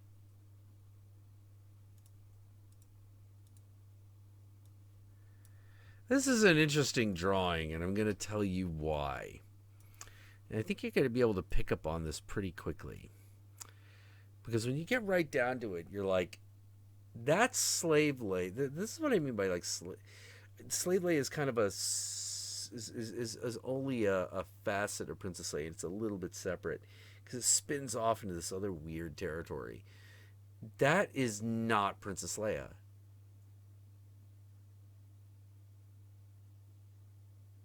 Like, at all. With the exception of the slave costume itself. And the fact that she's, like, humping R2-D2. But you're like, that doesn't look right at all.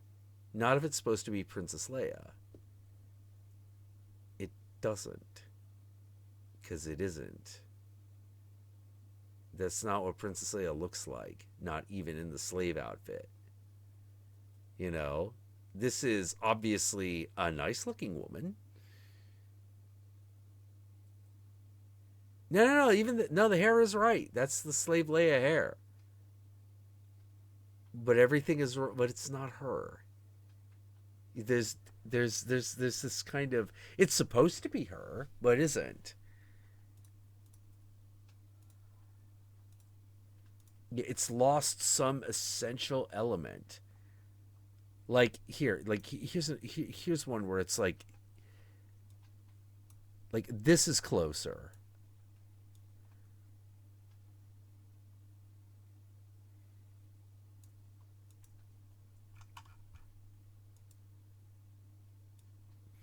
Yeah, like, that is a lot closer.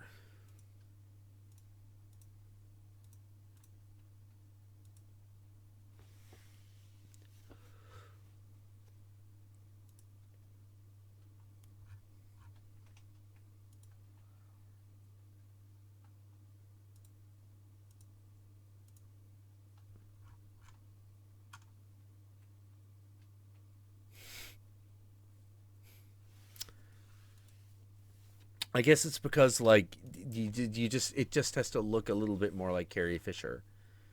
You know, otherwise it's not Slave Leia. It's just someone else in the costume.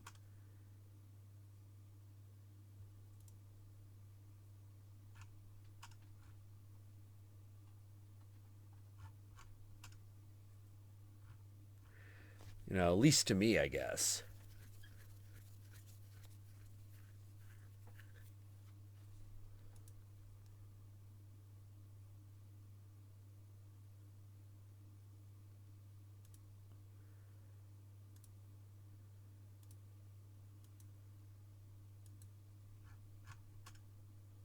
Do do do.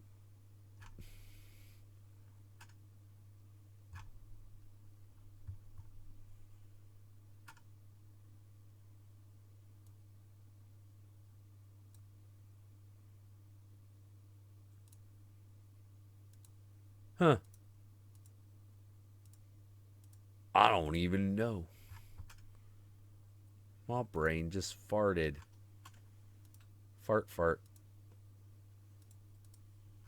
It does that. It does that. My brain farts. It's just like fart, fart, fart, fart, fart, fart, fart, fart, fart, fart. Very articulate. Yeah, it's very articulate.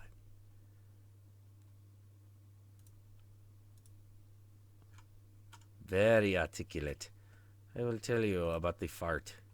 Farty fart, fart, fart, fart. Fart, fart, fart, fart, fart, fart.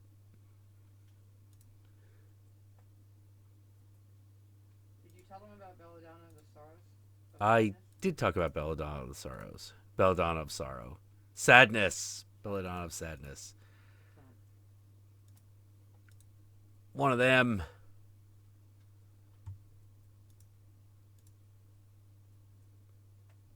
Night, Mr. X. If I read more books, maybe that wouldn't happen. No. You'd think, but no. Because that happened even when I read. Even when I was like, no, I'm going to read because reading is what smart people do. And I want to be a smart person. My brain would still just like, done. It is done. Like, I've read the entire Illuminatus trilogy. Not a small feat of reading, actually. Pretty good. Read Dahlgren. Love that book. That is insane. Like that. To see, well, what's great about Dahlgren? It doesn't matter if you don't understand what you read. The experience of the book is just reading the book. That one's really interesting. You know, because that one isn't a mere story conveyance. That is Dahlgren and the Illuminatus trilogy are not just conveyances for story. They are literally intended to fuck with your mind. Like, for real. Like, for real, fuck with your mind. You know, to rewire your way of thinking. Just to see what happens. You know, the Illuminatus trilogy does this very deliberately. But Samuel Delany was able to do it, like, masterfully. Because you get to the end of that book and you're not the same person. You're not the same person. Finishing Dahlgren, you're not the same person that started reading it. You just aren't.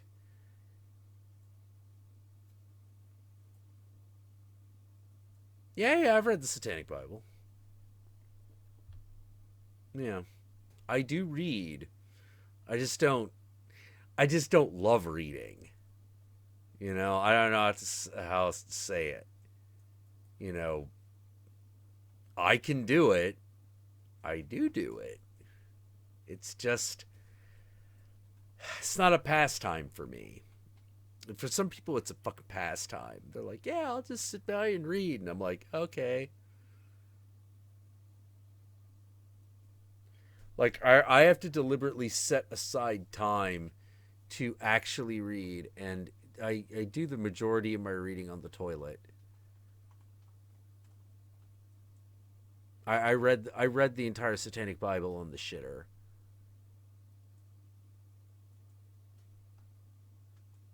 This is where I do most of my reading. It's on the toilet. You know, 20 seconds, 10 to 20 minute snippets once or twice daily for like a month.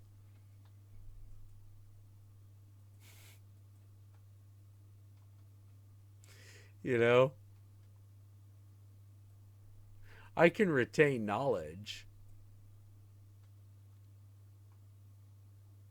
I just get bored. You know, like I get super bored.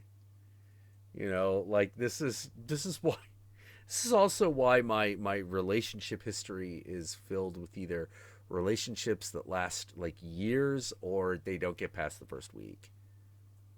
Like the worst thing to do. The mean way of saying it is the worst thing to be on a date with me is boring. But what it really comes down to is the worst thing you could do is not be yourself. Because if I wasn't going to be interested in you because of who you are, well, you want that out of the way anyway. But if you're boring, that means that I gotta wait to care. You know? So you might as well tell me something interesting about yourself while we're doing this. There are a lot of people that I like went on one or two dates with, and in the end I was just like, fuck you. No, I'm not doing this again. You gotta be shitting me. This is awful. Like my favorite one was the girl where the girl was always telling me about her therapist. Like I was like I'm not. I went on 3 dates with this girl because I was giving her every chance because I was like, well, I guess she's going through a rough time. She's just gonna talk about her therapist a lot, right? You know.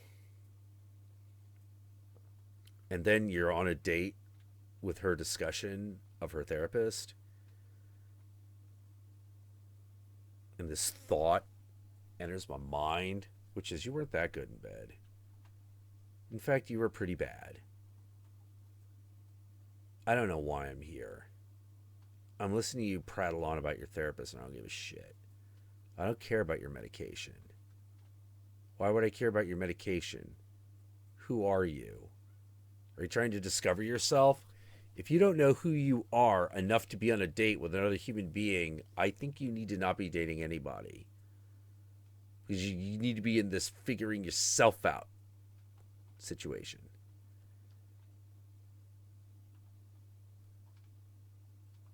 No, Satan, please don't let it drop in the toilet. No. Satan don't give a shit. You know? Toilet, that's where all religious texts belong. In the shitter. Nothing so sacred that it cannot be trampled upon. Nothing. Uh.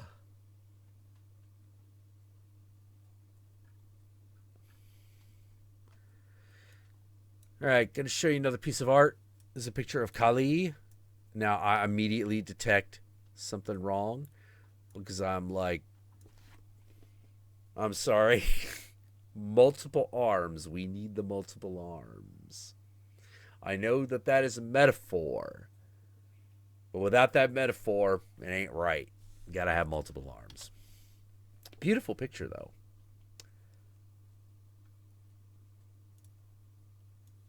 Here is a much nicer version of Kali.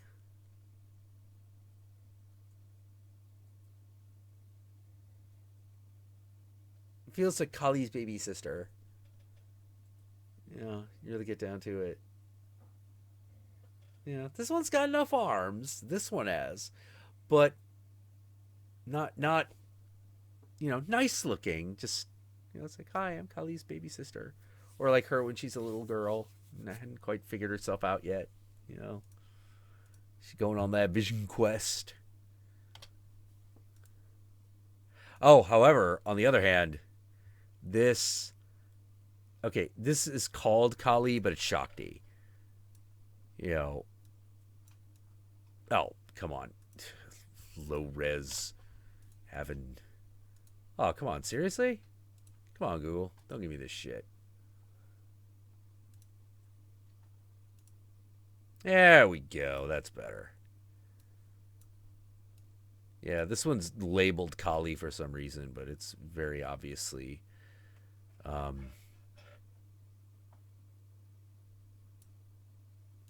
Shakti or Parvati. Oh, I wonder if I could actually find pictures of Parvati.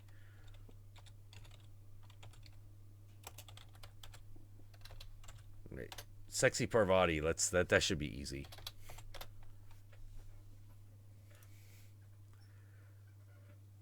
Oh God, there's an Indian porn star called Parvati. This is gonna mess up the entire algorithm. Not that I'm. Well, like her, apparently. I mean, no, that's appropriate. It's appropriate. It's an appropriate name.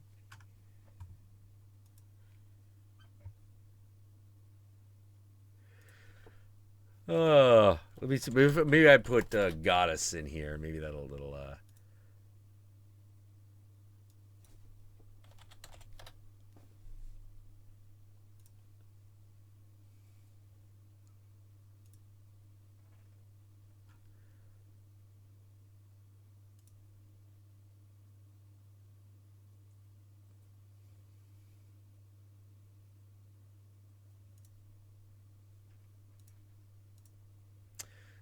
Do.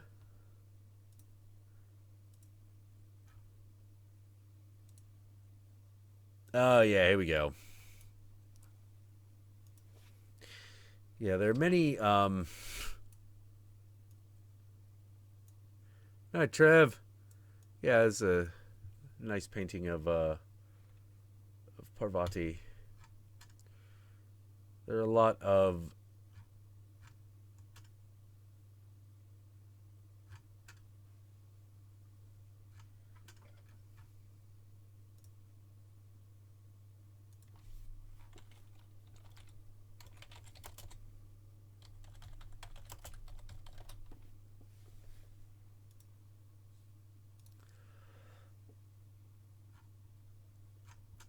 Yeah, Parvati has a lot of important aspects to her, but there are two over. In particular that she's kind of known for.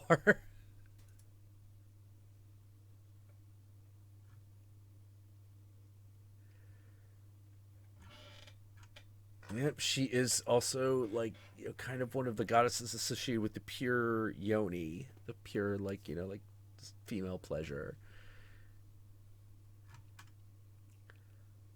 Uh,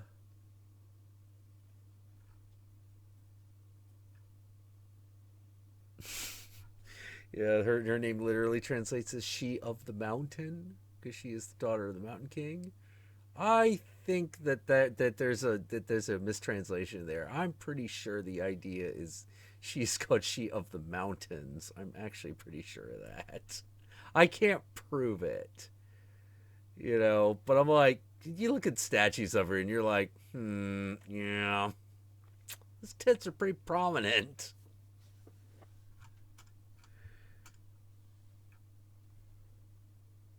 Yeah, cause like if you see any like Hindu goddess statues. You're like, Jesus Christ, that goddess is stacked. That's her body.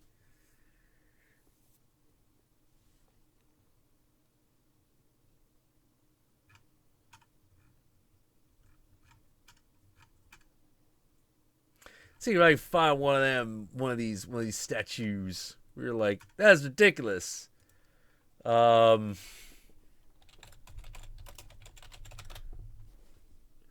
do do do.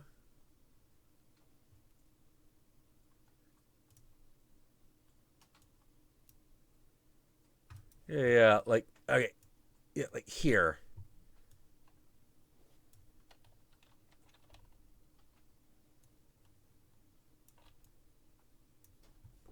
Like that's a traditional image of Parvati.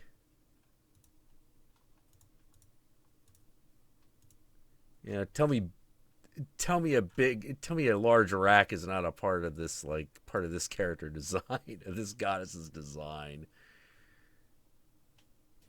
Oh, that's just the same statue. Let me see if I can find another one.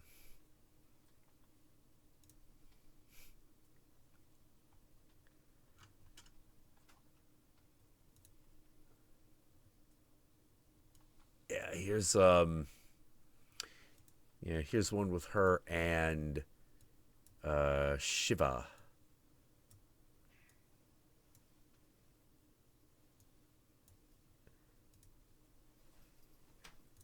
Yeah, she's almost always bare titted.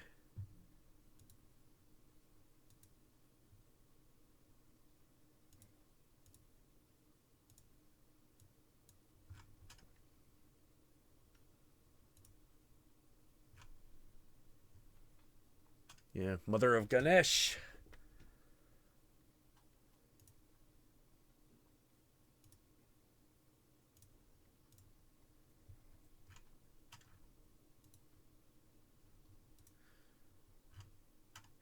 The tale of the creation of Ganesh is actually is kind of sweet actually. Like Parvati gives birth to this boy through her husband. Her husband Shiva or Shiva or blech. I don't know how to pronounce shit. Um, and after she gives birth to him, because he's a young god, he's already like, yeah, I'm fucking awesome. I can fucking, I can command the animals. I can make the clouds move. And I got this stick that was given to me by my mom through one of the other gods, and it helps me beat the shit out of everything. It is awesome. And she's really tired after having given birth to her, and she's like, oh, my beautiful son, like, could you, mommy needs to rest for a while. Why don't you just stand out here for a little bit and make sure no one disturbs me, because I need some me time. I need some need some of that gotta sleep. And he's like, okay, mom, I got it. I'll stand right here to make sure no one bothers you. And all these gods come by. They're like, hey, is Parvati in there? And he's like, no, my mom's asleep. You can't come in.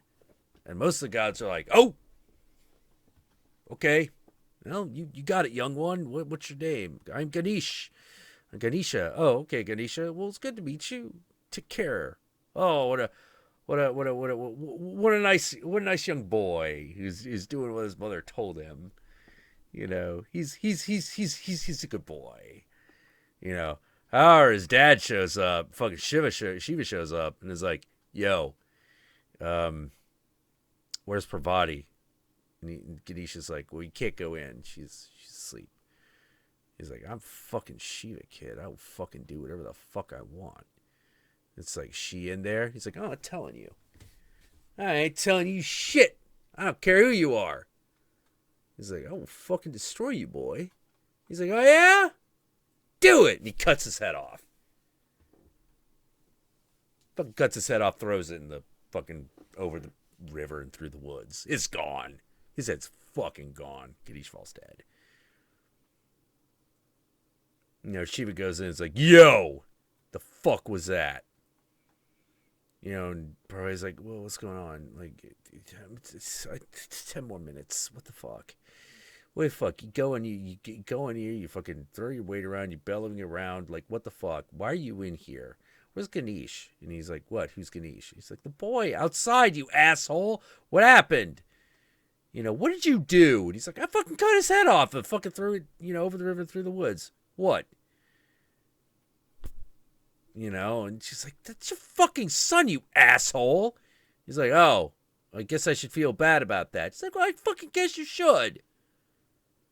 Fucking, oh. So I have a big fight. A huge fight. All the other guys are coming over. They're like, what the fuck you guys fighting again? Like, we're sick of this. What's happening? And she's like, fucking, you tell him. You tell him what you fucking did. He's like, I fucking killed Ganesh. They're like, oh, we like that. We liked him. He's a nice boy. What'd you fucking do that for? He's like, he's my son. I can kill him. They're like, oh, no.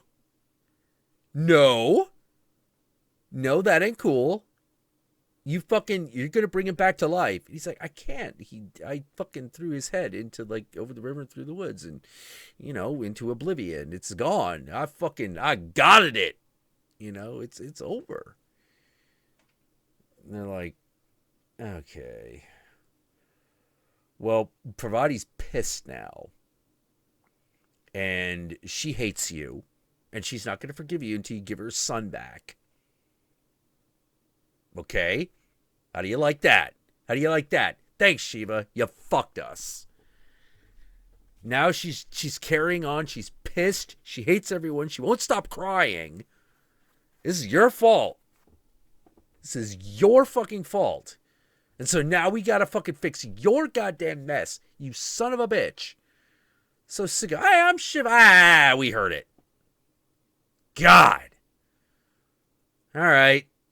Well, let's find her boy a head. Let's find another head. Maybe we can get one of the animals to fucking give up his head. Maybe that'll work. So they're like, okay. Who wants to give up their head? Tiger's like, fuck you.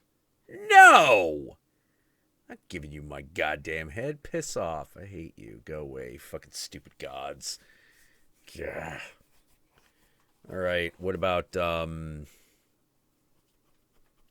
about the orangutan? What about him?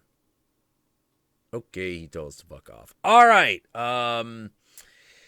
Well, we need a volunteer. Who's going to volunteer? Elephant volunteers. It's like, he can have my head, but I want to be a special god animal now. I'll be only treated with respect. I want my offspring to be treated with respect. Because being an elephant sometimes is a rough gig. I think my people got a raw deal, so we want a less raw deal. We want God deal. They're like, all right, yeah, we'll give you God deal. Just fucking just bend over. All right, got a head. Yeah, let's take it back. So they go back. They get Ganesha's body, put the elephant head on him. Bring him back to life. Parvati's happy again. She got a boy back. Boy's like, I got an elephant head. Awesome. I got elephant head. Elephant head is badass because nothing keeps Ganesh down. Like, he's just like, fuck it, whatever. I got an elephant head now, boss. I got this trunk. What can I do with this? Awesome shit. I can snort water. I can spray it on people. I can spit on my dad.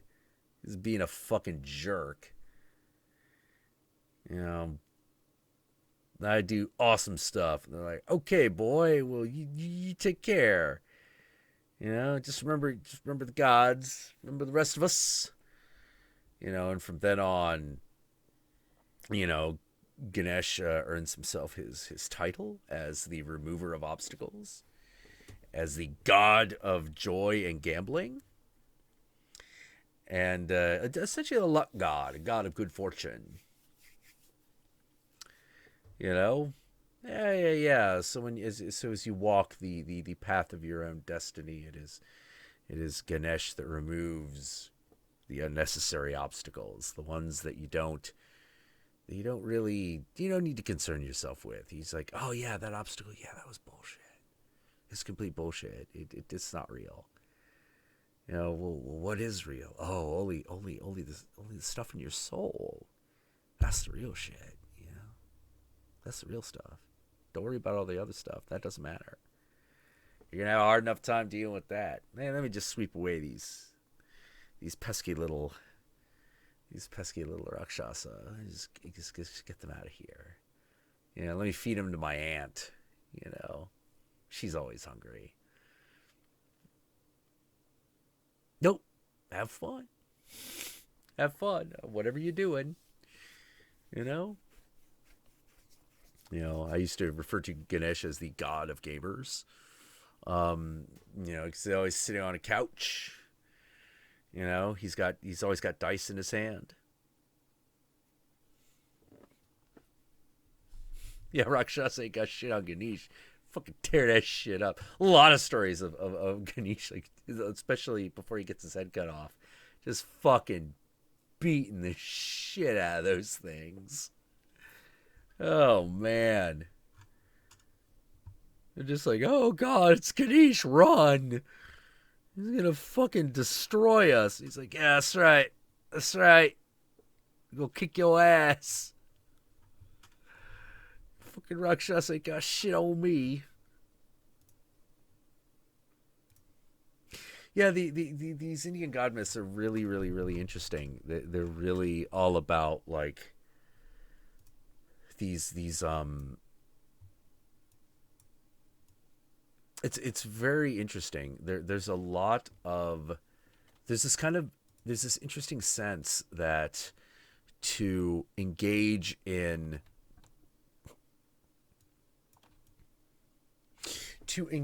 certain activities brings one into contact with that which the god represents, mentally, like within your own mind. Don't forget, this is the culture that created yoga, you know, which is that's the whole idea. That's the whole idea is you these certain movements and motions get you in touch with certain deific aspects. You know, you like to think of yoga as just stretching out. No, it's actually a lot more to it.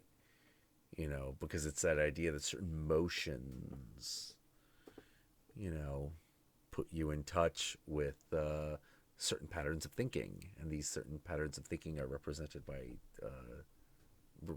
the gods. You know, it's also why so many of them start to meld together. You know, because it's not an entirely they're not entirely static. You know, they're all, yeah, it's so weird. Like, I should really have Yogi on again if we're going to talk about that. You know, but then again, I don't know if he does yoga proper. You know. Well, anyway, I've waxed on and on about everything from my little political rant to Slave Leia to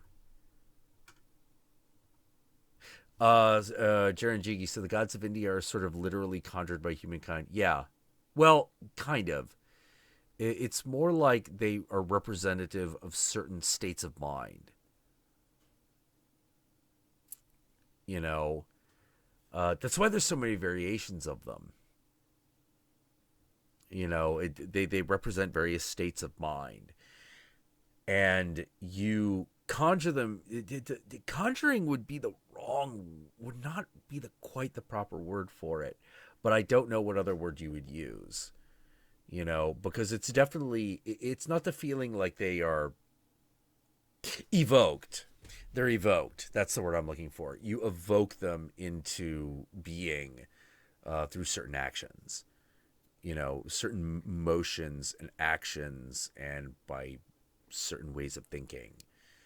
You know, there is a sense that they are probably they exist somewhere in a, Yeah, they exist somewhere that's not the physical world, but you come into communion with them because like the whole religious structure really is all about communion, mental communion. Where you have like that little conversation, like for instance, you know how in Christianity you talk to God is not supposed to talk back. That is not the case in the Hindu religions. The God is supposed to speak to you. You are supposed to communicate with them.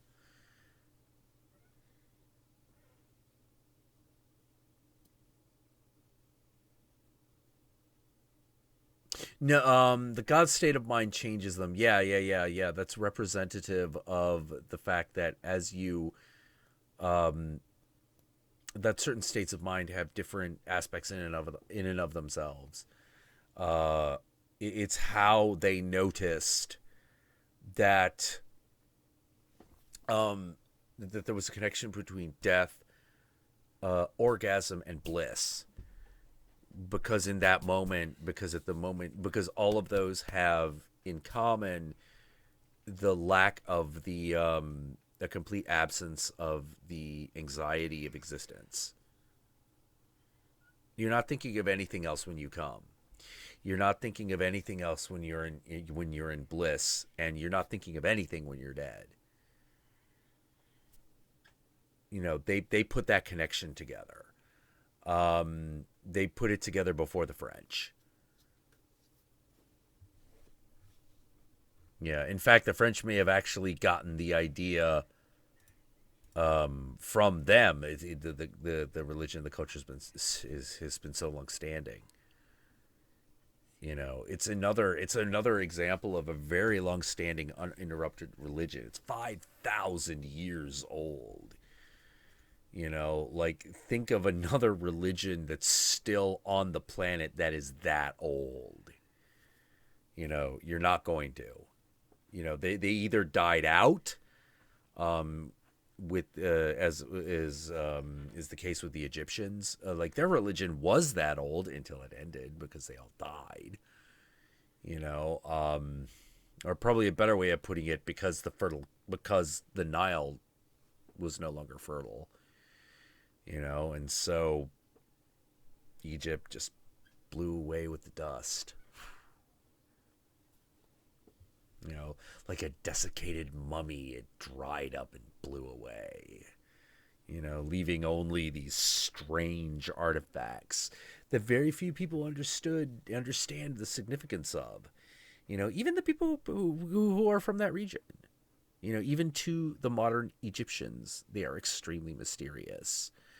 They're like, it's a long, long ago, before anyone who is alive now could possibly remember, and longer than anyone who is alive, longer than the memory of anyone who was alive to be remembered by anyone alive now. Somebody built these giant triangle things out there. What's their purpose? We don't know. Like, they don't even know what the purpose of the Sphinx is. They don't know any of that shit. They're just like, yeah, just these people from ages ago, centuries. No, we don't fully grasp the Egyptian society. We really don't. Yeah, we're missing a ton of shit. We don't understand nearly half of anything of ancient Egypt. Whereas we can understand quite a lot of ancient India simply because that culture has been in extant for so long. Same thing with China. Why do we know so much about China? Well, they wrote everything down and they've been around for 2,000 years. Over 2 millennia. Hindu's been around for like 5. It's really old. Yeah, no one knows what they were doing. They just knew how to do it. What's the true purpose of the pyramids? They might be gigantic tombs. They might be gigantic ritual sites, like with the Mayas. The only reason we know about the Mayas is because, fucking, we got there while they were still alive. Just barely. or sorry, the Aztecs. This is how we know about the Aztecs. And the Aztecs knew a bunch of stuff about the Mayans. So we knew from that, we know that stuff through the Aztecs. And, maybe they were gigantic mass ritual sites. Who knows? It's entirely possible. One of the problems with the desert in that area is it doesn't leave a lot of remains. You die out there in that desert, the sand will just convert you to dust. It's not like the peat bogs of Iceland or anything like that. Like, no, something dies out there, it fucking gets sheared by the sand and it blows the fuck away. So you're like, okay, so were there millions of people there at one point being killed en masse? Is it possible? Well, it's possible, but there's no evidence for it. But the problem is there wouldn't be evidence for it, and that's in that location. They would have just been ground up and blown away, and those remains are somewhere else. It's not a very hospitable area anymore. The area around them pyramids. But we do know that back in the day, at one point, the pyramids were part of a city. We know that much.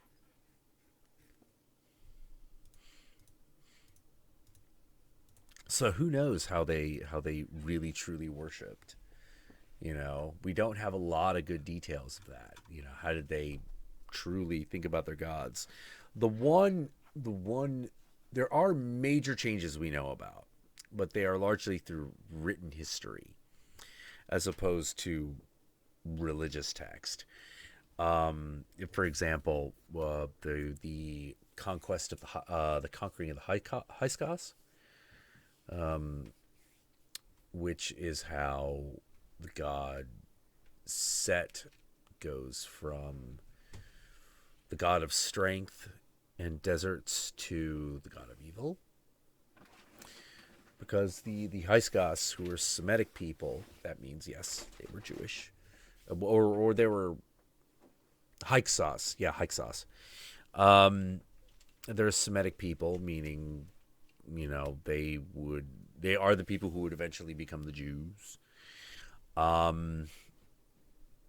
They conquer Egypt quite handily, and then proceed to rule it and take as their personal god so they can fit within the society. Because just because you're a conqueror doesn't mean you fit in. You have to show that the people can trust you, so you adopt part of their customs. So they're like, okay, I guess we're okay with you fucking being our conquerors. So we won't just fucking have a bloody revolt. They choose the god Set, who is the god that guards Osiris as he goes down the river Nile. Or he guards Ra. He guards the sun. And what happens is the Hyksos becomes so unpopular that there is an uprising, and they throw them out. Now, this is the only incidence. This is the only recorded incident of a Semitic people being in Egypt in large numbers. Story of Exodus, there is no evidence that there were ever Hebrew slaves. None whatsoever. Zero. Oh, maybe they didn't write their ethnic identities down. Well, they would have been the only ones they didn't. So if the story of Exodus is true, why does nothing in the recorded histories that we found make any mention of this? Oh, well, they wouldn't have written that down. Why? Well, because they escaped. What? That makes no sense. Well, they don't want the embarrassment of whoa, whoa, whoa, whoa, whoa, whoa, whoa, whoa, stop, stop, stop. That makes no sense. Well, why would they write down people that weren't people, that were slaves? And I was like, because that's how you measure wealth, asshole. I have this many slaves. I am rich. I control this many people. Like, this is a fucking culture that had armies. When you have armies, you start counting people. Die.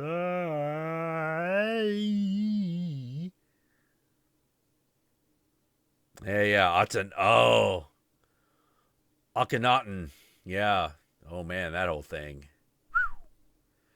Yeah, he tried to fit all of Egypt's faith into a single god, which into a single god, thus becomes the first recorded instance of monotheism. Yeah, tried to make it all about Aten.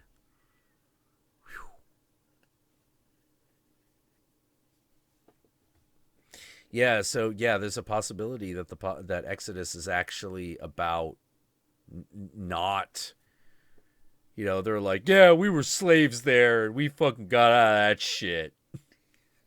But they didn't want us to go, which is why they fucking stop after getting to the Red Sea.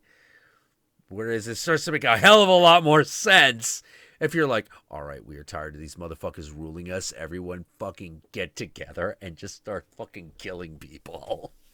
It's like, get the fuck out. Which would explain, like, why they would follow them for so long and then turn back. Because they're like, all right, they're over the Red Sea. They're that side of the Mediterranean's problem now, bitch. Fuck that. Let's go back to our pyramids. Let's chill out. We got to figure out who's going to be the pharaoh.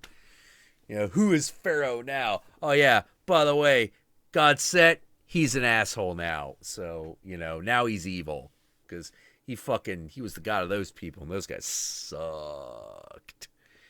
Those guys fucking sucked. That was like a Trump presidency, that was. Fuck that shit. We got to turn boat Egypt around now. And this is pretty much how it happened, including calling him Trump. That also happened. It totally happened.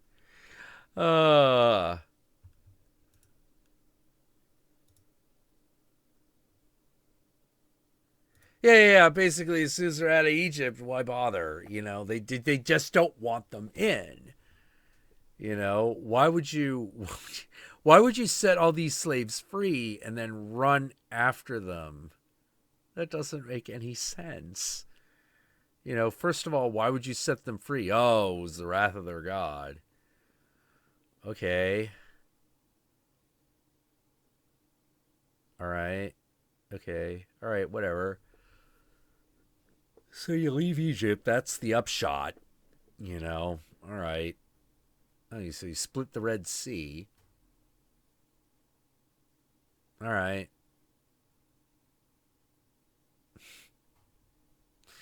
Yeah, we walked across the shore during low tide. I can see why you would change that. That's not a very good story.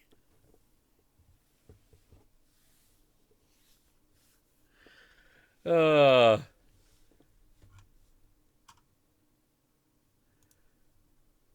that matter, I was always very interested in how literal the Red Sea was actually supposed to be. Was it actually supposed to be the sea that they called the Red Sea, or was it more metaphorical than that? Even as written, was it intended to be more metaphorical than literal?